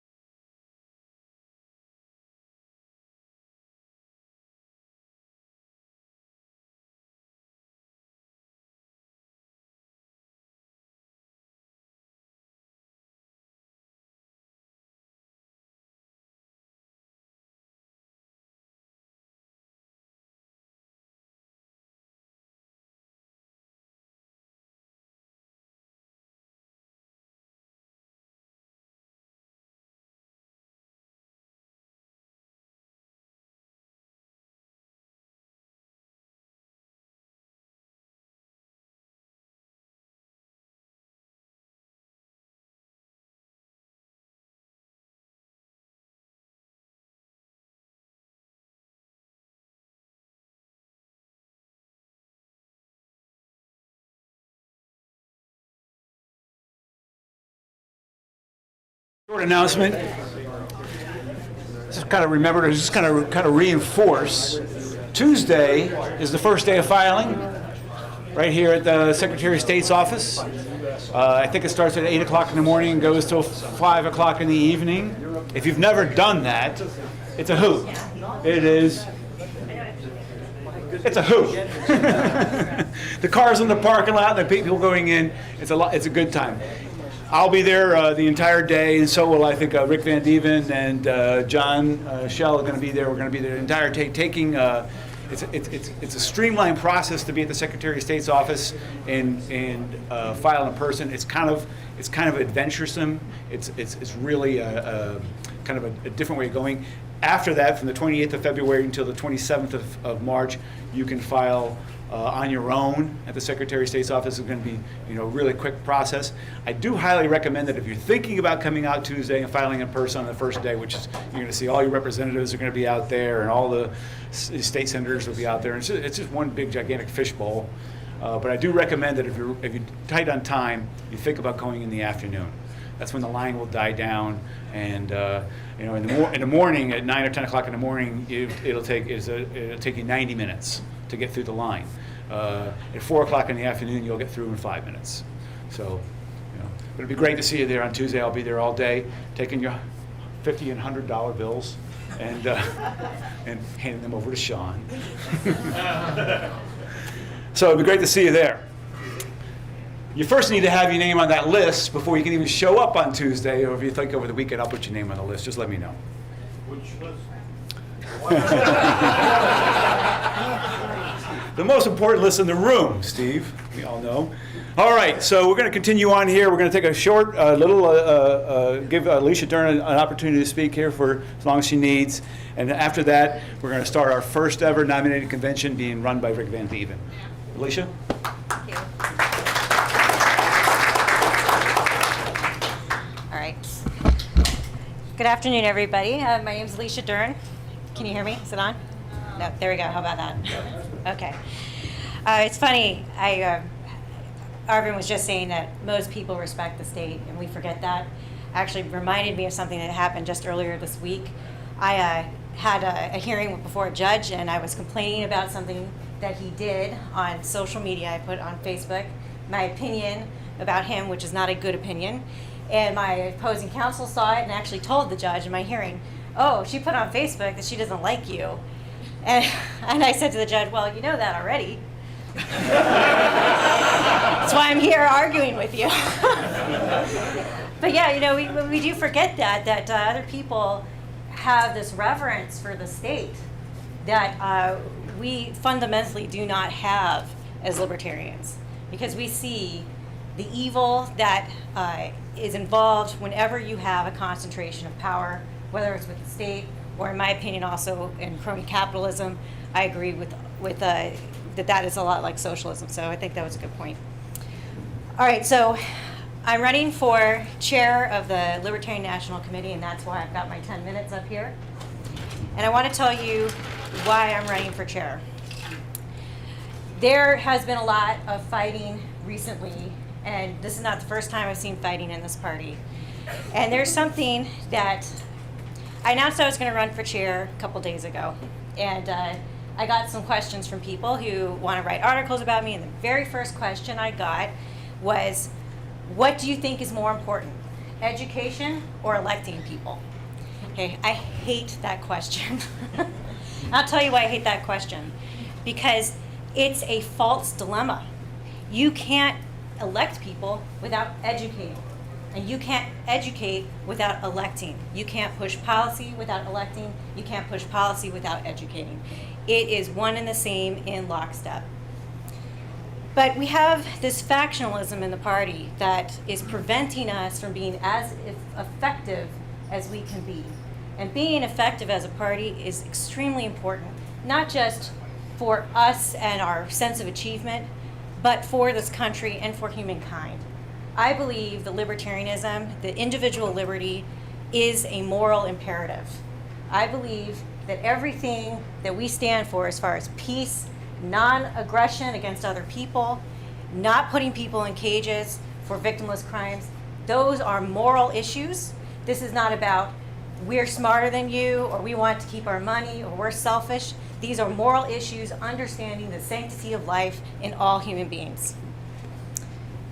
So I get this question, and I started thinking to myself, you know, why is it that we keep falling down this rabbit hole of, you know, are we educating, are we philosophically pure, are we going to elect people, are we political party? Why do we keep having this argument instead of all working together in lockstep? So in college, I took some classes on various religions and philosophies, and one of those was Buddhism. I know how familiar you guys are with Buddhism, but one of the central tenets is that all suffering of humankind is caused by the illusion of separation from God. That's the basic belief. So in the Libertarian Party, all suffering of the Libertarian Party is caused by the illusion of separation in our beliefs. We all basically believe the same thing. So why are we fighting each other? So the main reason I'm running for chair is because I think that I would like to throw some of my energy behind unity and messaging. We have, in the history of the Libertarian Party, we've never had a chair for more than 2 terms. I think we sort of naturally believe in term limits. We believe in innovation. We believe in turnover of leadership. And I think it's good to kind of shake things up. I'd like to come in and bring some fresh perspective. So what would I like to do? Well, first of all, the Libertarian National Committee has purpose, actually, its purpose is actually written into the bylaws. The purposes, I'm just going to paraphrase them for you rather than reading them, but it's 1, it's to be a political entity. 2, it's to impact public policy and elect people to office, so it's actually right there in the bylaws that electing people is what we do. 3, it's to charter affiliates and promote their growth. 4, it's to nominate the president and the vice president, which is not, we're not doing this time, but that's a big part of it. And 5th is public information activity. So again, education is also listed in the very purpose of this organization. So the National Libertarian Party and even the state parties, we don't exist because we're the entity itself isn't the party. The entity is the manifestation of the activities of the party. Okay, we're all people who have to engage in activism in whatever way works well for us. But we're also a group of people who believe in self-reliance. We're a group of people who believe in entrepreneurship. And we're a group of people who believe in innovation and nonconformity. Okay, all of those traits can make us better than the other parties. We do not have to behave like the other parties. We can innovate and be better. I would like to see encouragement coming even more than it does now. I'd like to see encouragement coming down from the culture of the National Party, encouraging the state and local affiliates to innovate, to grow their parties, and to reward them with resources and media attention, whatever we can throw their way as a national party to for their success. So I recently, for example, just finished my term as chair of the San Diego Party, and we innovated at that party with new technology. I'm really happy to see that Missouri here is also using the resources available at the National Party for websites, for lists. We can share information. We can innovate by giving resources down to every person, every activist, and saying, okay, run with it, do the best you can, and then the most talented of our candidates, the most talented of our party, our state and local affiliates, we're going to give you extra resources, because we can't give the same amount of resources to every single party, and we're not socialists, so we don't do that anyway. But if you're a particularly talented candidate, if you're a particularly talented affiliate and you want to do some kind of joint venture, that's the kind of thing that the Libertarian National Committee can engage in. More important, of equal importance is messaging. Okay, so the National Party, and in particular, chair and vice chair, have a bully pulpit, and we can talk to the media in a way that the average libertarian can't. So, again, as the San Diego chair, we kept trying to talk to the San Diego Union Tribune, and they are owned by the Los Angeles Times, so you can imagine how easy that was. We only were able to get letters to the editor in when we didn't write in our signatures that we were libertarians. We could present the libertarian perspective and then just sign it Joe Public, you know. But the National Party gets a little bit more media attention, and we're not getting the same mainstream that everybody else is getting yet. Things are stacked against us. I'm very aware of that. But there is a bully pulpit there that we can use to talk about, we can use for messaging to talk about the really big, important issues that help draw attention to the party and help advance our growth. I'd like to talk about what I call the big rocks, okay? We need to know what are the things that are bold messaging. I agree with the bold messaging. We need to have bold messaging that is going to grab the attention of the American people in a positive way. So the things that I think are the biggest issues that we can talk about that will have major impact on American policy right now, that will actually be part of a conversation that the media and the public is already having. One is the wars. We should be the party that stands for peace. We are the party of anti-war. The other two parties cannot claim that. Two, I think mass incarceration. Okay, it's a serious problem that the United States has more incarcerated human beings than any other country on the planet. 5% of our population is in jail. Okay, not even China is that bad, not Russia. America, #1 in putting people in jail. Why aren't we talking about the human rights implications of our criminal justice system more loudly? You know, and we can say it's the drug war, but it's the overall criminal justice system.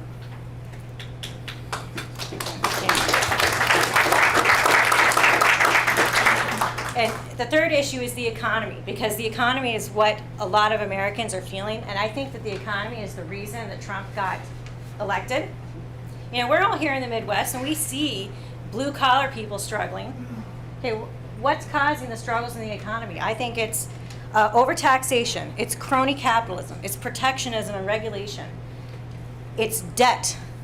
Okay, people are being prevented from starting businesses, from having jobs, and from prospering and taking care of themselves, and it's immoral, and this is being caused at the federal level. We should be talking about that. We should say enough of spending us all into poverty. We're not Venezuela yet, but that's the direction we're going. Okay. We can have bold solutions, we can have bold messages, and we can talk about stuff that all Americans care about and draw attention to us.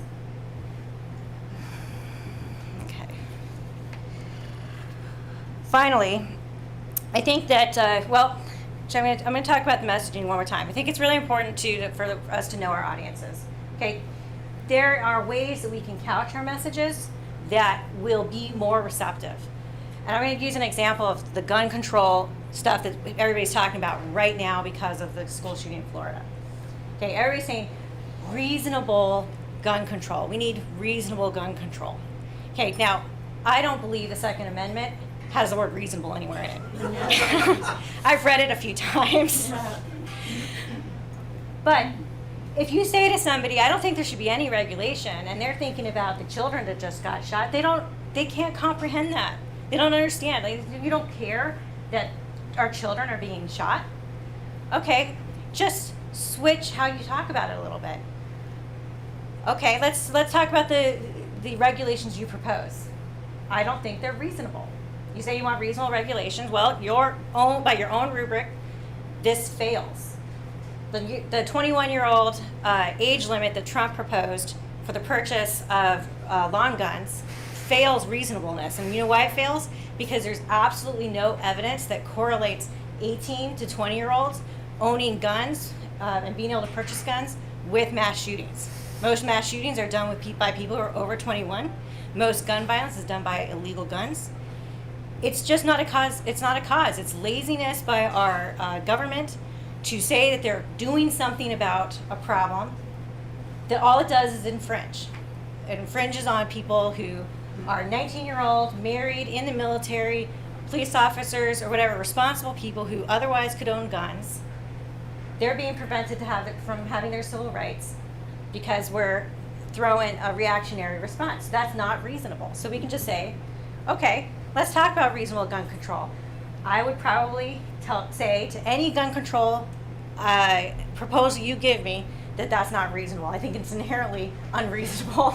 But I can talk about each individual one and tell you why and say, okay, what is it that I want to do about the violence? I don't want gun control. I want to talk about the social issues that are causing children to become murderers. What is it that is socially isolating these people to become so desperate for attention that they go and shoot up a school? Okay, that's what I want to talk about. Banning bump stocks doesn't stop the emotional problem that's causing people to be violent. And I think when you can switch the conversation and really talk in real world terms, then people become receptive and go, oh, libertarians aren't just like these fringe people who hate government and are paranoid and think we should all be in the militia.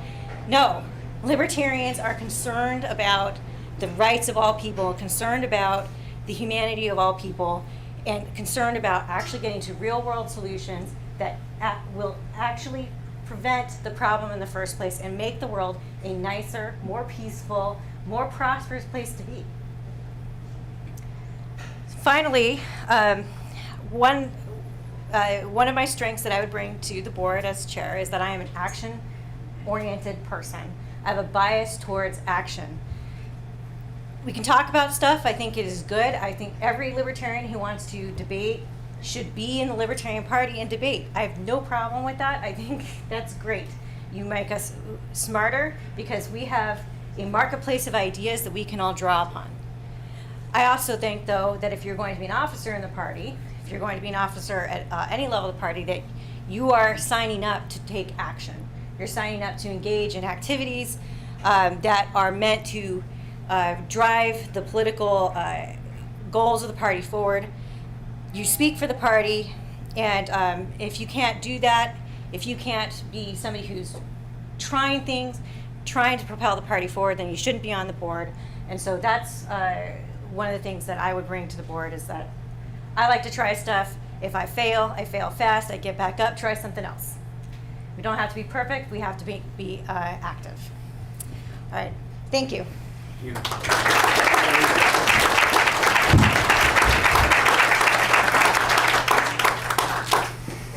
All right, thank you, Alicia. Our next on our agenda is the reason why you all came today. The most exciting moment, at least for Greg, I know. Our nominating convention, which we're going to have run by our vice chair, Rick Van Dieven. Thank you.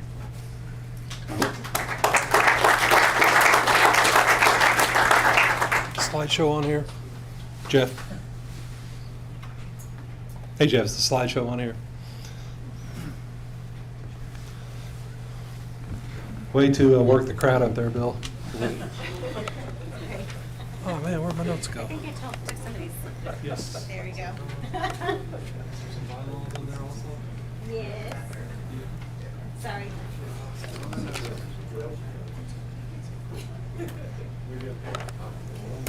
Thank you.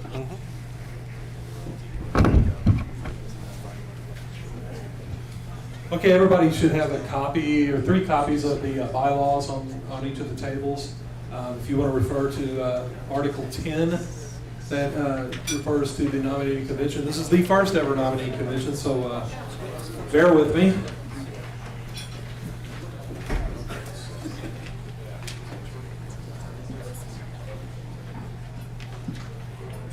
Okay, well, so why are we having a nominating convention?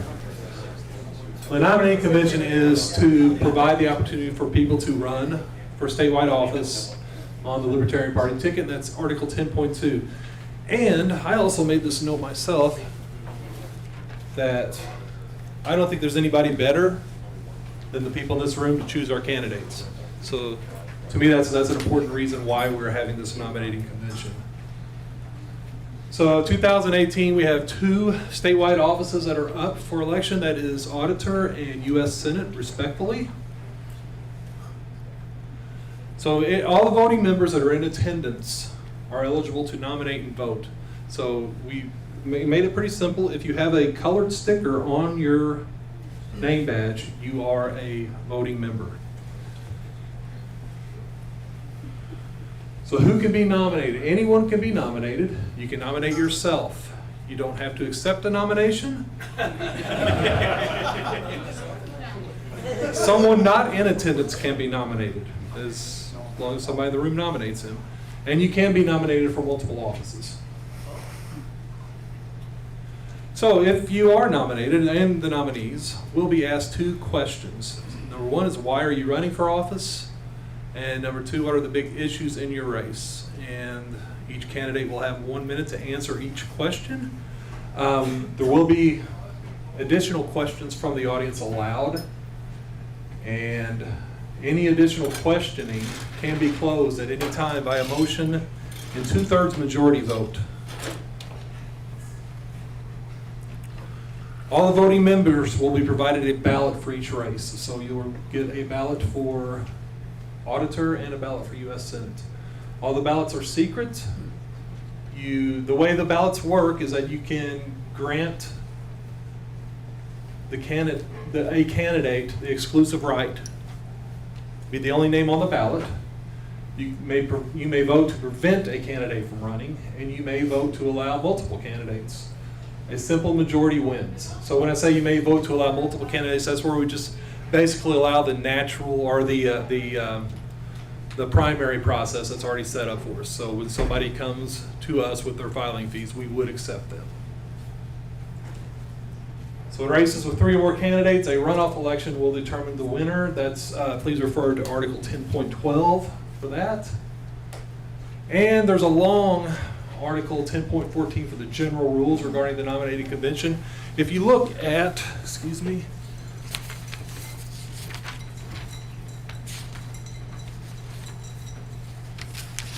if you look at Article 10.14, probably the top item on there is the counting of the ballots. So 2 delegates that were deemed trustworthy and competent by myself, John Schell and Tony Kirk, will be charge of handing out the ballots, collecting the ballots, and counting the ballots. And that is my spiel. Are there any questions? 'Cause this is something new, so it's going to be a learning process for me too. I've kind of worked out a couple different scenarios, so as long as we don't have 18 people. Yes? Is none of the above available? Always. Yes, you can put none of the above. You can vote none of the above, of course. John Schell. The new members all have stickers on their badges out That there? is a good question. Are the members that joined this morning do they have the stickers on their? They should. I would say look at your badge. If you believe that you should be able to vote and you don't have a sticker, speak now. It should be done. Yeah, it should be, but If you have any this is questions, kind of the last chance. If you speak now or forever hold your peace, just like the preacher says. Yep. Anything else? Okay, I'm going to kind of hold the instructions here. And I'm going to open up the floor for nominations for auditor and U.S. Senate. At the same time? Yes, the way the rules are written here, 10.5, there will be initial nominating process open to all candidates for all statewide offices.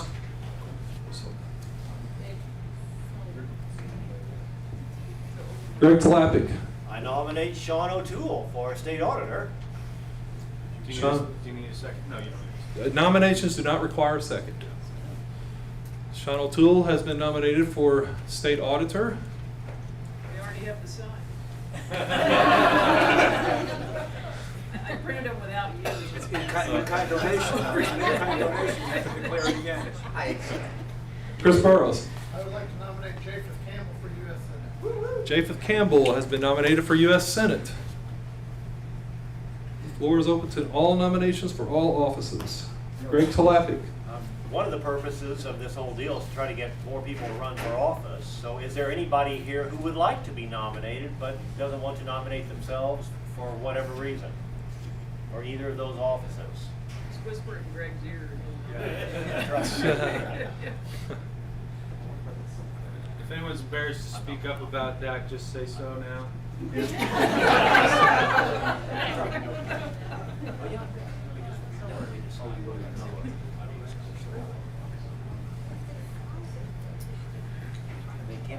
Well, I'm going to go ahead and close the nominations for Auditor and U.S. Senate out. We're going to proceed to Article 10.6, and this is each person present who places or accepts their name into nomination is to be asked 2 questions. And these 2 questions are, why are you running for office? And what are the big issues in your race? And you'll have 1 minute each. I got a stopwatch ready to go. You want to go first, Sean?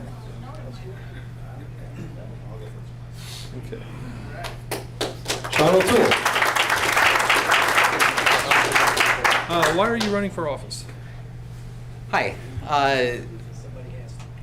Well, there is that. Someone does have to run.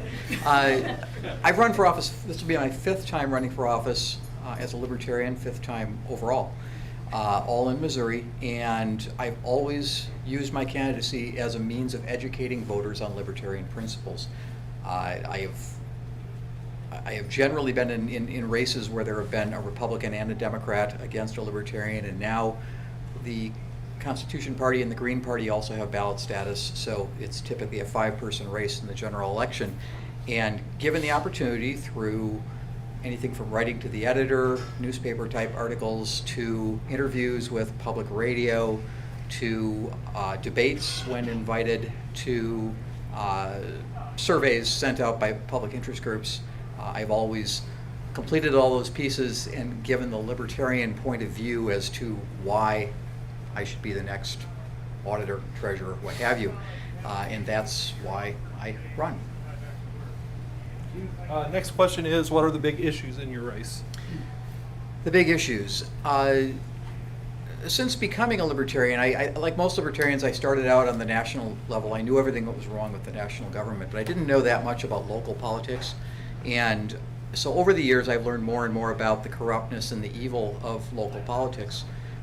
Most of us, some of us, will be hurt by federal legislation, but generally it's pretty spread out. Taxation is theft, we all know that. But where you're really going to be hurt is in local legislation. Local and state government will abuse your rights and hurt you in any way they possibly can for their own benefit. One of the checks that we have is the state auditor's office, the office that I seek. The state auditor has the ability in most cases to walk in and audit state government, not just for finances, but for performance. Are they doing their job? Are they hurting people? Are they breaking the law? If they are breaking the law, they can bring in federal prosecutors, state prosecutors, etc. That's what I think is the most important thing about what we do, is attempt to limit the tyranny of government.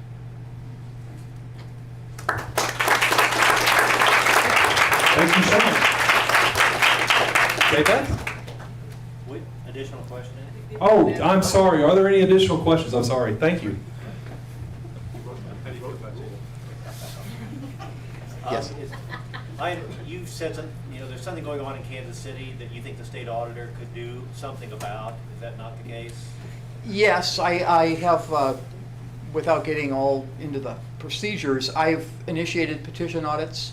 The petition auditing process at the state level to bring the auditor in to view the water department of Kansas City. That audit petition process is now over. It failed. I didn't get enough signatures. We may do it again at some point in time. I'd love for somebody else to do it. It's a thankless task, and you got to get out there and see a lot of people. The good news is that since I started that just October of 2016, I guess it was, we've now got active petitions in St. Louis City, Greene County, several others here. Ferguson, yes, and this is. Yeah, I should explain that what we're getting at with these petition audits.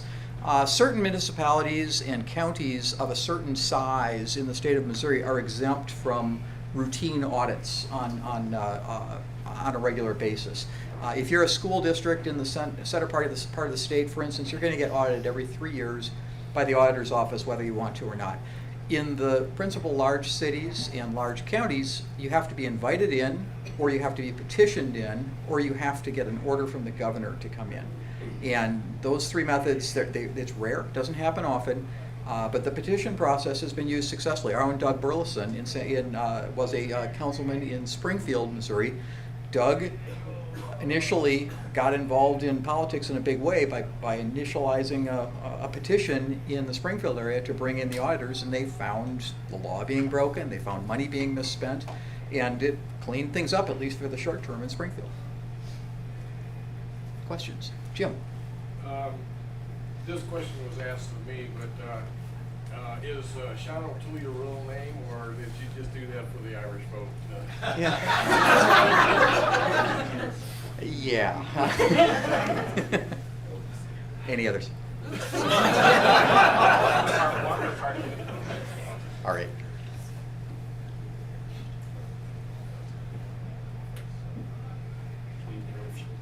Hi, Eric.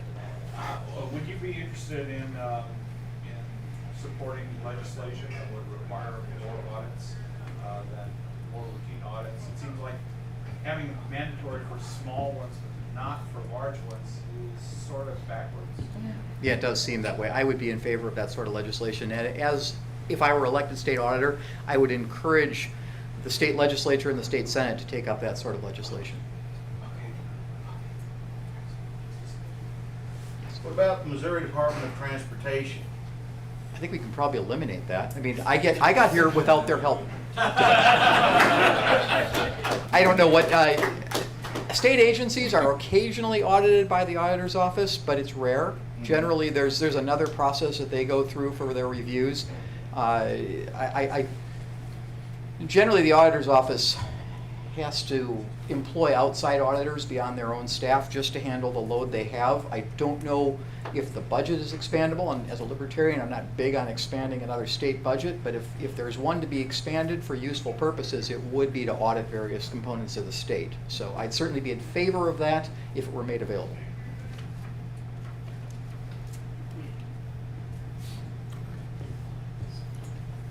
Thank you. Thank you.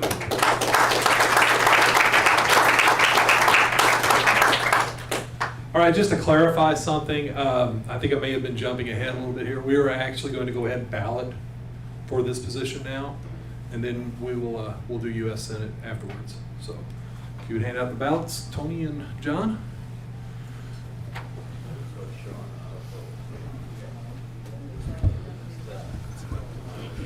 And if there are any questions about the ballot writing or the way the ballots read, just raise your hand. We'll answer any questions. Noda.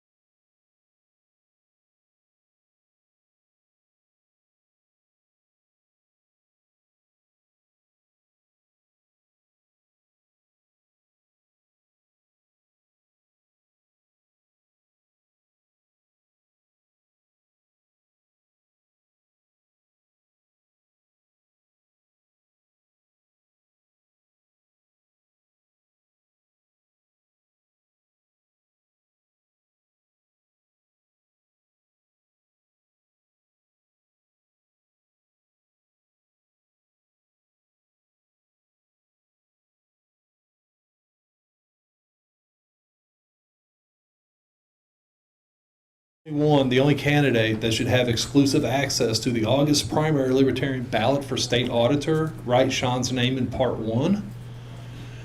And if you feel that any candidate, in this case it would be Sean, if you feel that Sean should be excluded, not appear on the August primary Libertarian Party ballot for this office, write his name in number 2. And if you feel that we should just leave the primary process open and just accept anybody's money and let the primary process play out, then you would just leave them blank. Write nobody, none, nobody, or nota.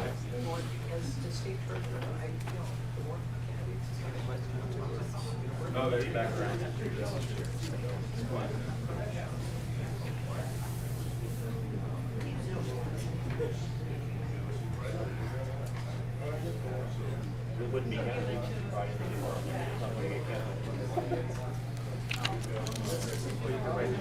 There are some kind of explanations on the back. I didn't realize that, but it explains it a little bit better than me.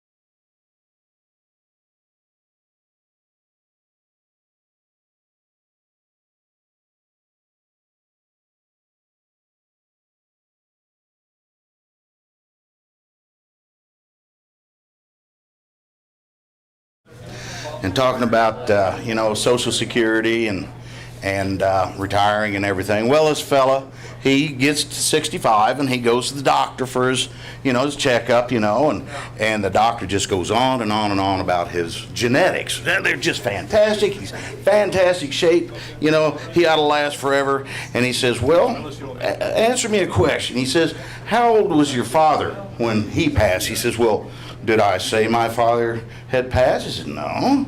He says, well, he's 94 years old. He has a 500-acre ranch. Go, go, go all the time. You know, Kiwanis Club, you know, Rotary Club, you know, church. Go, go, go. Really? Yeah. He says, well, answer me, how old was your grandfather when he passed? He said, well, did I say my grandfather had passed? He said, really? He says, well, he's 114 years old. You know, he's go, go, go all the time. Golfs every other day, bowls, you know, Kiwanis Club, Rotary Club, church, you know. In fact, last month he got married. He says, married? Now, why would a 114-year-old man want to get married for? He says, did I say he wanted to get married? That's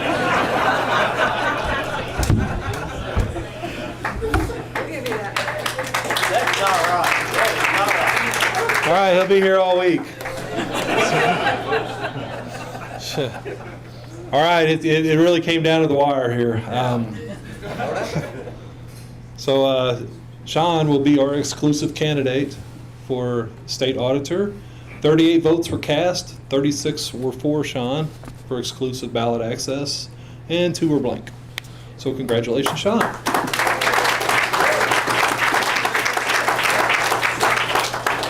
Thank you.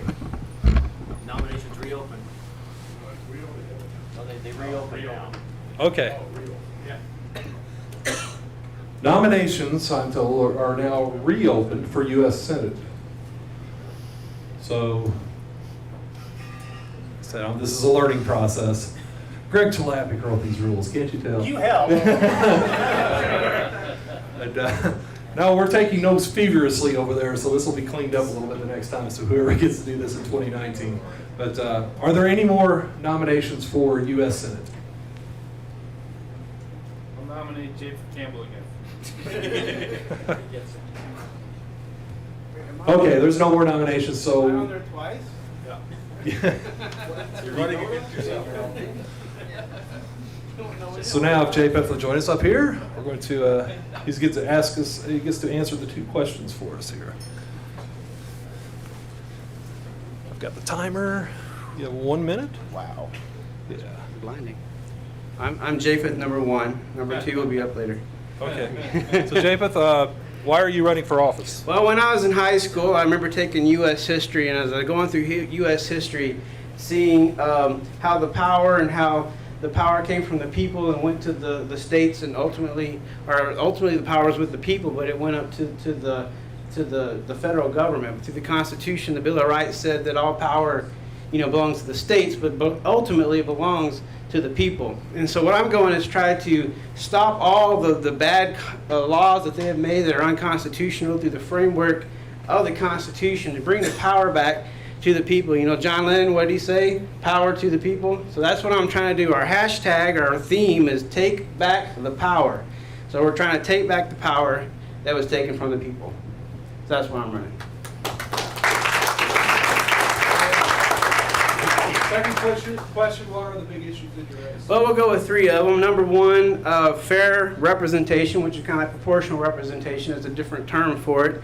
There's already in the House a congressman from Virginia presented one. It's in a chamber, in a committee right now, and it's pretty much, it wants to expand each district so that you have multi-member districts, and then you have now I can't think of it, where you get to go down the list and yes, thank you. I knew it earlier. But and so that way you can have more than one representative. It can be Democrat, Republican, Libertarian, all those things. Also, with taxation, I have an idea for representation and taxation so that people have more of a choice of where their money is spent. But that'd take more time than 1 minute to talk about, so we'll put it on the website. Also with the budget, balancing the budget, that we could do it in 5 years. First year, cut by 10% across the board, all spending. And then the next 4 years, keep it at that same level. And then after 5 years, you have a balanced budget, and you just only raise the budget, spending with the GDP. So that's it. And a whole bunch of others. But anyway.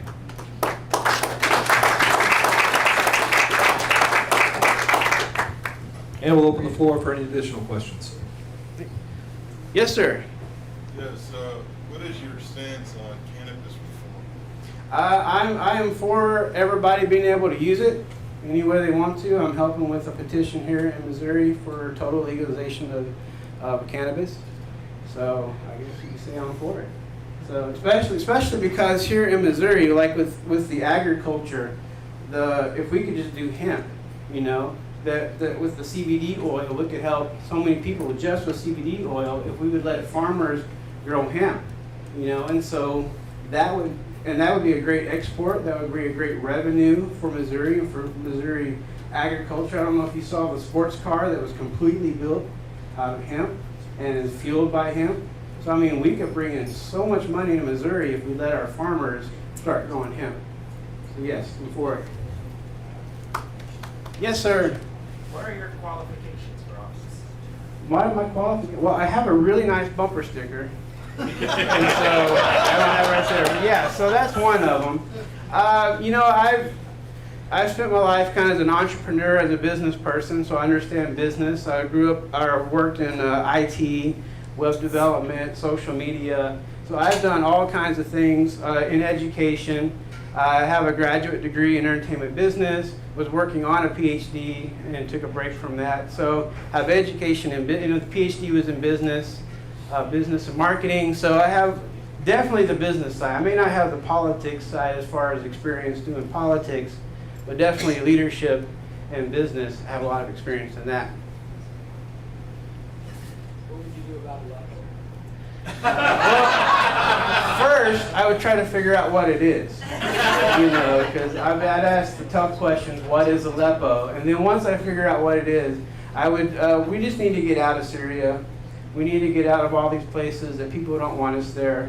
You know, as Ron Paul says, we just need to get out. If it may take a while, we may not can do it immediately. I know I was talking with someone earlier this week that was saying, you know, if we try to do it quickly, the whole world will just fall apart. So we may have to do it slowly, but we need to get out. We need to stop killing our sons and daughters overseas, letting them lose limbs for wars that is actually not doing anything for America. You know, we're fighting for, it's supposed to be for freedom, for what, that's the American way, but it's not doing anything for us.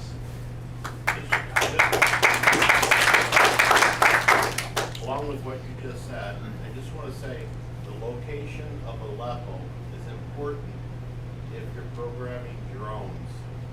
Yeah, and we got to stop that. I mean, we're going over and killing kids. I mean, I do a presentation, you know, they've seen my presentation, and I showed some pictures of some children in Iraq, Afghanistan, Syria, and these are kids that we're going over and killing with drone strikes. I mean, we have no right to go kill children in the name of our peace and freedom. I have another question, but before that, previous question.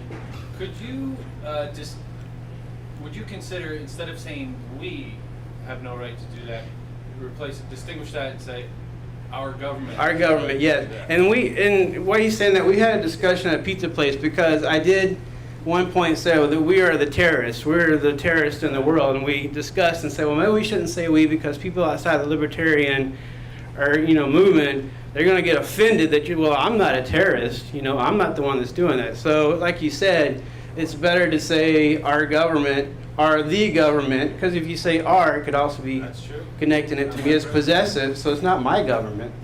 You know. Those scoundrels. Yes, those scoundrels in Washington, they're going around and killing people. Yes. But here's my question.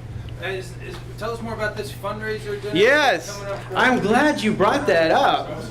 We have a card you can fill out for donations or for volunteering, so that we're kind of using that to get people to know how many there's coming. If you make a donation of $25, you can get in.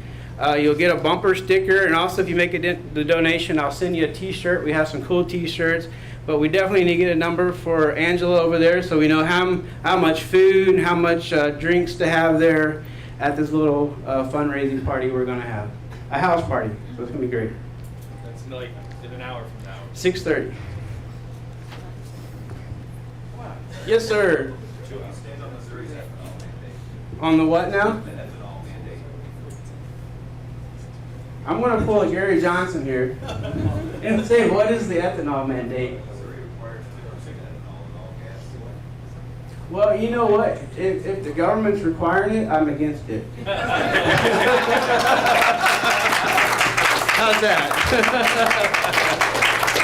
If you want ethanol in your gas, go for it.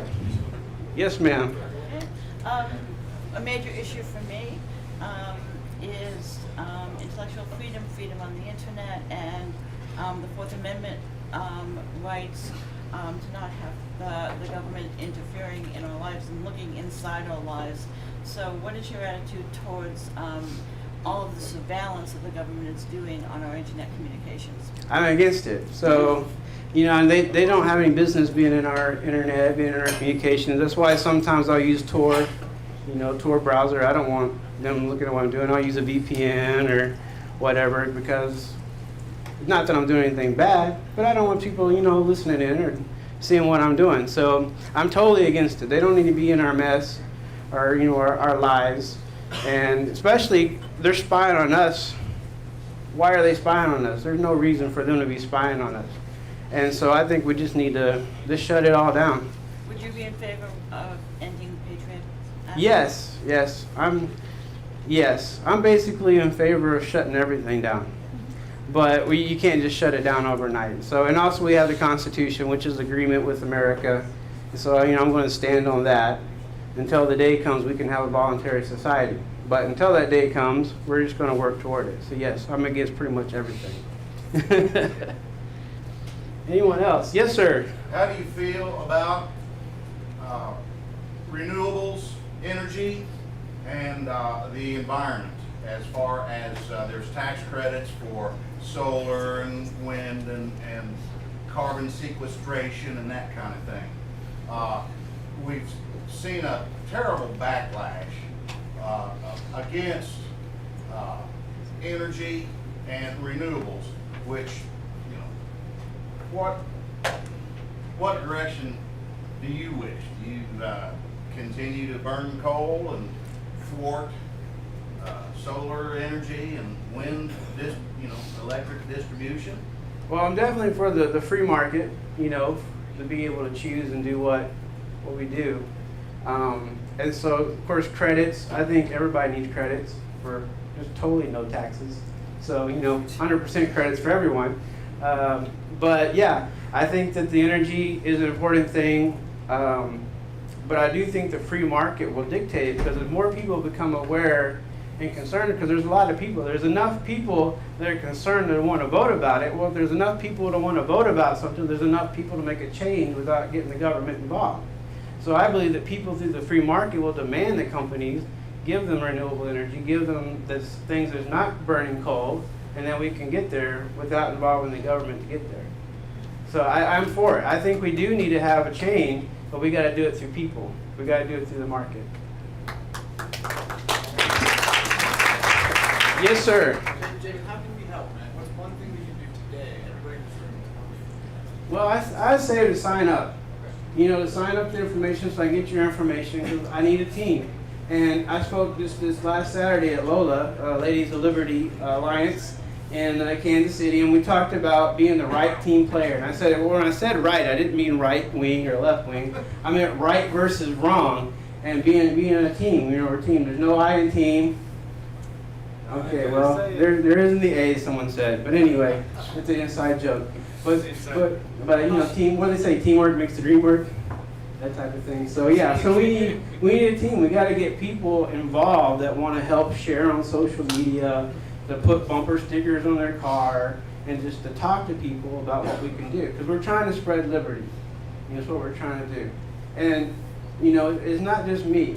Like Austin. We're all principle over party. And so everybody, whatever they do, whether in this party, they're in another party, We've got to spread the message of liberty and all of us work together. Because I'm just one little candle trying to light the cave. But if we have all these candles here, we can light up the whole world for liberty. So yes, so join and we can have a team. Yes, sir. What if Austin gets mad and says mean things about you? Okay. I don't think he's going to do that. And well, here's why I don't think he's going to do that. Because we've already talked. And we said we're not going to sling mud, we're not going to do anything. We're going to have positive campaigns because we both have the same goal of liberty, of beating Claire McCaskill and winning Missouri for libertarianism. Whether, it's little L, libertarianism. So it doesn't matter if it's LP or if it's him in the Republican Party, as long as someone is going to be pure in their message and pure in what they're doing in Washington. That's the most important thing. So if he did that, I'd be a little upset, but I don't think he's going to do that. But I'm going to keep my word, though. Yes, sir. What's your past experience running for office? My past experience running for office is not political. It's mainly like at college and things like that, being selected to run for vice president of a class, senior class, running for a treasurer of an organization. So most of my political running for things is all non-government. So this is it. So I made a shot to go for the big one, for the jugular on the first shot. So yeah. Anybody else? I'm actually having fun, so let's just keep going. I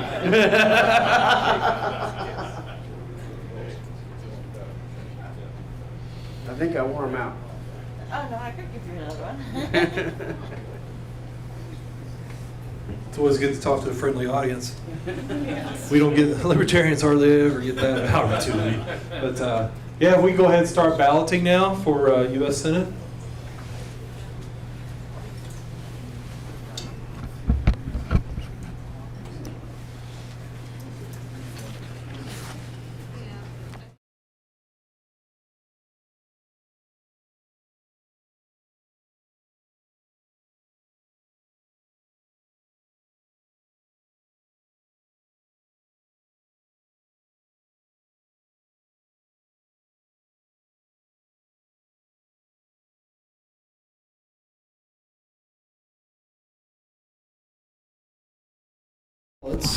Randy Lancreer just donated 2 tickets to JPEF's fundraiser this evening. Oh, cool. We'll go ahead and give those away as door prizes here. Thank you, Randy. And if you can't go, just throw it back in. We'll just keep drawing until somebody can go. Where is the fundraiser? The fundraiser is in town somewhere, is that correct? 412 Sherry Street. Is that Sherry or Cherry? Cherry Street.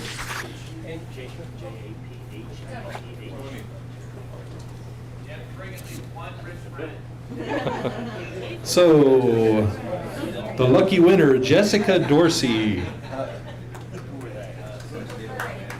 Is that, yeah, see you guys able to go? Oh, yeah. Yeah, okay, cool. Thank you. Well, congratulations. And second winner for the JPEF Campbell fundraiser is, oh, great, Tom Roulette. Okay, so Tom's throwing it back in. So Derek Hackey, Hackey, H-A-A-K-E. He's gone. He's gone. All right. Russ Clark. It's Russ. I don't think he's here either. I thought, yeah. He's not here either. Man, this one here is tough to give away. Jeff Allender. I promise my kids I go home. Yeah, okay. Oh, that's all right. Stephen Wilson. You able to go? It's here in town. All right. Stephen Wilson, congratulations.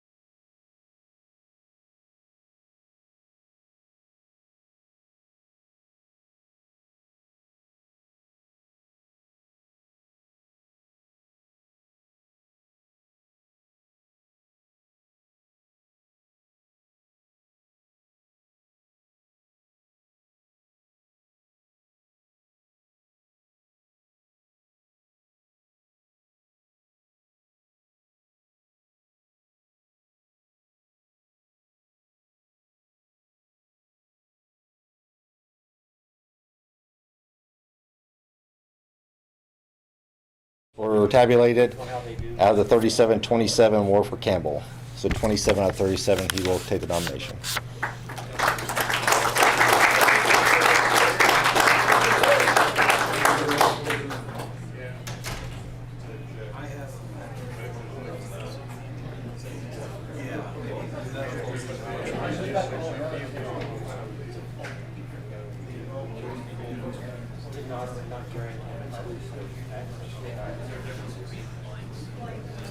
I'm gonna go with Rick first.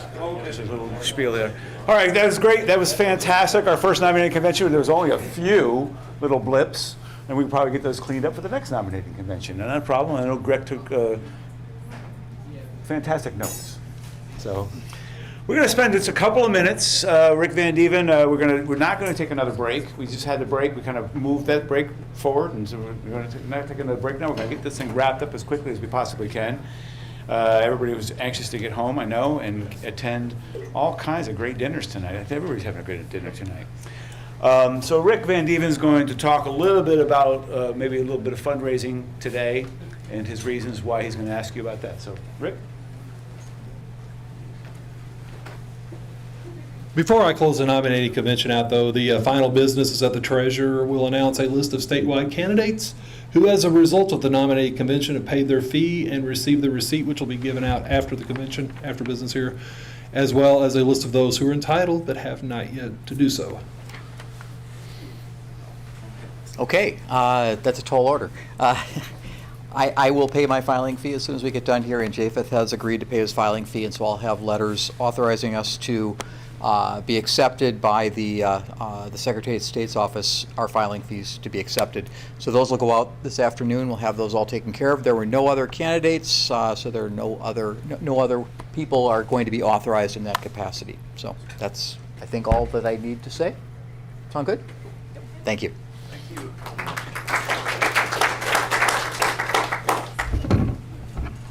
No, this isn't really a fundraiser per se. It's just a kind of a, I guess it's a plea for money, I guess.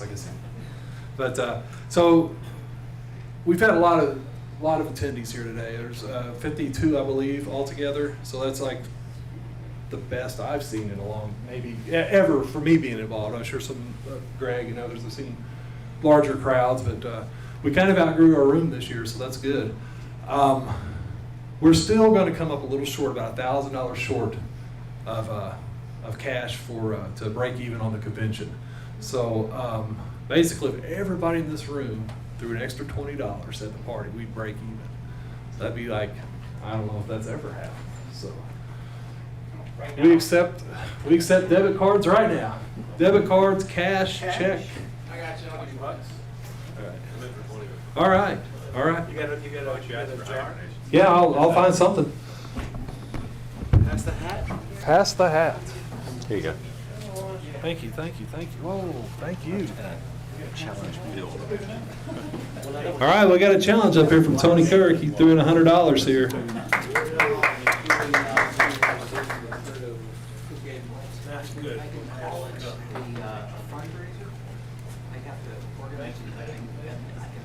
Where do we go with the debit card? Is it online or what? See Sean. You're getting more than 100. Okay.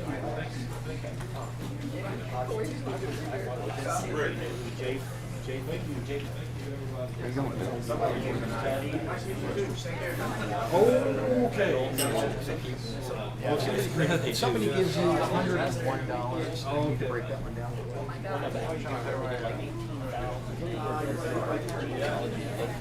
I was just informed that the Missouri Ethics Commission, in their eternal quest to keep political parties honest, $20. Well, not anything over $100, we have to do like extra paperwork. But thank you, everybody. That worked out well. That's great. Good job. We're going to do more than break even this year. Thank you, everyone. I'm going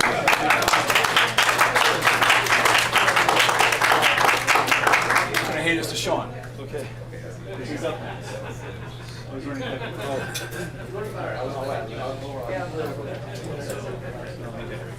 Still running a couple debit cards, but we do have one more. Let's leave that there in case anybody gets really ambitious. We do have one more door prize to give away.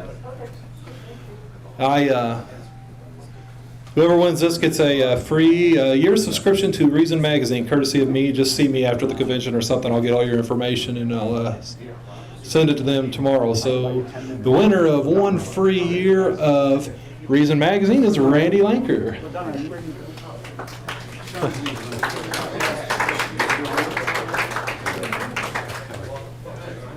All right, well, we're waiting for Sean to run, all 15 people standing back there with credit cards.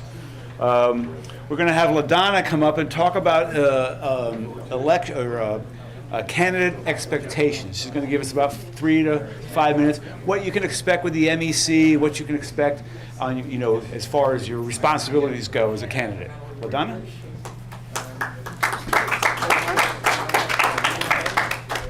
I need somebody. Is this unlocked? Oh, okay. There we go.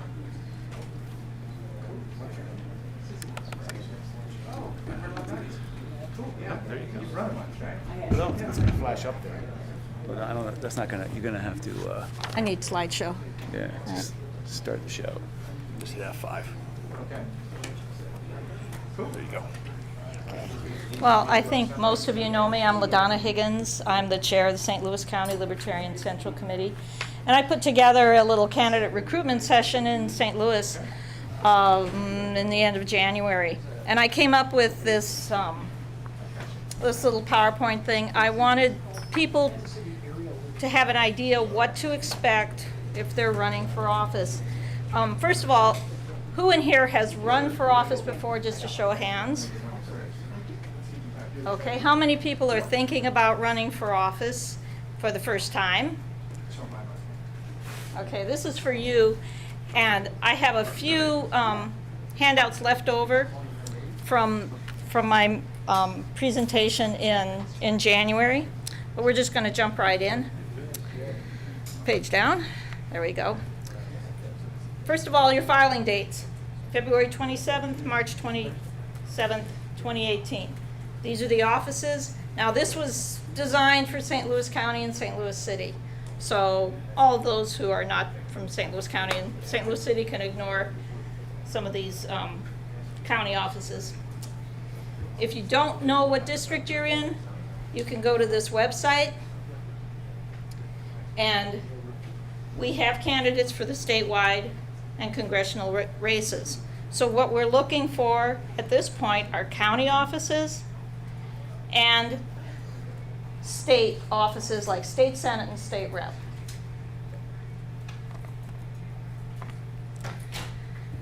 And then there's the political party committees.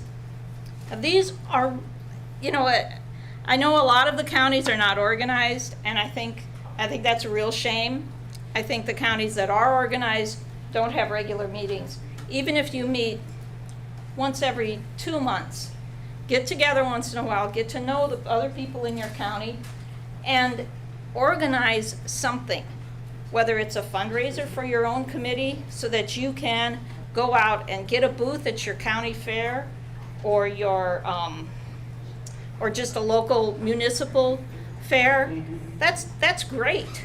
If the Democrats are there, if the Republicans are there with a booth, we should be there. We have to be visible to the voting public, and that's the best way to get out there, second only to running for office. And these are some of the rules about being on the central committee for your county. I'm not going to read this to you.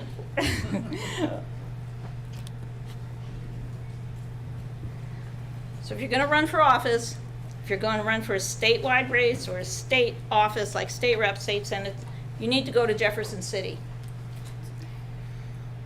If you're running for a county office, and there's a lot of county offices, okay? There's sheriff, there's county council, county assessor, prosecuting attorney, auditors, county clerk.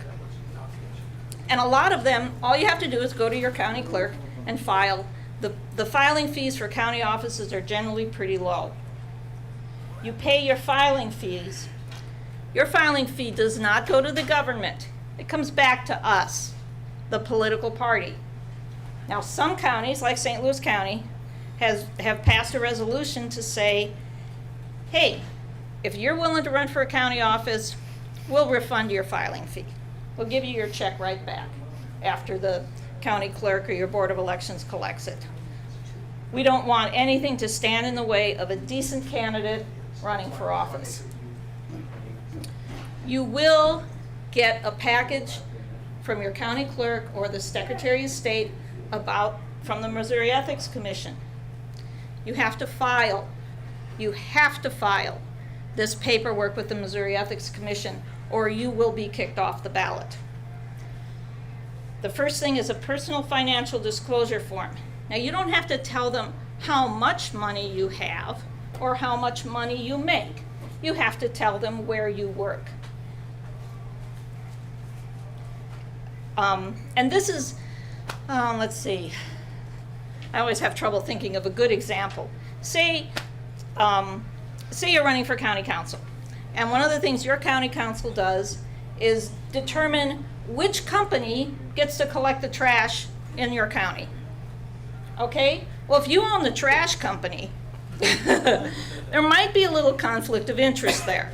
That's what the Missouri Ethics Commission is looking for.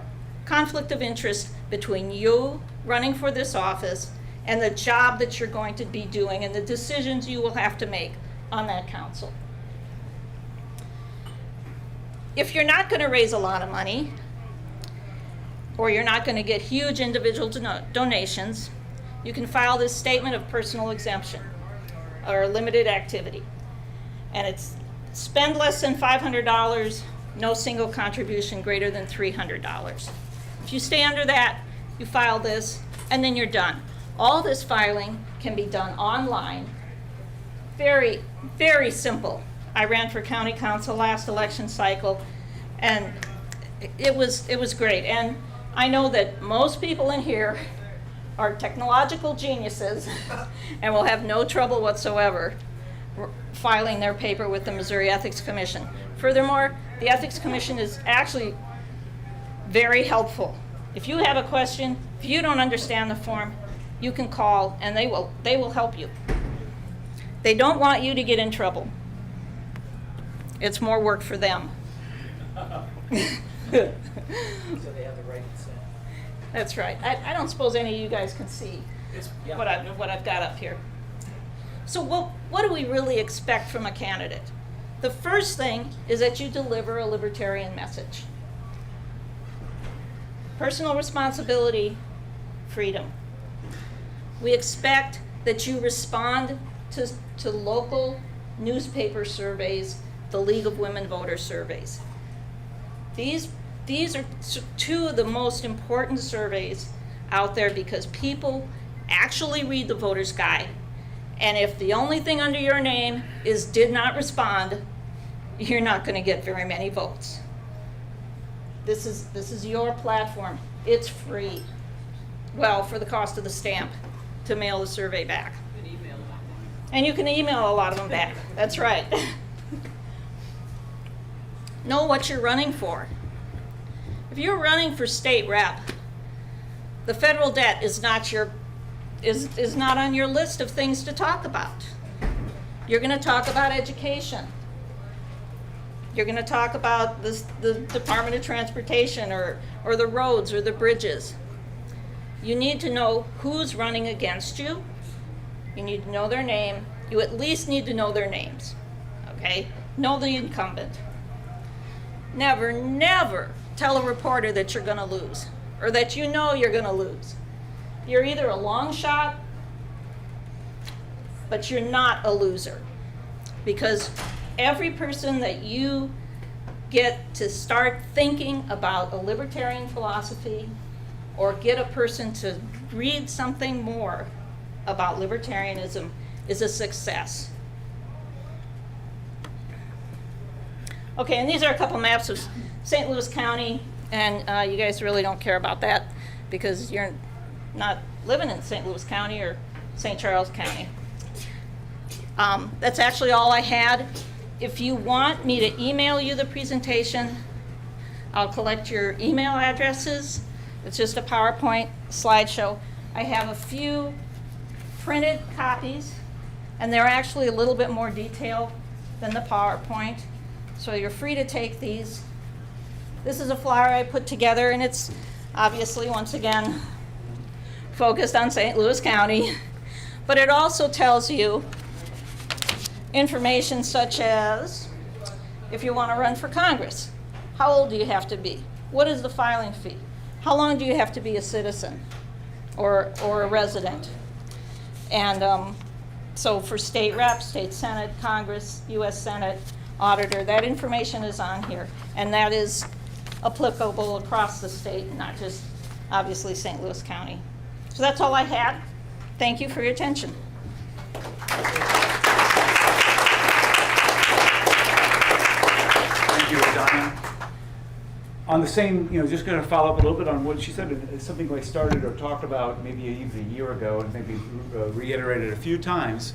If you're a first-time runner for any office, we've been trying to encourage mentorships. So you get these questionnaires, and you're not really quite sure what the answer should be. And Arvin, mentioned a little bit, write the same paragraph over and over and over again for each question. That sounds kind of fun, but in all reality, we know many of us have done this before.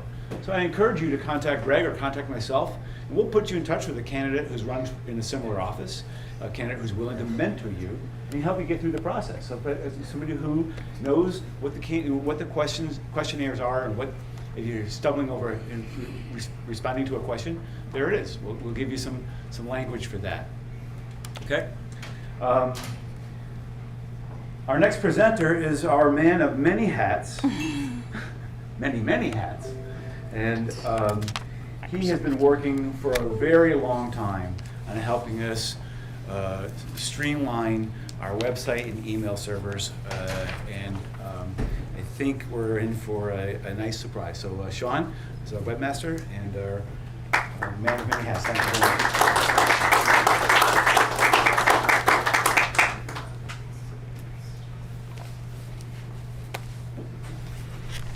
Thank you, sir.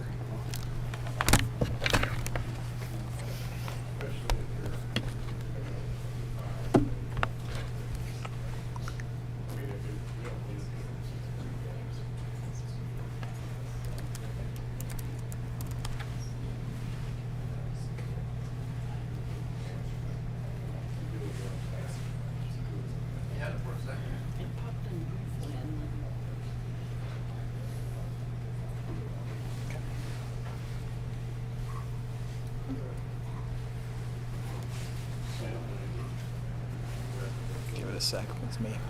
It's me. It's not you. It's searching for what we're playing here. I'm just going to go up and go to Command P. It'll send me into print mode, so we're going to go right here. I'm sorry, not Command P. Let's set it. How we doing on that side? Whoop. One more time.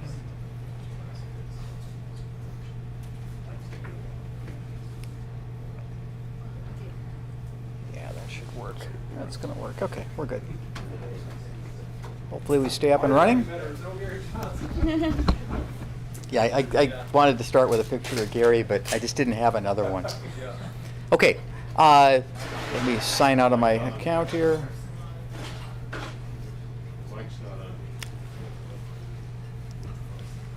One, two.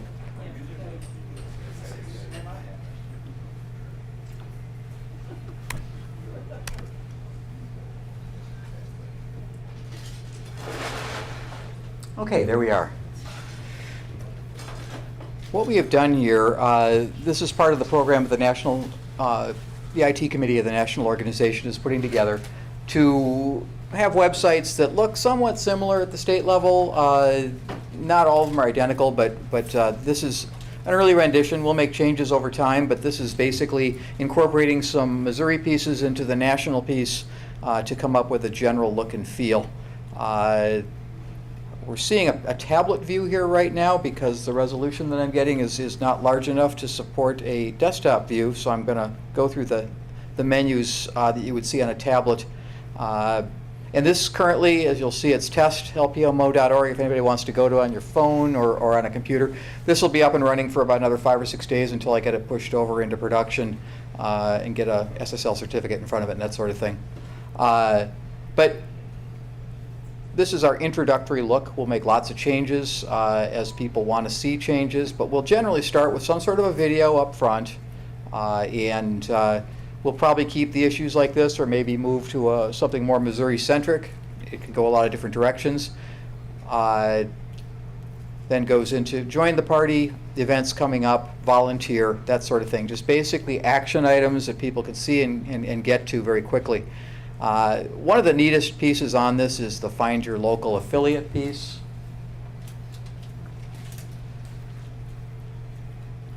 And this takes the state of Missouri and breaks it out into counties in which we have a known contact. In some cases that means a full-blown out county party. In some cases it just means a contact where you can talk to a warm body that lives near you and learn a little bit about the LP. But if you go down in any of these, say in, I'm going to need to move this up so I can see the bottom. But for instance, here in Scott County, if I click on that, I'm going to get email out to Scott County, and my guess is that probably goes, it goes down to Rick Van Dieven. Some counties, I can put anything in here that you might like. So for instance, if I go to St. Louis County, we've got a lot more stuff. We've got email, meetup group, website, Facebook page, Facebook group. All the links are in there. So whatever you have to put in at your county level, just let me know. We'll upload it, get it in there, and we'll convert you from blue to gold. And then the blues, for instance, there's just nothing there at this point in time, but each and every gold has some sort of contact information. So other pieces. Hey Sean, do you mind if I ask a question while you're on that Yep. piece? Greg and I were talking about this just a couple days ago. What we could do for all those counties that are blue, until we get a local contact for the county, we could put the regional welcome person, contact person. We could do that. For every county in that region. Yeah, if you can get me that breakdown list, I'd be happy to make that happen. Easily. Yeah. That's cool. Excellent. With the hope that they'll also, more important to have the more local contacts. So don't sit back and say, we don't have to fill those in. We need to fill them in. Yeah. Exactly. Okay. Thank you. Sure. There's a headlines section. Right now this is a little dated. We haven't put anything in here yet, but this headlines, let me see. Huh. I do have a code. Hang on. Oh.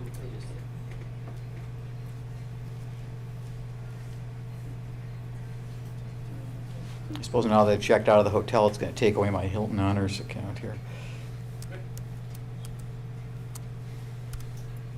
Let's hope not. Because if we have to go to my phone, it gets really slow.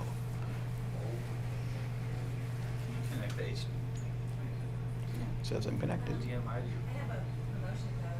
I got one. Yeah, we're good, thanks.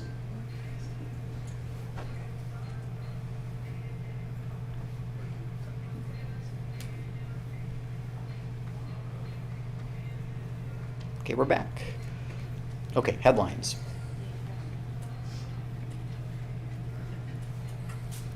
This is an area where anything that we put in, this is just the general cycle of headline type things. We've got another area for events, but the state fair is coming up, so any write-up on the state fair, that sort of thing. I just put a brief piece up about Missouri LP gets a website facelift here. And the beauty of this is we've set it up so that the sidebar is upcoming events. You get a good idea of what's going on statewide as long as people are contributing events into the system. Here we have the Twitter feed of the Facebook feed up on top, Twitter feed below. All things going on today. So just a constant new thing. Whatever is put into our feeds automatically dumps into here. Let's go to events. This is just a cycle of events for what's coming up. The state convention today, executive, it's not actually happening, that's just in the calendar, but we'll count it.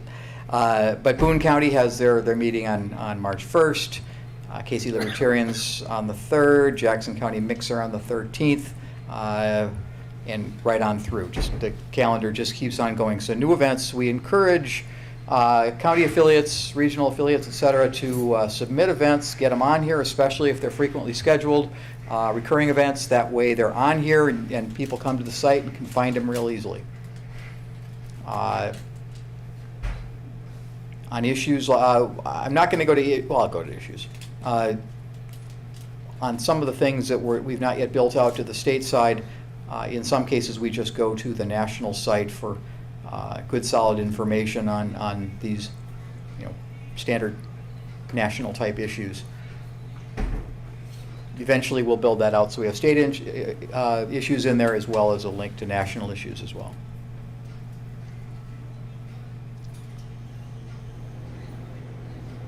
We have links to our platform, principles, state party leadership, candidates, which we'll be building out, affiliates is that map I showed, our bylaws, frequently asked questions, contact us, etc. So, for instance, if we run over to principles, this is all just coming off of our old website, just what we've all seen in the past and the way that the page reads. It's just a standard blog page that just has all the pieces put in.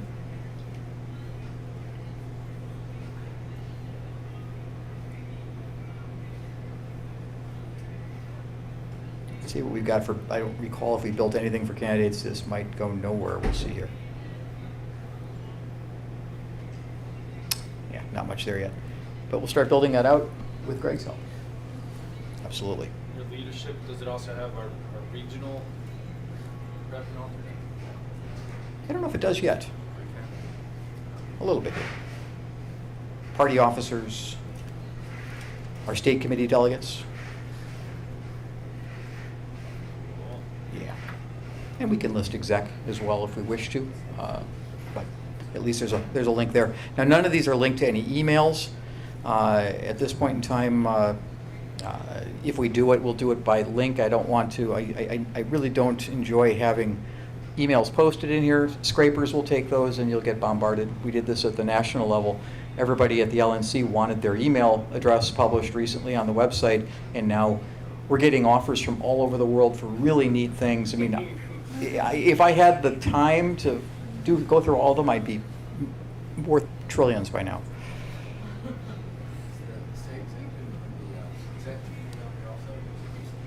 I can put it on. We've got just the state committee on here so far, and we'll continue to add out and just build and add pieces.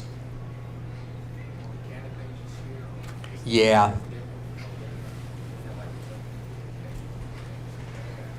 We can go a lot of different directions. What I'd like to do is if candidates have websites, I'd like to have a picture of the candidate on our website and then links to their website and that sort of thing and lead them there. But the whole idea is we want to give people an idea what you're running for, if it's a local race or a regional race, what your where you are, so that they know that where you're running.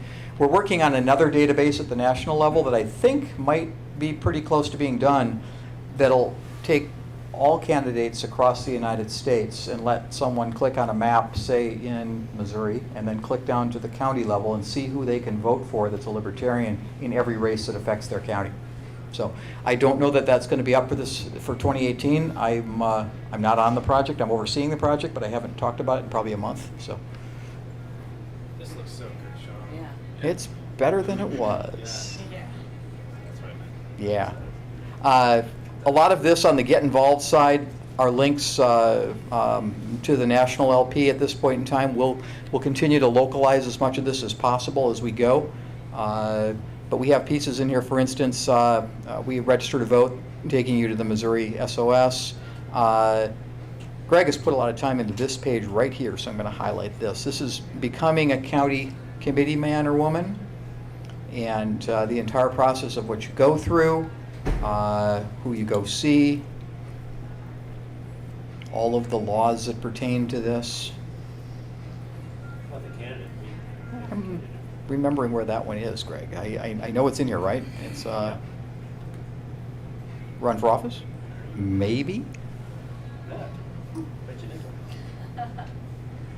Exactly. So Greg's worked on this page over a long period of time, and really this is a treasure trove of information. If you're running for office, this is a page you need to go to. Again, right now it's on the test site, but the test site is wide open. You can get there, and when it ceases to function, you can just go to lpmo.org and it'll pick up once we dump the test. But all ethics paperwork, links to all of your paperwork, spending thresholds. your personal financial disclosure statements, statement of exemption or rejection, et cetera, committee formations, all this stuff is right here. So thank you, Greg, for making that all available in one spot. Andy. Yeah.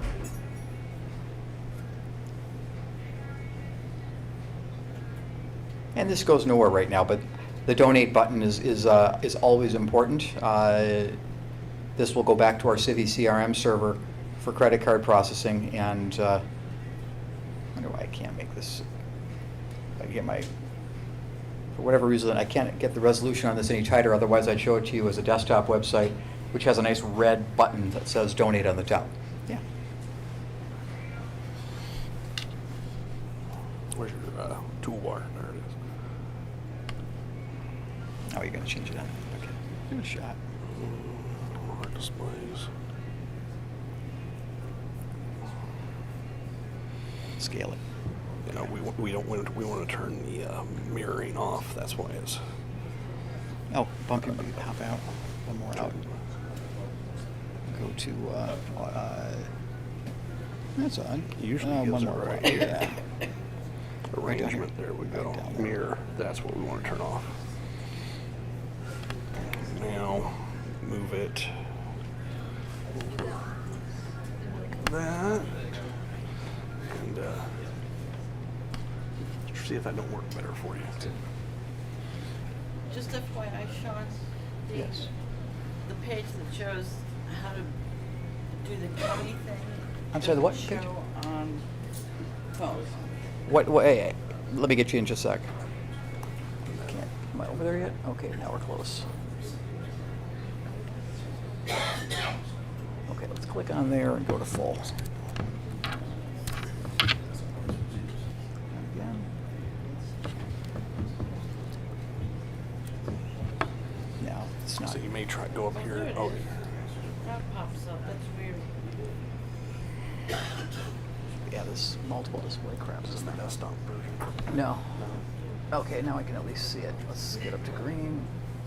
Ah, there we are. Still not there. Now, it's something about this system is not talking well. So Go back to your control panel there. let's jump into settings and do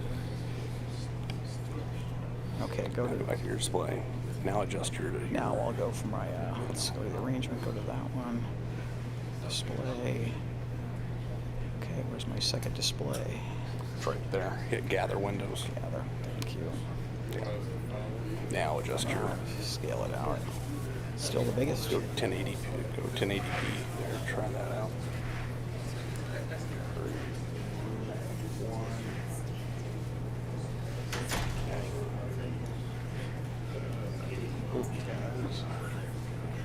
Okay, well we're gonna Shut it way get down. we're gonna get there. Okay, let's don't send that, whatever that is, and let's. It's interesting. I think I tried very well.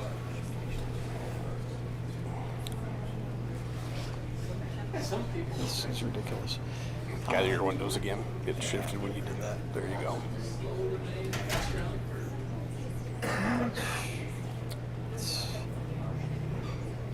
So, yeah.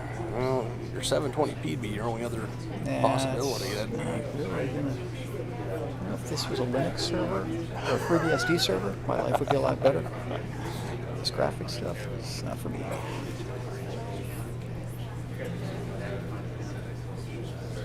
That looks better.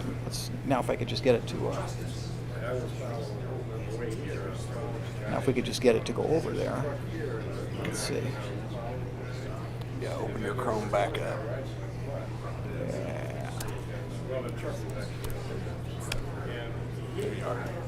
There we go. Okay, this is the last piece I wanted to show you what it looks like on a desktop, and that is the red donate button up in the corner, so that it's easy for people to recognize where to bring money to the LP. So, any questions about this, or any suggestions or ideas? Not too many suggestions because I haven't got a lot of time today, but yes. Who do I contact besides you to get something like this for Mike? Andy Burns. Do you know Andy? If you don't, reach out to me and I'll get you in touch with Andy. Yeah. Yeah, on that map that had is, if we wanted to add like a Facebook page. Yeah, or easy. something like that, what would we do? Just email you? Send it to me. Send me the link. Tell me the county. Send me the link, and I'll put it up. Takes 2 minutes. Any other questions? Yes. You guys asked for $20. Will you accept an ounce of silver? Absolutely. I'll take a quarter of an ounce of silver if that's what you've got for me. I'll go through my card and get you an ounce. You're the man. How do events get put up on the website? It'll get there, don't worry. Okay. Anyone who has access to the back end of the website can go in and click on the events tab and just start an event and then choose for it to be recurring or one time or anything else.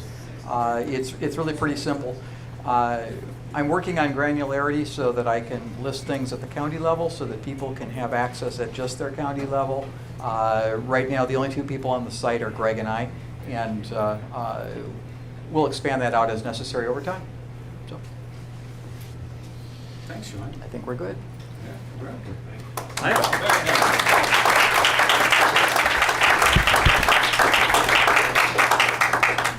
have one small question.